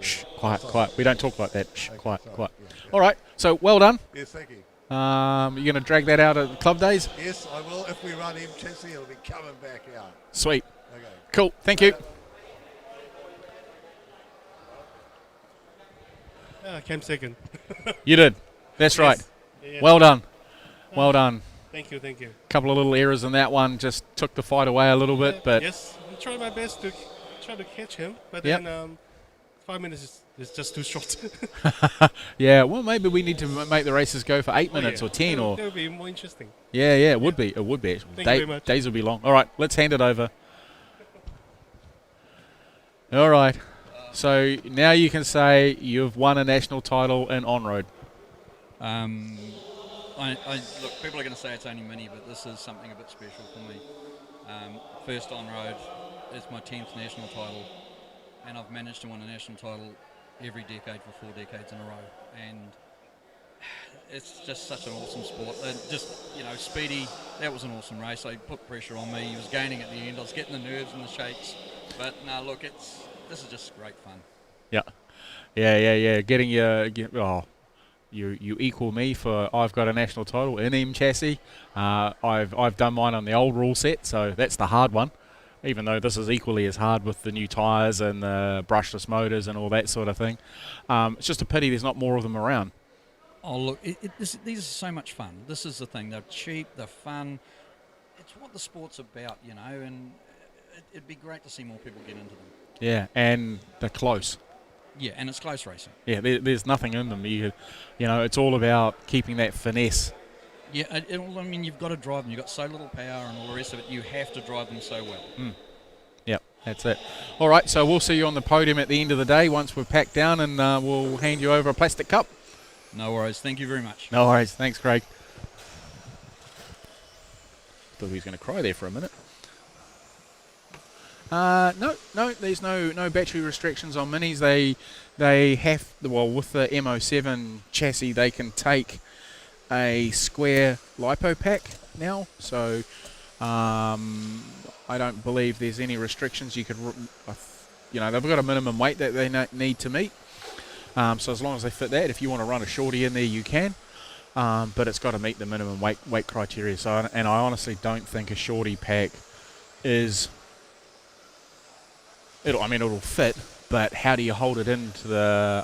So it's got like a little cradle for where the battery fits, and it's designed around a standard size long stick pack 2S lipo pack.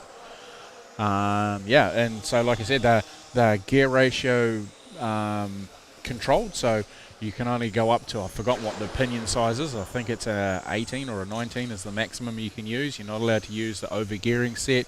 You are allowed to use a gear diff, or you can run with the ball diff. You can choose. There's restrictions about what other accessories you can run on them.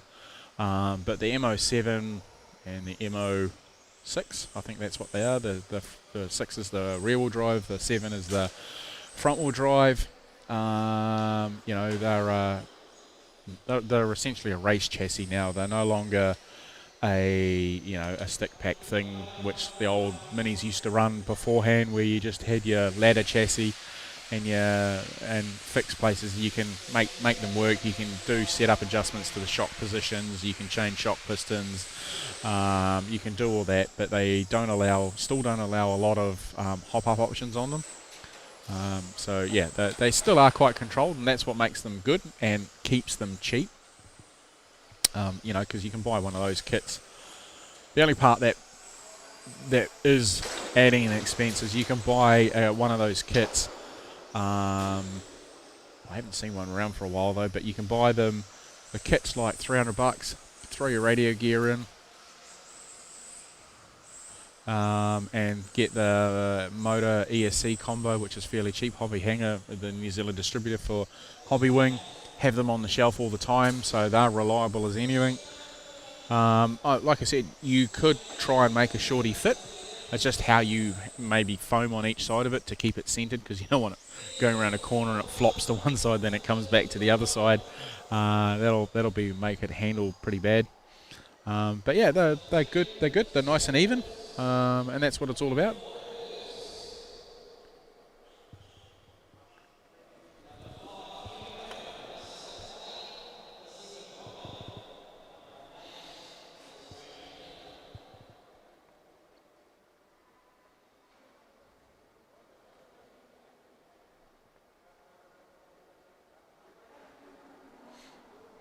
All right, front wheel drive.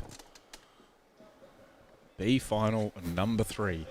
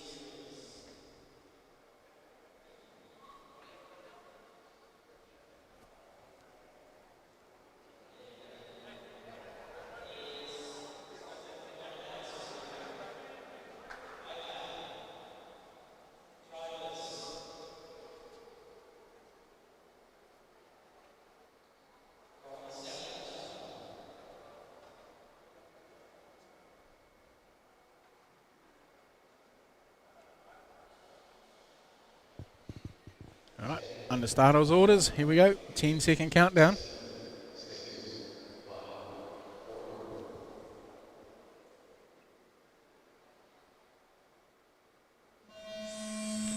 Right, Elmo leading the way from his P1, Rowan challenging again, Michael in that 3 spot already, holding station, Hugo just dropping back a bit further in the battle pack. These guys going into the hairpin for the very first time. Oh, Hugo upside down, he's just keeps binning it, unfortunately. 1, 2 and 3 have run away from the pack so far. Elmo getting that pressure there from Rowan. Michael there skidding up onto the infield there of the hairpin. It's cost him a bit in time getting that power down that straightaway. Nothing between Rowan and Elmo as they go into turn 2. Round 3, oh, close there, real close. Here we go, let's see what happens up at the hairpin. Not quite close enough that time, Rowan. He's trying to sneak around, taking the shortcut round that way. Looking for the long way around, trying to get an extra run on him down the front straight away. Tucking it in tight, round 2, 3. Elmo runs a little wide. Oh, he runs wide at 4. Down through 6, into the hairpin. Rowan, oh yeah, Rowan had to hit the picks that time, otherwise he would have drilled Elmo. That's cost him a few tenths. That's for sure. The gap's open right out to about 10 car lengths.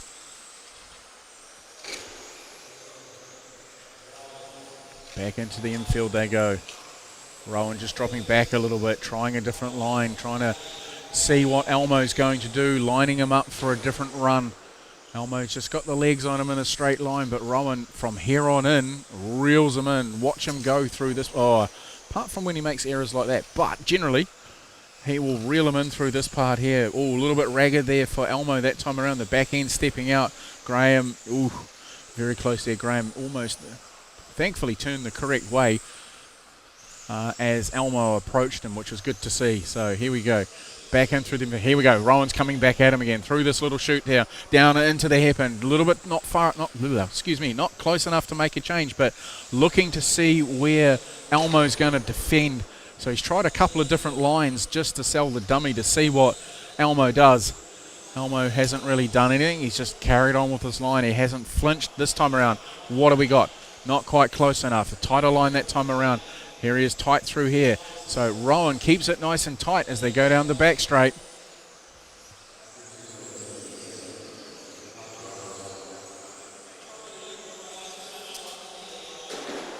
Oh, he's in the barrier. That's gifted a big gap of time to Elmo. Rowan just cutting it a little bit short that time around. He's dropping back in the field. Well, he's not dropping back in the field. He's dropping away from Elmo. Michael's not quite close enough, so he's going to be third. Just watching Elmo here. Rowan's coming back at him, so he's got a good bit of pace to wind up the length of the back straight deficit that he had. He's just got to keep it nice and tidy through this section here as we'll follow Rowan for a little bit. Again, keeping it nice and tidy. Elmo just collecting the... Oh, he got tripped over. There's the lead change. Elmo tripped over by a back marker. He's going to try and fight his way through. Let's see what Elmo's got under the pressure. Oh, he's given him a tag.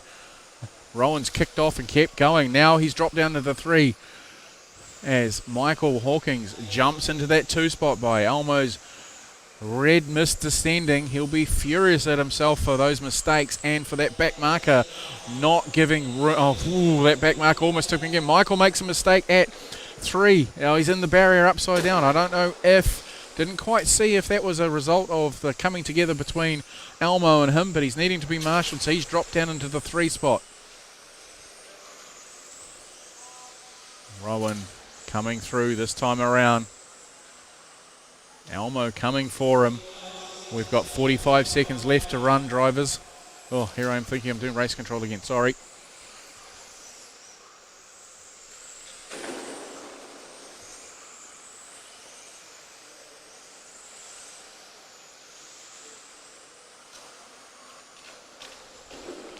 .25 to go. Oh, Rowan needing to be marshalled. Let's swap that out again.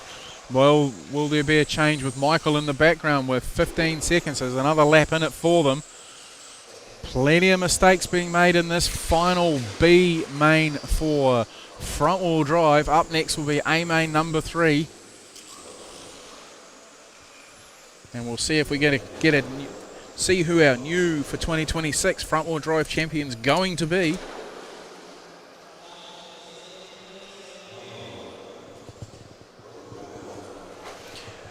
Yeah, OG Props, we're at the Albany Tennis Centre. We're in the final round of our finals, so we've only got 6 races left to run. So we'll be packing up in just on half an hour, 45 minutes, and doing trophy presentation.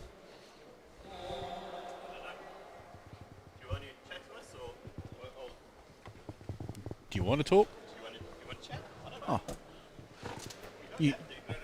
Oh, if you don't want to, you're cool. Okay, no, all right. Good on you. Nice T-shirt.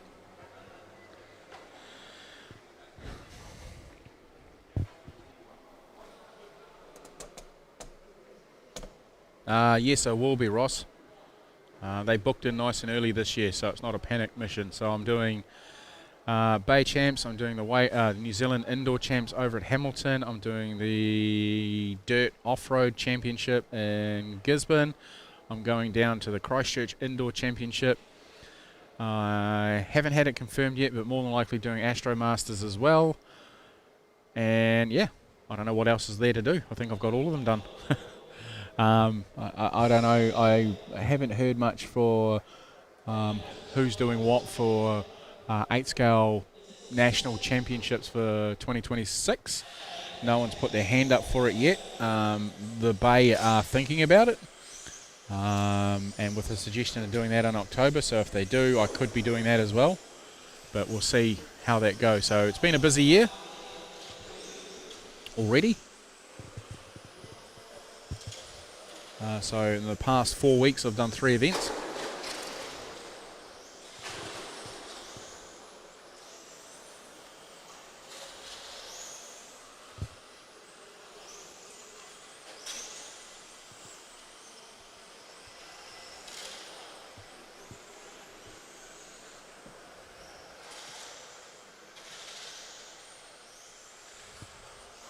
Just looking at the estimated data for this one as we currently sit.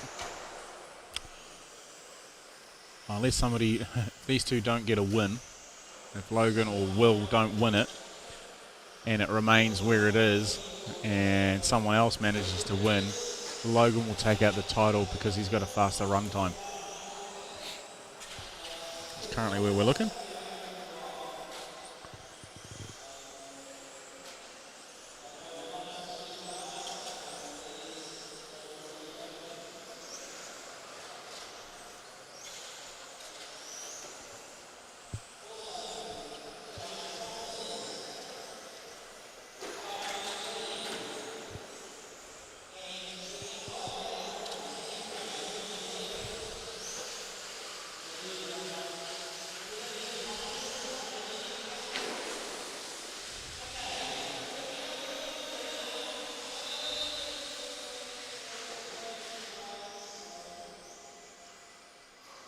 Alright, just getting it all gridded up and we'll get this next one underway.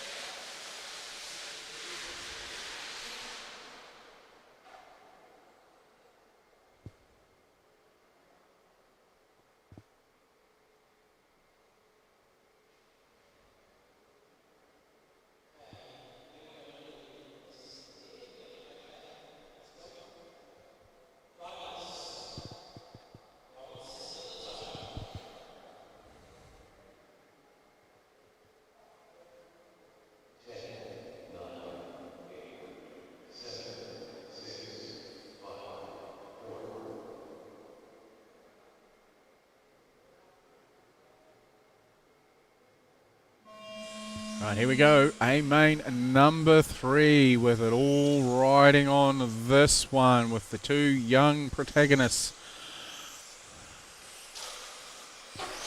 Okay, Logan up into that 2 spot fairly quickly at the hairpin. Back into the car, still a bit taily.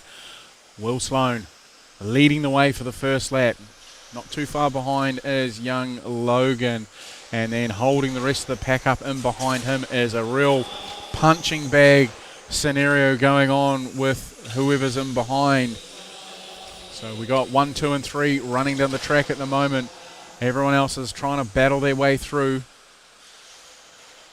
Will opening up a nice little lead here. He's estimated to do an 8.5.15.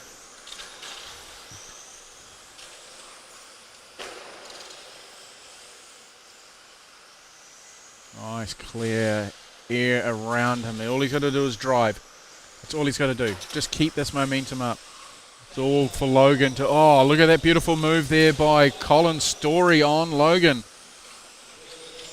Oh, Logan might have an issue there. He's just stepped out of the way for a moment. Car's going slow. Yeah, he's got an issue, so that's not looking good for the gentleman. Oh. Nah, and he's done. He's done. He's broken the car. Don't know how that happened. We'll pick that up. That could change things a little bit. No, maybe not. It'll definitely cement this gentleman. Oh, sorry, this gentleman. If he carries on where he is, it will cement his thing. However, if he has a failure and the car in red behind wins, then it becomes a tiebreaker between him and Logan. And Logan has the current fastest race time. So that's the different scenarios that are to play out in this one with 2 minutes down, 3 to go. All Colin's got to do to get himself a trophy in front wheel drive is hold station in that 2 spot. Oh, someone's been marshalled there as well. Our race leader is well down the... Where is he? Here he is, coming across the stripe now. Colin is... Let's pick him up. We'll follow Colin for a little bit. Here he is here, and Craig Puller is in the 3 spot, so I'll just try and pick up on Craig. That should be him there, I think. Yes, it is. Sorry. Oh. And Gabby D in behind. So that's third spot just there, and this is fourth spot coming around turn 2 now. So, ooh. Colin is pushing hard. I can hear as he's turning into the hairpin, the chirp of the tyres. He's using a little bit of brake to arrest the car a little bit. He's got plenty of pace. He's got Alex just ahead of him now into that corner. Just as he starts turning in, you can hear the tyres chirp. Craig's car's doing exactly the same thing, and so is Gabby's. So these guys are hustling. They are hustling. We'll pick up on our race leader now. Silently, he just goes around the corners. He's not doing anything silly, keeping his nose clean. He's going to run to the line with 1:37.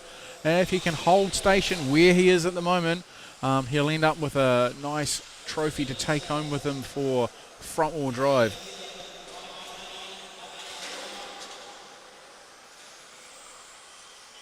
Okay, wait for second place coming through.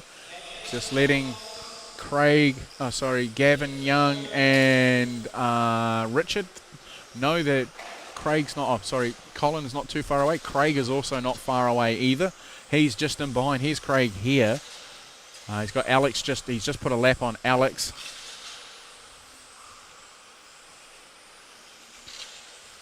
Going around there, down the main straightaway.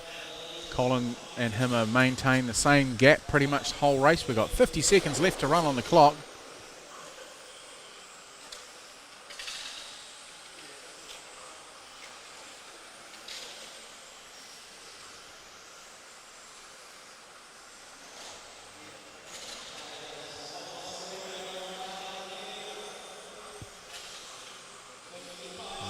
Pick up where our leader is. Here he is. He's coming to put a lap on Alex. He's got 19 seconds left to go.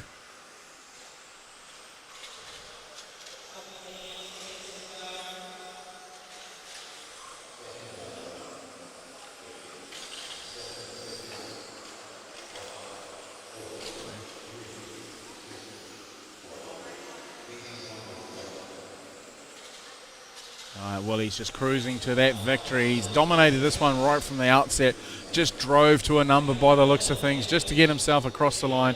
And once Paul Logan had finished up with a DNF, that is going to give our official results will be Will Sloan will be our New Zealand champion. Logan Toya will be number 2. Colin Story will be number 3.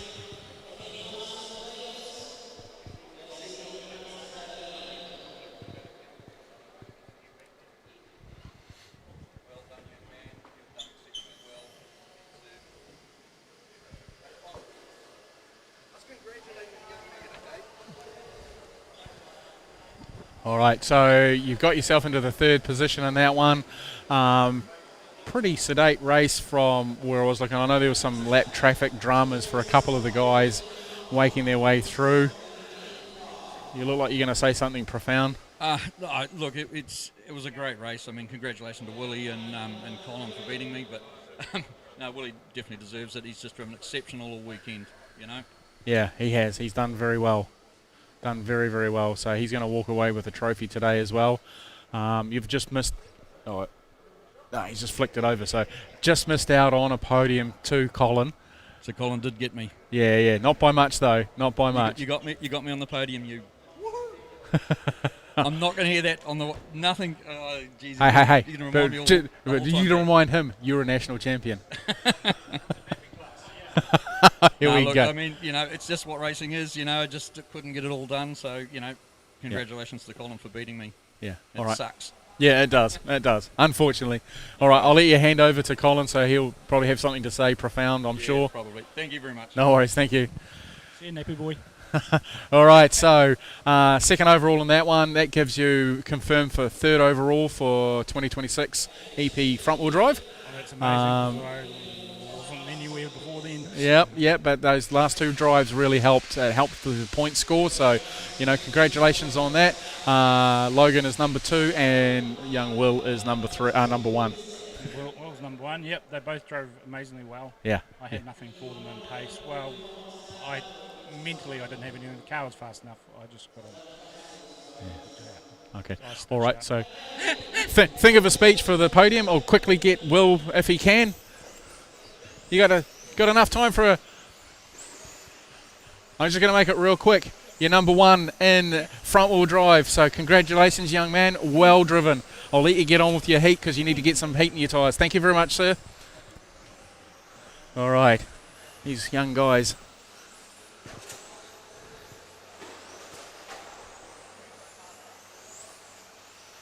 Good to see that Logan made his way up onto the stand to congratulate young Will.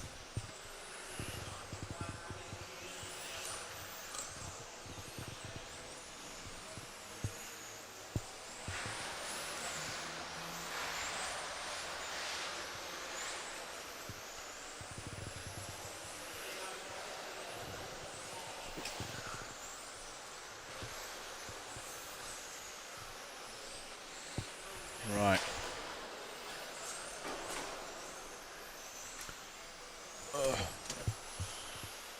Ooh, it's been long 3 days doing this.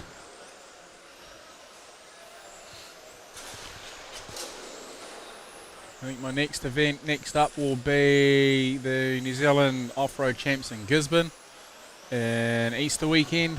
Hopefully they got the gorge fixed by then. I don't fancy doing a 6-hour drive there and back.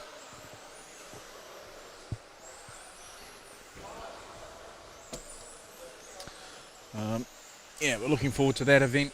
Should be a goodie. Good to see some of the names that were at the GKR event, like the Van Beers are going to be there. Scott from HOT and Shane from HOT are both going to be there as well, so it's good to see them. Shane O'Connor and some of his cohorts are going to be there. I mean, the event's going to be really, really cool.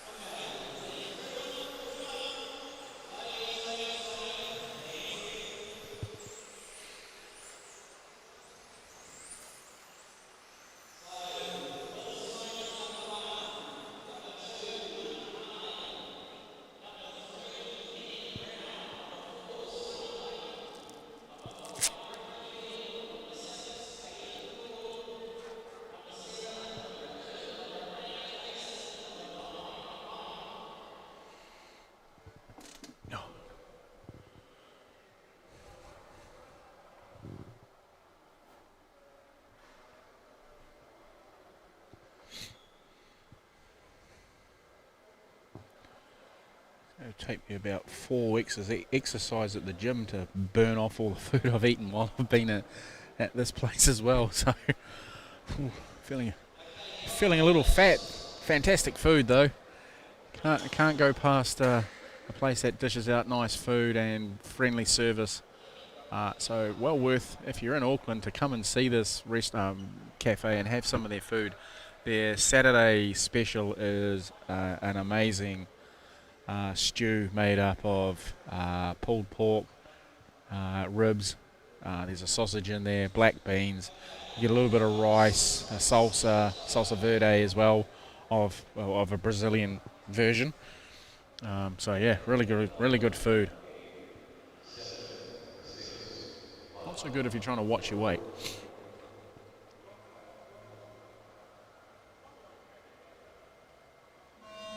All right, here, Will bogged down on that start with his 13.5, gets jumped by Mark. And behind him is Kenley.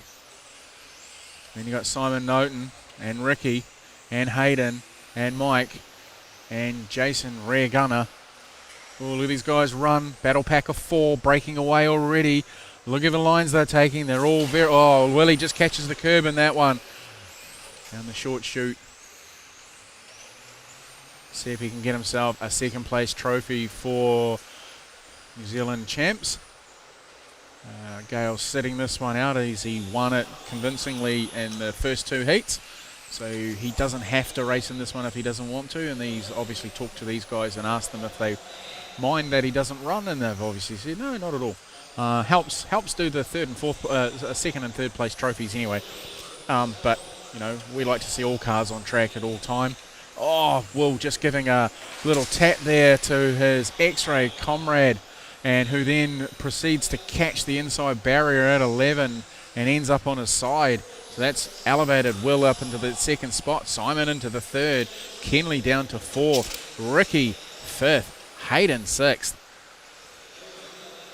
Mike in the seventh. Oh, Rick and Hayden just having a little cuddle session there at turn number 11. Ricky prevails. No one goes into the barrier, so that's okay.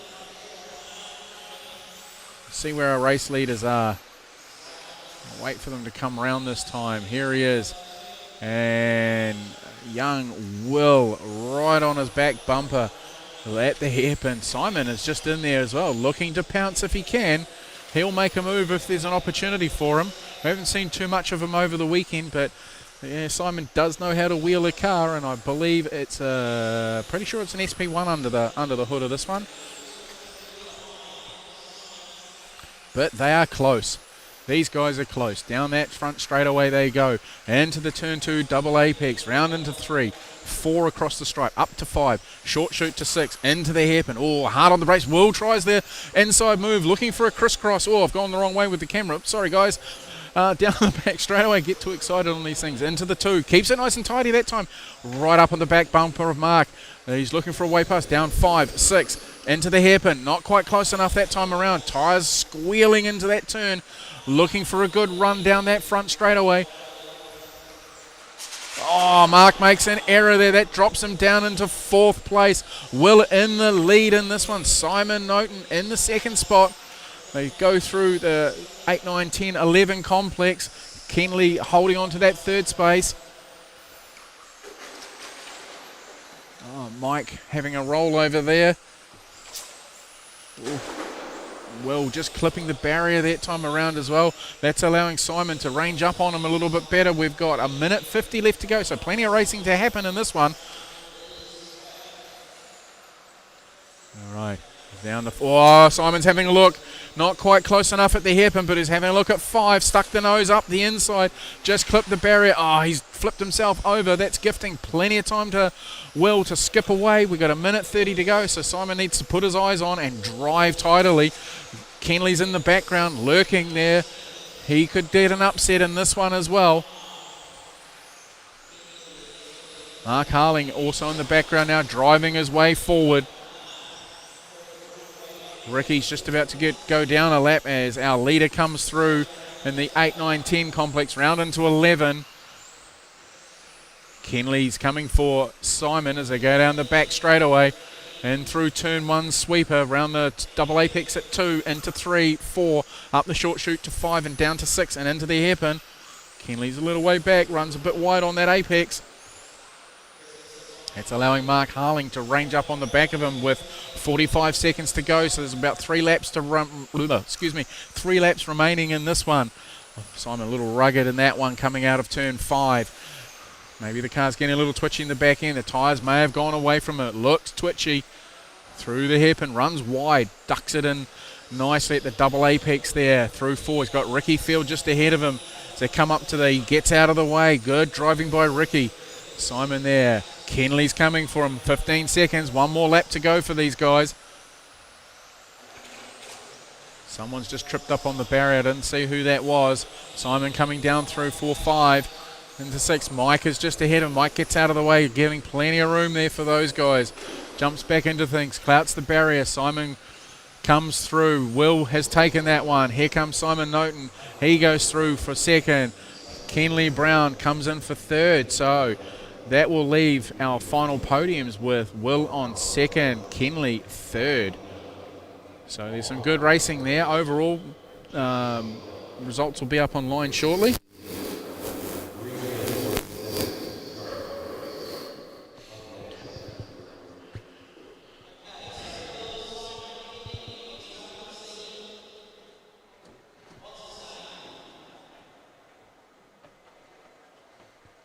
I'll just wait for 3rd place, man. I'll just wait for 3rd place. Kenley. 3rd in that one. Going home with 2nd overall. Am I? Yeah, well done. Oh, awesome. Okay, that's a bit better then. Yeah. Oh, hang on. Sorry, tell a lie. That's for Formula 1. No. Yeah. Sorry, it's turned over. All right. Yeah. Yeah. Made more changes. Car was awesome. Managed to have a decent start and then sort of clipped the curbs going my back straight. But Yep. no, awesome race. So pretty happy considering it's been probably a couple of years since I've run 13.5. So yeah, it's been good. So just like to cheers to Graham, the Sloans, Mark Harling, all the X-ray guys for the help, and we'll try again next year. All right, no worries at all. Here's your 15 seconds of fame. Oh, finally. It's taken all weekend to get here. A bit of time. We got there in the end. Yeah, got here in the end. Nice little second place there. Car looked a little ragged towards the end of it though. Probably overheated the tyres a touch, and I'd only bought 2 sets of tyres, so I was on my last legs with the wear on those rubber. We were almost on the belts for that last one. So what's the chassis on that one? Is it the Tamiya? Tamiya TRF 421. 421? Yeah, Nice. So, been a great car all weekend, really stable to drive, just haven't been able to put a clean run in, and finally did it in. So And this little man here knows how to drive, doesn't he? So good. Yeah. All right, we'll let you get on to your marshalling. Thank you very much. If you want to hand on to Will. Hey, so you're locked in second place overall, so you're going home with a second place for 13.5. Is this your first event in 13.5 outside of the South Islands? Yes. So first national event? Yes. So you come away with a podium. That's a good result. Yeah. So well done, little man. Do you want to give a shout out to anybody? Just again, people watching at home, my dad, X-ray crew, and just everyone else in the pits, and North Harbour. All right, no worries. All right, we'll let you get on to marshalling. Thank you very much, Will.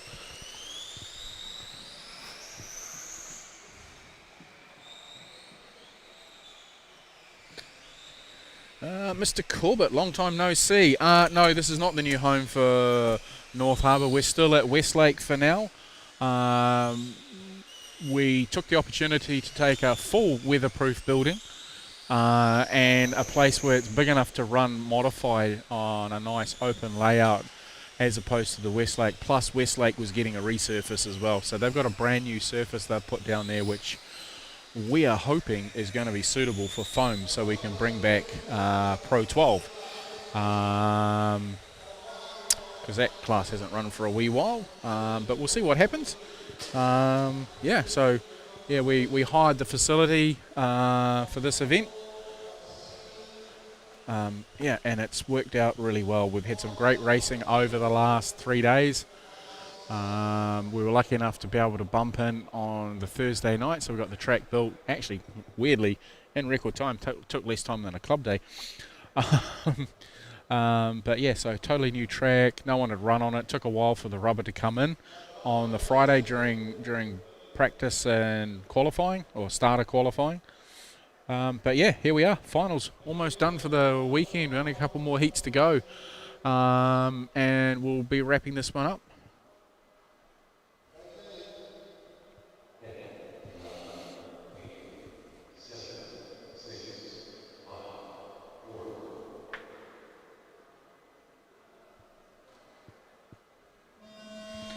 Right, Formula 1, A-Main number 3. I see Gavin D is sitting this one out.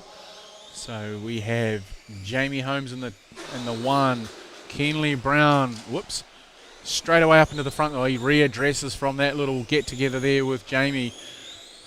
Elmo following through in the 3 spot. Jamie holding steadfast in his Aston Martin, the white X-ray of Kenley Brown in that 2 spot. So this race here between the Aston and the white car is for 2nd and 3rd outright. So however these two finish up will dictate who becomes vice. That doesn't help. What do they call it? Vice champion over in Europe, or 2nd place, or bridesmaid as we call it here, or the first loser, and then 3rd place overall. So those positions are swapped, so Kenley will bump up now as they go across the line, which he has. Gavin D dominating this one right from the outset, so he's back-to-back on his national title with what he did in Invercargill last year. Whoops, sorry guys. Kenley just running a little wide there. Jamie got a lot to do. Don't know how much he's got left in the tank. He's been fairly busy running quite a number. Was he running 13.5, 21.5, modified, or was it 21.5, Formula One, and modified? So yeah, and each one of those cars are significantly different from each other to drive. Sorry, 21.5, modified, and Formula One. That's what he was running. 3 classes. Yeah. Especially these ones, Formula One.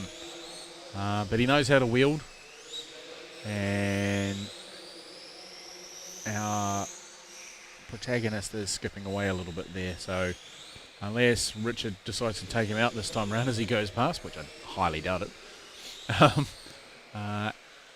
Jamie's got quite a bit of work to do. So Daniel York's currently holding on to that 2 spot.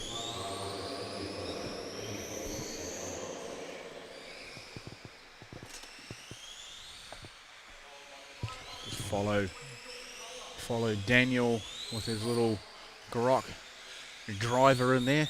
Half his thistles or thorns or whatever it is that he's made up, bark I should say, has been ground away by him rolling his car over way too often at Westlake.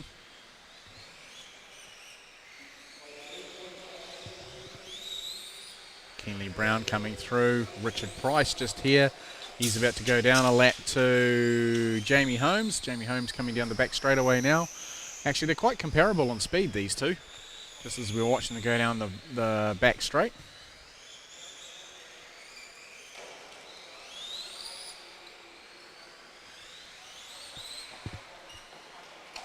Oops, dot in the middle of the track.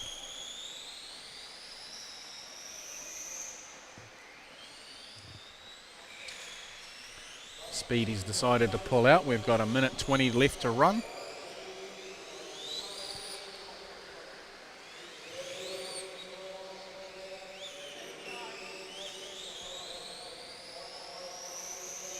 Down the front back straight away goes Jamie.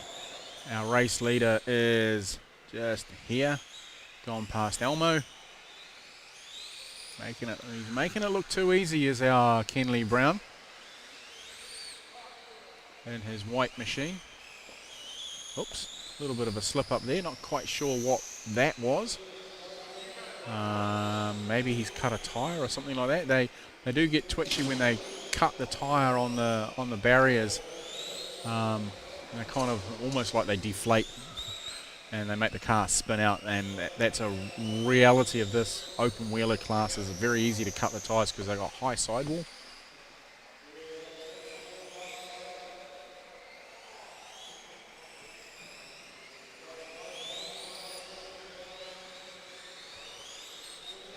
I've got 15 seconds left on the clock. Kenley's got this one in the bag. I'll just try and pick up where Jamie is.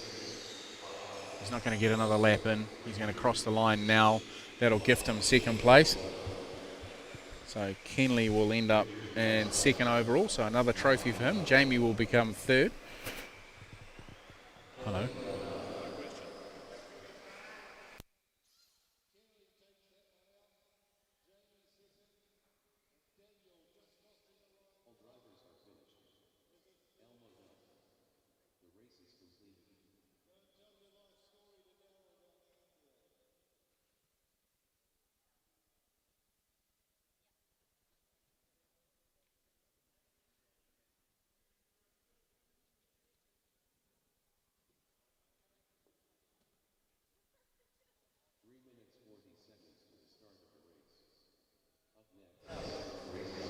All right, tail gun Charlie.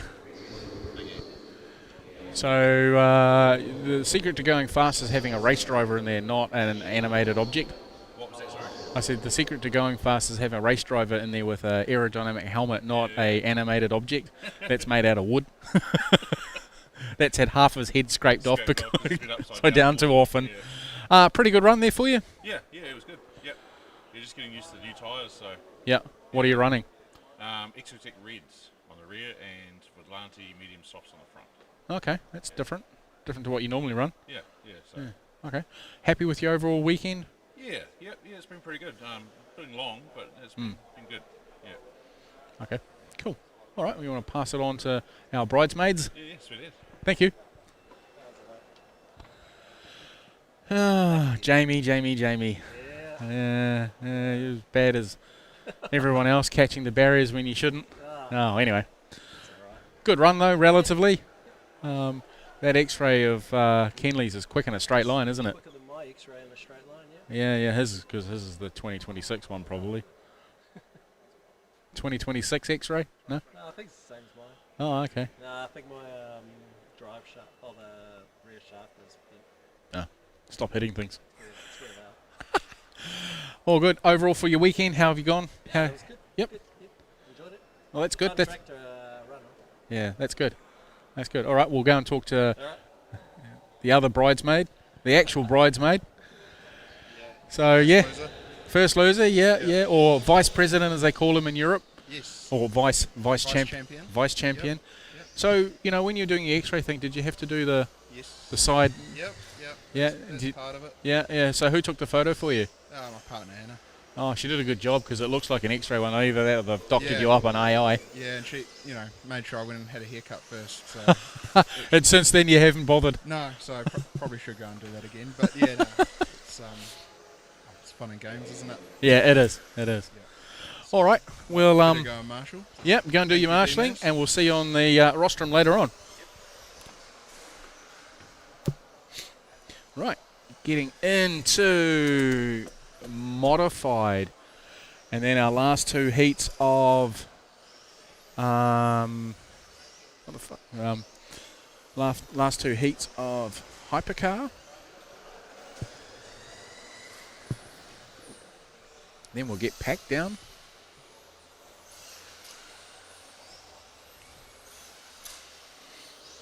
And then we'll dish out some trophies later on.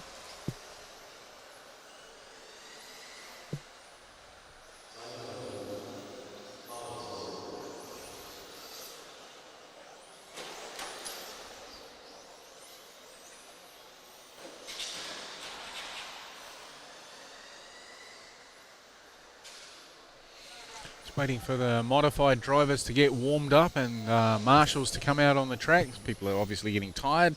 You can see this in race meetings when you get towards the end of the day. The people getting into their marshalling positions take longer and longer. And then the race director, which is our little chihuahua of Richard Price, gets a little angry and starts yapping. And everyone starts ignoring him.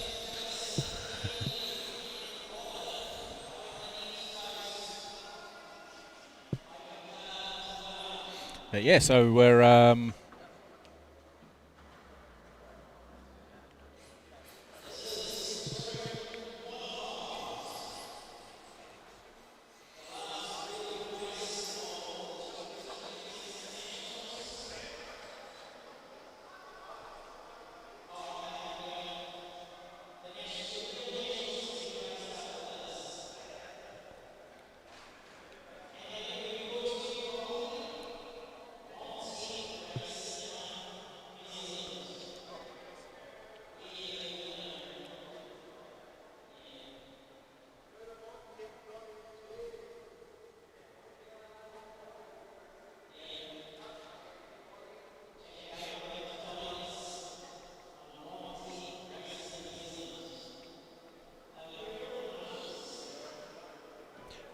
thank you very much, make or break. Very much appreciated.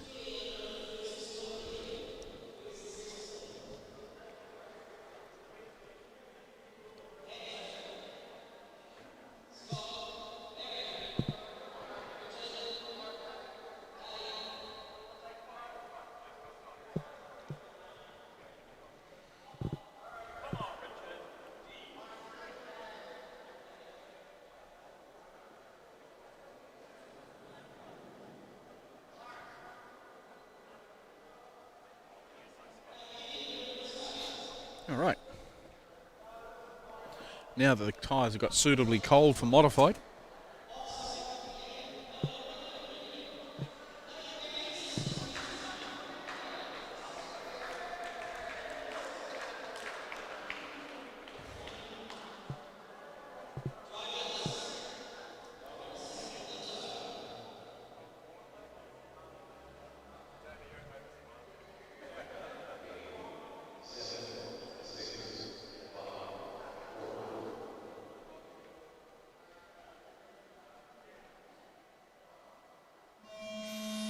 All right, here we go. A main number 3 for modified touring cars for the 2026 NZRCA EP On-Road New Zealand Championships.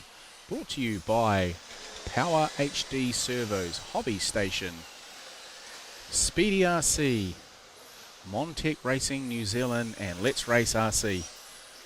These guys are away and running. We've got Logan in that 2 spot, chasing down. Let's see if we get another epic battle like we did in heat number 2. Oh, no. Wow. Amazing 360 there by Logan going through the sweeper. It doesn't stick it in the fence. It manages to keep it going. Must have had it pinned the whole time around.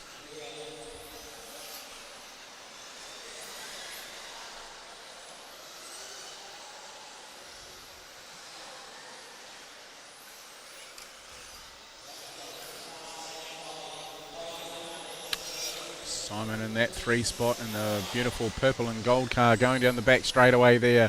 Out in front we've got Logan and Gael battling away again, looking for a way past. Logan looking to redeem himself from that last round. Ooh, just on that curbing, and on that curbing there too in the sweeper, running deep. Oh, mistake there by Gael. That's allowed Logan into the lead. Gael's coming back at him though, right up on his bumper, looking for a way past. Just stuck the nose down the inside there. Into the 2, 3, 4 complex they go. Round into 5, the short shoot to 6 and into the hairpin. Ooh, hearing the brakes come on there, the tyres squealing in protest as they're braking and turning in at the same time. Down the front straightaway they go. Keeping it nice and tidy. Logan just opening up a little bit of a gap over Gael. Down the short shoot, round the hairpin, opening that gap up a little bit more, keeping it tidy.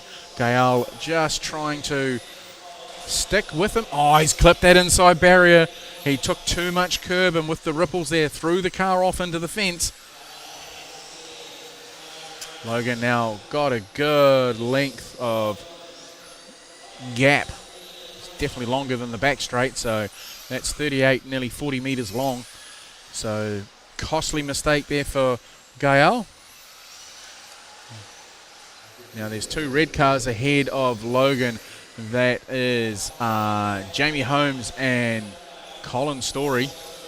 They've got their own little battle going on. Simon Norton in that 3 spot. Gael just cruising now. Logan got the hammer down.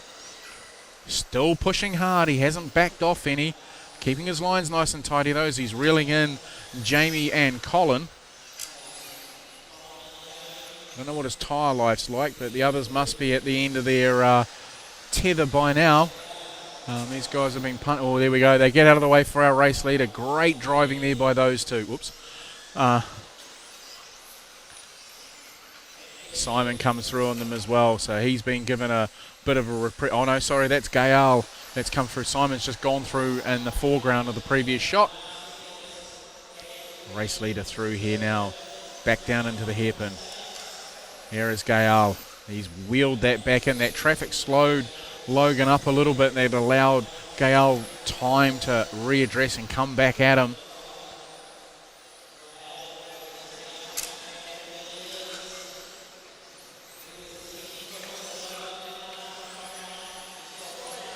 Alright, so we got 1:10 to go. Somebody's needing to be marshalled. Somebody was upside down. Race leader.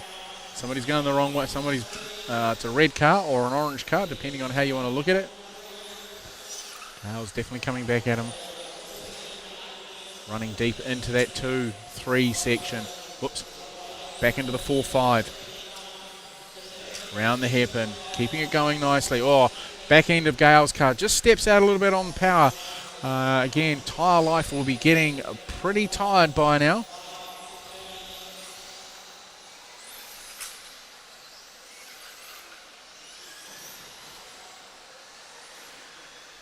Keeping it together. Let's see where our 3rd place man is. Here he is. Holding station in 3rd place. Leaving it all to the last chance in this one. This will give him a trophy. If he holds station here, this will give him 3rd overall. So he'll be on the podium.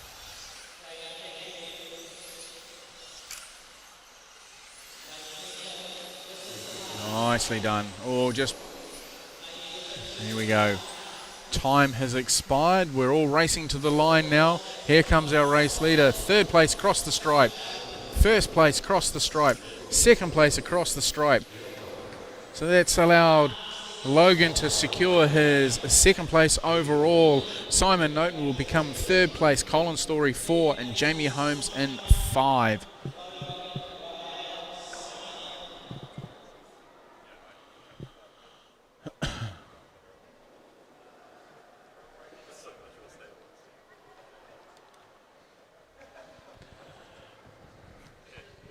All right, so third overall and third overall. So you're going home with a trophy? Yeah. Hey. Always want to get a trophy, but you know. Yeah, well, they're pretty big. You've seen them over there. Yeah, it's all right, mate, just take one and run. Yeah, just take anyone, random. Right, yeah. Oh, we've got a couple of spares left over in case Robin spelt something wrong. Perfect, yeah, I'm pretty sure I'll make sure it happens. Yeah, well, always does with the Robin. Good run? Yeah, good run. Yeah, happy with that. Just still half a second behind these other guys. So I Yeah. was trying to get as much out of the car as I could, but yeah, younger, faster reflexes, it's always a challenge. Yeah. Tyre life? Yeah, no, possibly. Yeah, yeah. Once again, I only took less set than the other guys did. Yeah. Knew it was going to be a challenge to take first or second from those guys. So, not participation awards here to make up numbers, but Yeah. still having fun with it, that's the main thing. All right, we'll let you get down to go pack your stuff up so we can get into handing out some trophies in about half an hour or so, along with some beers. Well, not handing out beers. But that is going to come, though. Yeah, well, yeah. Oh, yeah. Yeah, I've got my thirst on already. Been thirsty since 9 a.m. All right, thank you very much, Simon. We'll see you up on the podium later on. Thanks.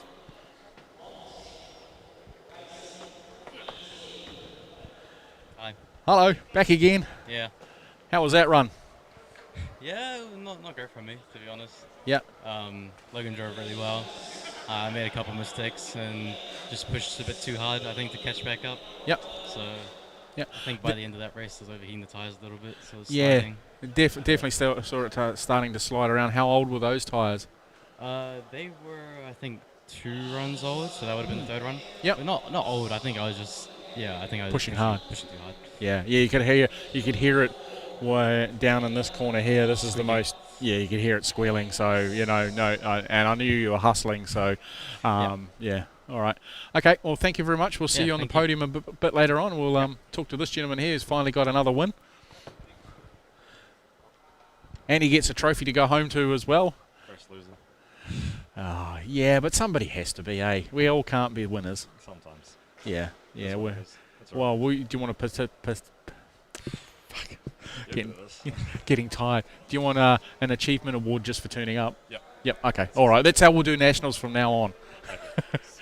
Stuff the competition thing. We'll just give out ribbons. Yeah, sounds like Saturday football. Yeah. We all won. Yay! And then you get to the real world and it doesn't work like that.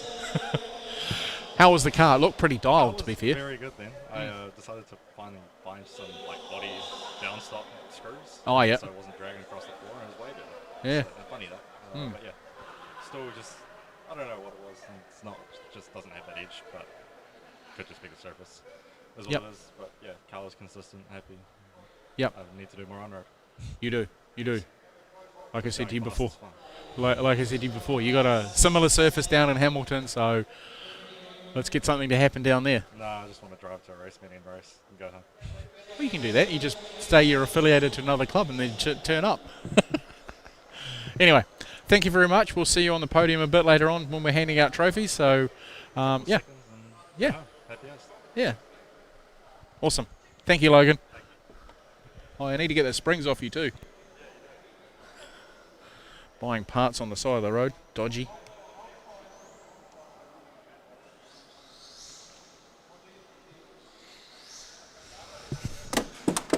Shit, done it again. Bloody hell. Dropping things. Somebody's getting tired.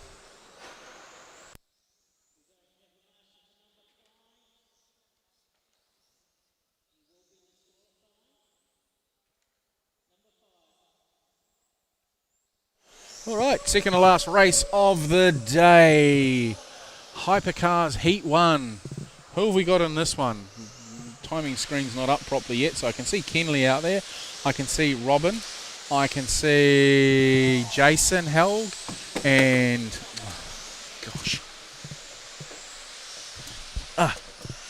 Starting to fall over, hit myself on things. Looking at that, we've also got Adam Wyndham and Michael Hawkins in this one. So good little field. Should be good racing.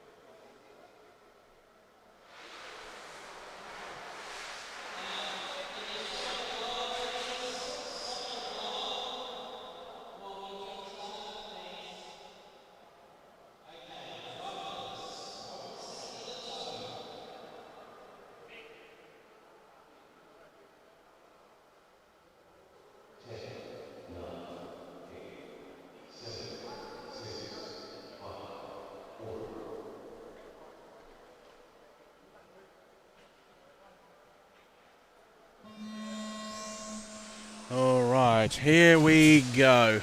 We are away and running with Hypercar heat number 1.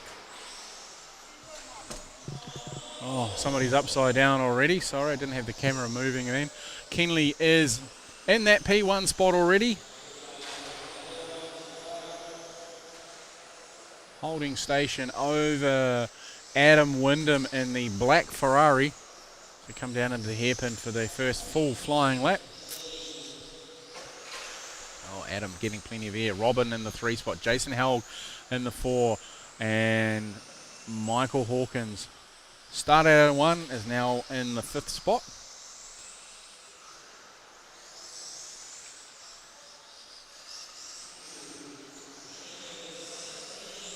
Alright, so Adam and Kenley have skipped away quite considerably. Kenley's got half a lap on the field as I'm watching their back 3 cars race away here, looking fairly clean.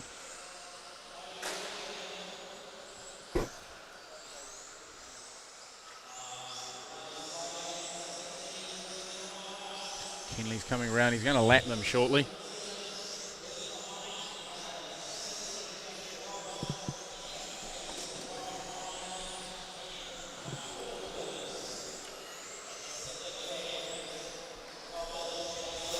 So Kenley's tagging onto the back of 3, 4, 5 as they go down the straightaway into that sweeper.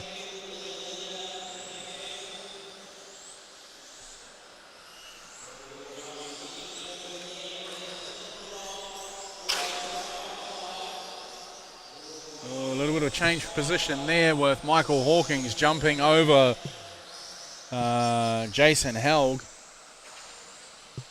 Robin running wide, that's allowed Michael to go through on him. He's coming back at him though. What's he going to do at the hairpin? Is he going to drill him? No, keeps going. Back into the 11 section and down the straightaway. Jason's coming back at Robin. Michael's skipping away a bit. Our race leader, here he is here, out on by himself, looking to do an 18 lapper. So he's looking to put 2 laps on the field with current race pace.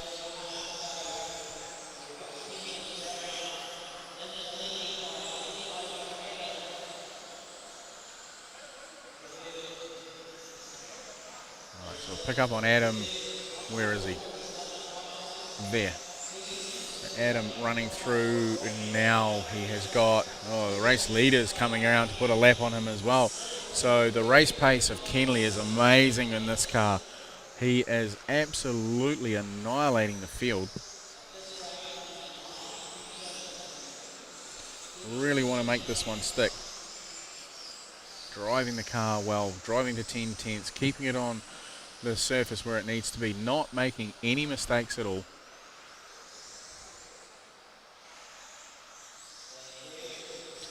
Adam just gets out of the way, so does everybody else. Oh, Adam collects the side of Robin's car and puts him on his lid, needing to be marshalled. So we've got a minute 20 left on the clock. Our other hypercars should be making their way through any minute now for the next heat. And then we are done for the weekend. I'll do a piece to camera about our next upcoming event. I'll outline some details around that, around where the next NZRCA EP on-road nationals are going to be. So that's looking good. It's shaping up to be a goodie.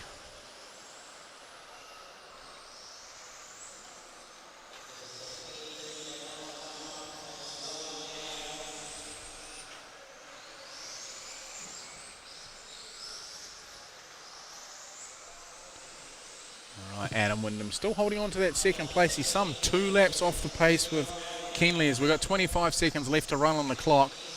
Kenley's dominated this one.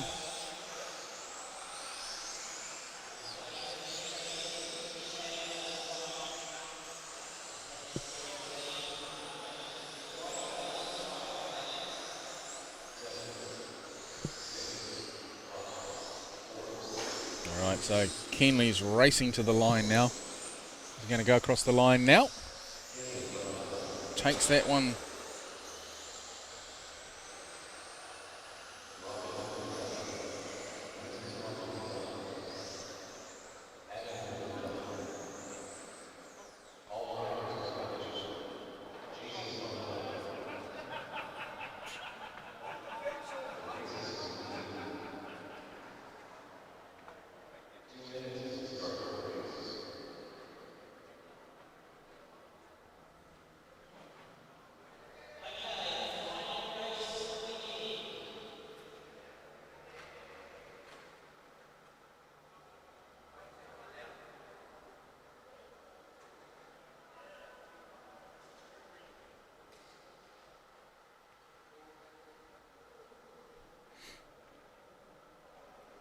All right, going to roll into this next one. Final race of the day. Patrick Vaughan's going to be starting on P1. Scott Wells on 2. Barry Vusic on 3. Richard Pease on 4. Gavin Dawson on 5. Dave Harris rounding out our 6.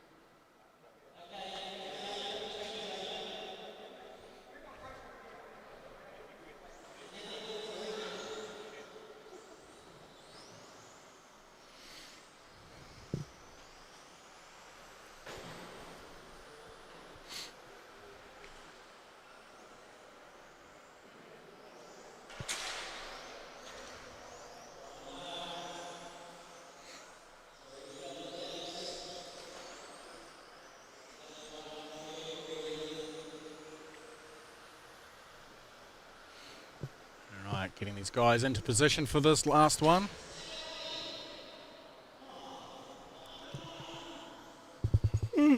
Excuse me.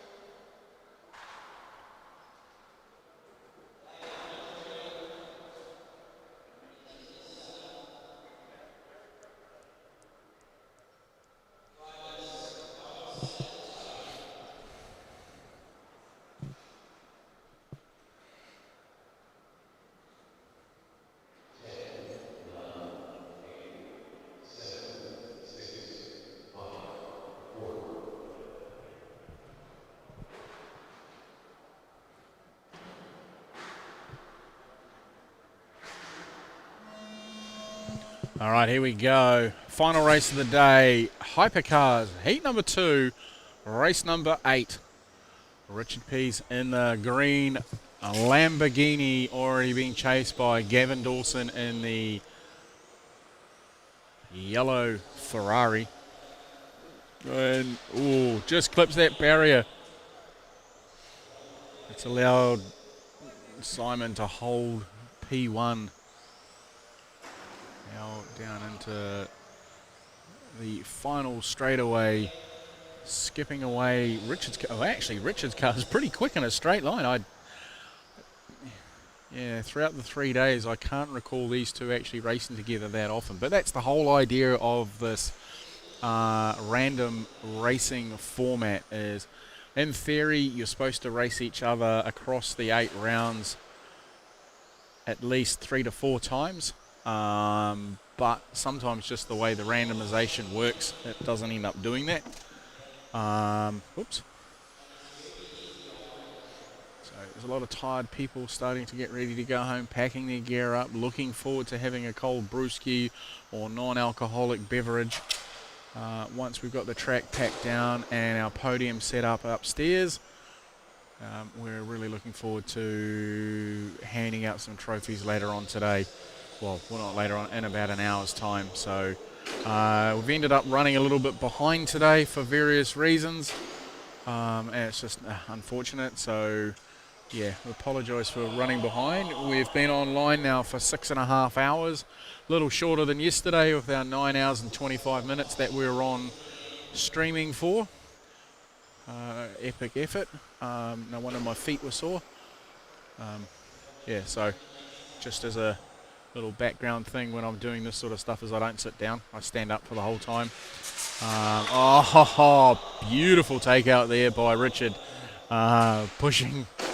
Gabby doesn't really mind. He's just doing his part. He's got body shells to give away. Now when he's... no, I won't say that. Yeah, so when I'm commentating like this, this is the first time I've done... Normally I do a fixed camera for most events. Because I'm normally down doing race control, so it's very hard to do this and race control at the same time because I've got to be able to watch everything, whereas here I'm following certain aspects of the race to try and keep it interesting for everybody. But yeah, I still do the same with those events as I stand up to commentate, I stand up to do all that. I don't sit down, so you know, when the days start getting long, your foot start getting a bit sore. Funnily enough, you get thirsty from doing this too. I don't know how that happens.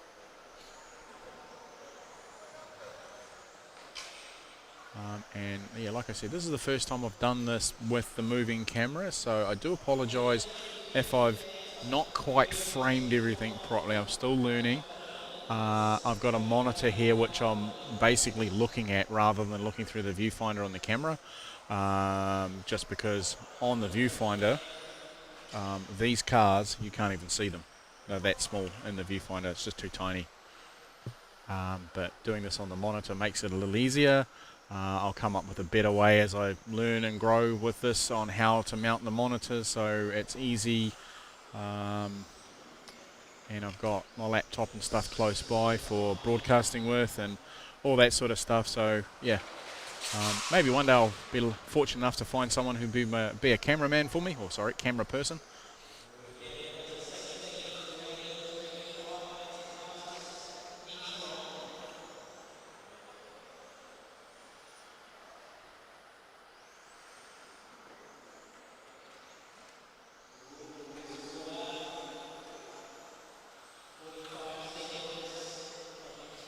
Right, almost at the end of this one. There's Dave all the way up from Invercargill. We came up a couple of years ago with a few more guys from down south who for various reasons couldn't make it this year. They wanted to come up and, you know, oh, look at that. There's a pass for the lead. Gavy's in the lead.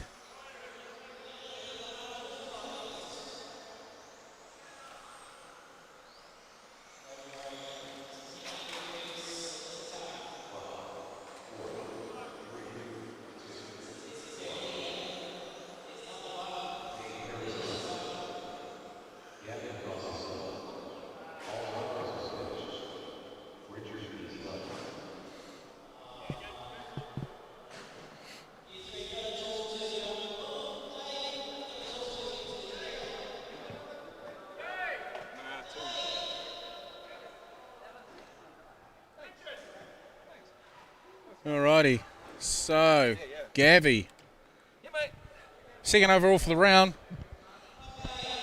Won that one. Did you take him out? What's the results? Is it second overall total? Yeah, second overall. Yeah. Oh, second overall for the round, I don't know because the race is still running because Richard's piss poor at closing these things off. Like last round it took like 40 minutes for him to close it. Yeah, your race is over. Yeah. So, do you want to let Dave have seen Dave's third place for this race? Hello, first time up here after the whole weekend. First time up here for the weekend, yeah. Just stand on the yellow line there because that means you're perfectly framed and looking stellar. It's been a pretty good meeting, pretty tough for an old fellow like me, but yeah, it's gone pretty well. Yeah. I'd like to thank the North Harbour guys for running the meetings, and it's good. Yeah, it's good to see you back. I mean, it's 2024 you were last here? 25. I wasn't here in 2024. This is the first time I've raced in Auckland. Radio control cars since 1989. Wow, okay. So a long time. I thought you'd come up back in 24. No, I didn't come up there, I was 24. I know I saw you in 23 down in Christchurch. Yep. Okay, well, congratulations. Thank you very much for coming. And hopefully we'll see you at an event somewhere in the South Island soon. Christchurch. Yes. All right, Lambo man. Hello. How's it feel to be taken out by the Body Shell King? Oh, that's fine, you know. He didn't take me out, you know. He was definitely much faster, especially the second half of the race where he put the pedal down. Yeah. Commentators cursed, and yeah, I just caved. Oh, no. Oh, well. So, good weekend overall for you, though? Great weekend in front wheel drive. Love the hypercars cars. Yep. Heaps of downforce on those. 13.5 mixed bag, bit of breakages, but yeah, getting around with that. So, yeah, overall, really good weekend. I'm going to get kicked off Facebook in a minute because of this music playing in the background. Yeah. Cool. Anyway, all good. Thank you very much. Yes. We'll see you at the podium presentations a little later on. Mr. Mon-Tech. Mr. Mon-Tech. Yeah. So you have to actually give away a body now because you didn't win your own class? Yeah. Yeah, that's got to suck. Well, no, because all I'll do is uninvoice one that I invoiced them for. Alright. I got a story for you later on. Remind me when we're having a couple of jars about invoicing stuff. I got a story. We'll do. Yeah. But anyway. I think Hypercar's been a success. Yep. I think maybe it should be submitted to the NZRCA as a set of rules. Yep. Perhaps in the future. Yep. So I think it's got legs, and I think it'd be good in Christchurch and in Hawke's Bay and maybe Taranaki when they get their track finished in 2078. Let's resurrect Mount Richmond. We're going to race there. Yeah, yeah. You know, Invercargill as well. There's plenty of places. Wellington. Yep. You know, it's great. Yeah, I hope some of the people from those other clubs have watched this racing. They have been. It's been mega. They're so much fun to drive. Everyone says how neutral they are, how much downforce they've got, and they look mega. So yeah, that's really cool. So, yeah, it's been great. It's been nice to be here and be able to run them. So it's cool. Just turn that down. I think it's longer than the 30-second window of opportunity you're allowed. yeah. Oh, Facebook, they'll just kick you off. YouTube's not so bad. They'll give you a strike, and then I can go back and remove that bit of music if I want to. Generally, but anyway. Not everybody's that thoughtful about it, are they? No. All right. But anyway. Good weekend. Yeah, really good, really good. Learned plenty of things with this contraption of stuff. So I'm looking forward to the next one. Thank you to Let's Race RC for coming and supporting the event. Well, you know, nothing like sticking your hand in your own pocket, eh, Gav? Got to make those things happen somehow. Exactly. So it's been really entertaining. So the venue's been great. Shame we can't get it for free every month because it'd be great to race it here every time. It would be. But thanks to the club for putting it on. No worries. You know, the committee's done an awesome job. Just the whole event's run really smoothly. Richard with race control, he's done his usual sarcastically awesome job. So it's been great. Yep. He's gone off time a couple of times.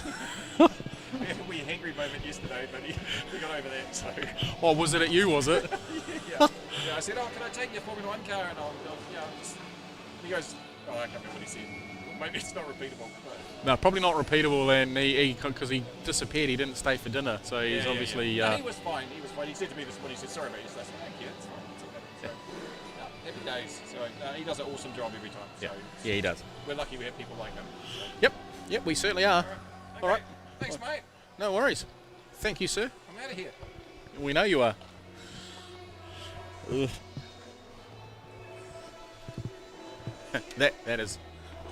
That's not a particularly good sight, is it? Just get the camera in the right position. Excuse me while I just update my screen on my PC so I can talk to you about. So, the 2027 edition of the NZRCA On-Road Nationals, or New Zealand Champs, whatever you want to call them, are going to be held at CMR in Wellington over the weekend of the 26th to 28th of March. That's possibly Easter weekend. I haven't had a good look. But if you're interested in coming to an event like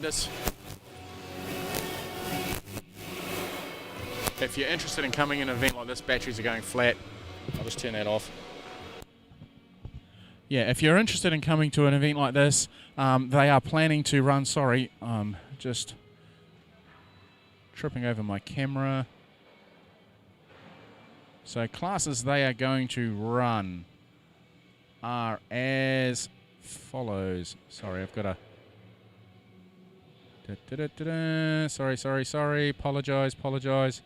So they are going to run 21.5 Touring, 13.5 Touring, Modified, Formula 1, M chassis, front wheel drive, their own version of a GT class with TD02s, and they're going to run an under 16 class, or 16 and under 21.5. So they're taking what we've started here and they're going to run that at their event as well. So that's great to see. So hopefully juniors, those who are watching along at home, mums and dads, encourage your kids to come along. It's well worth the effort, and it's a great way to meet new people, new friends, get them away from the Xbox and other screens.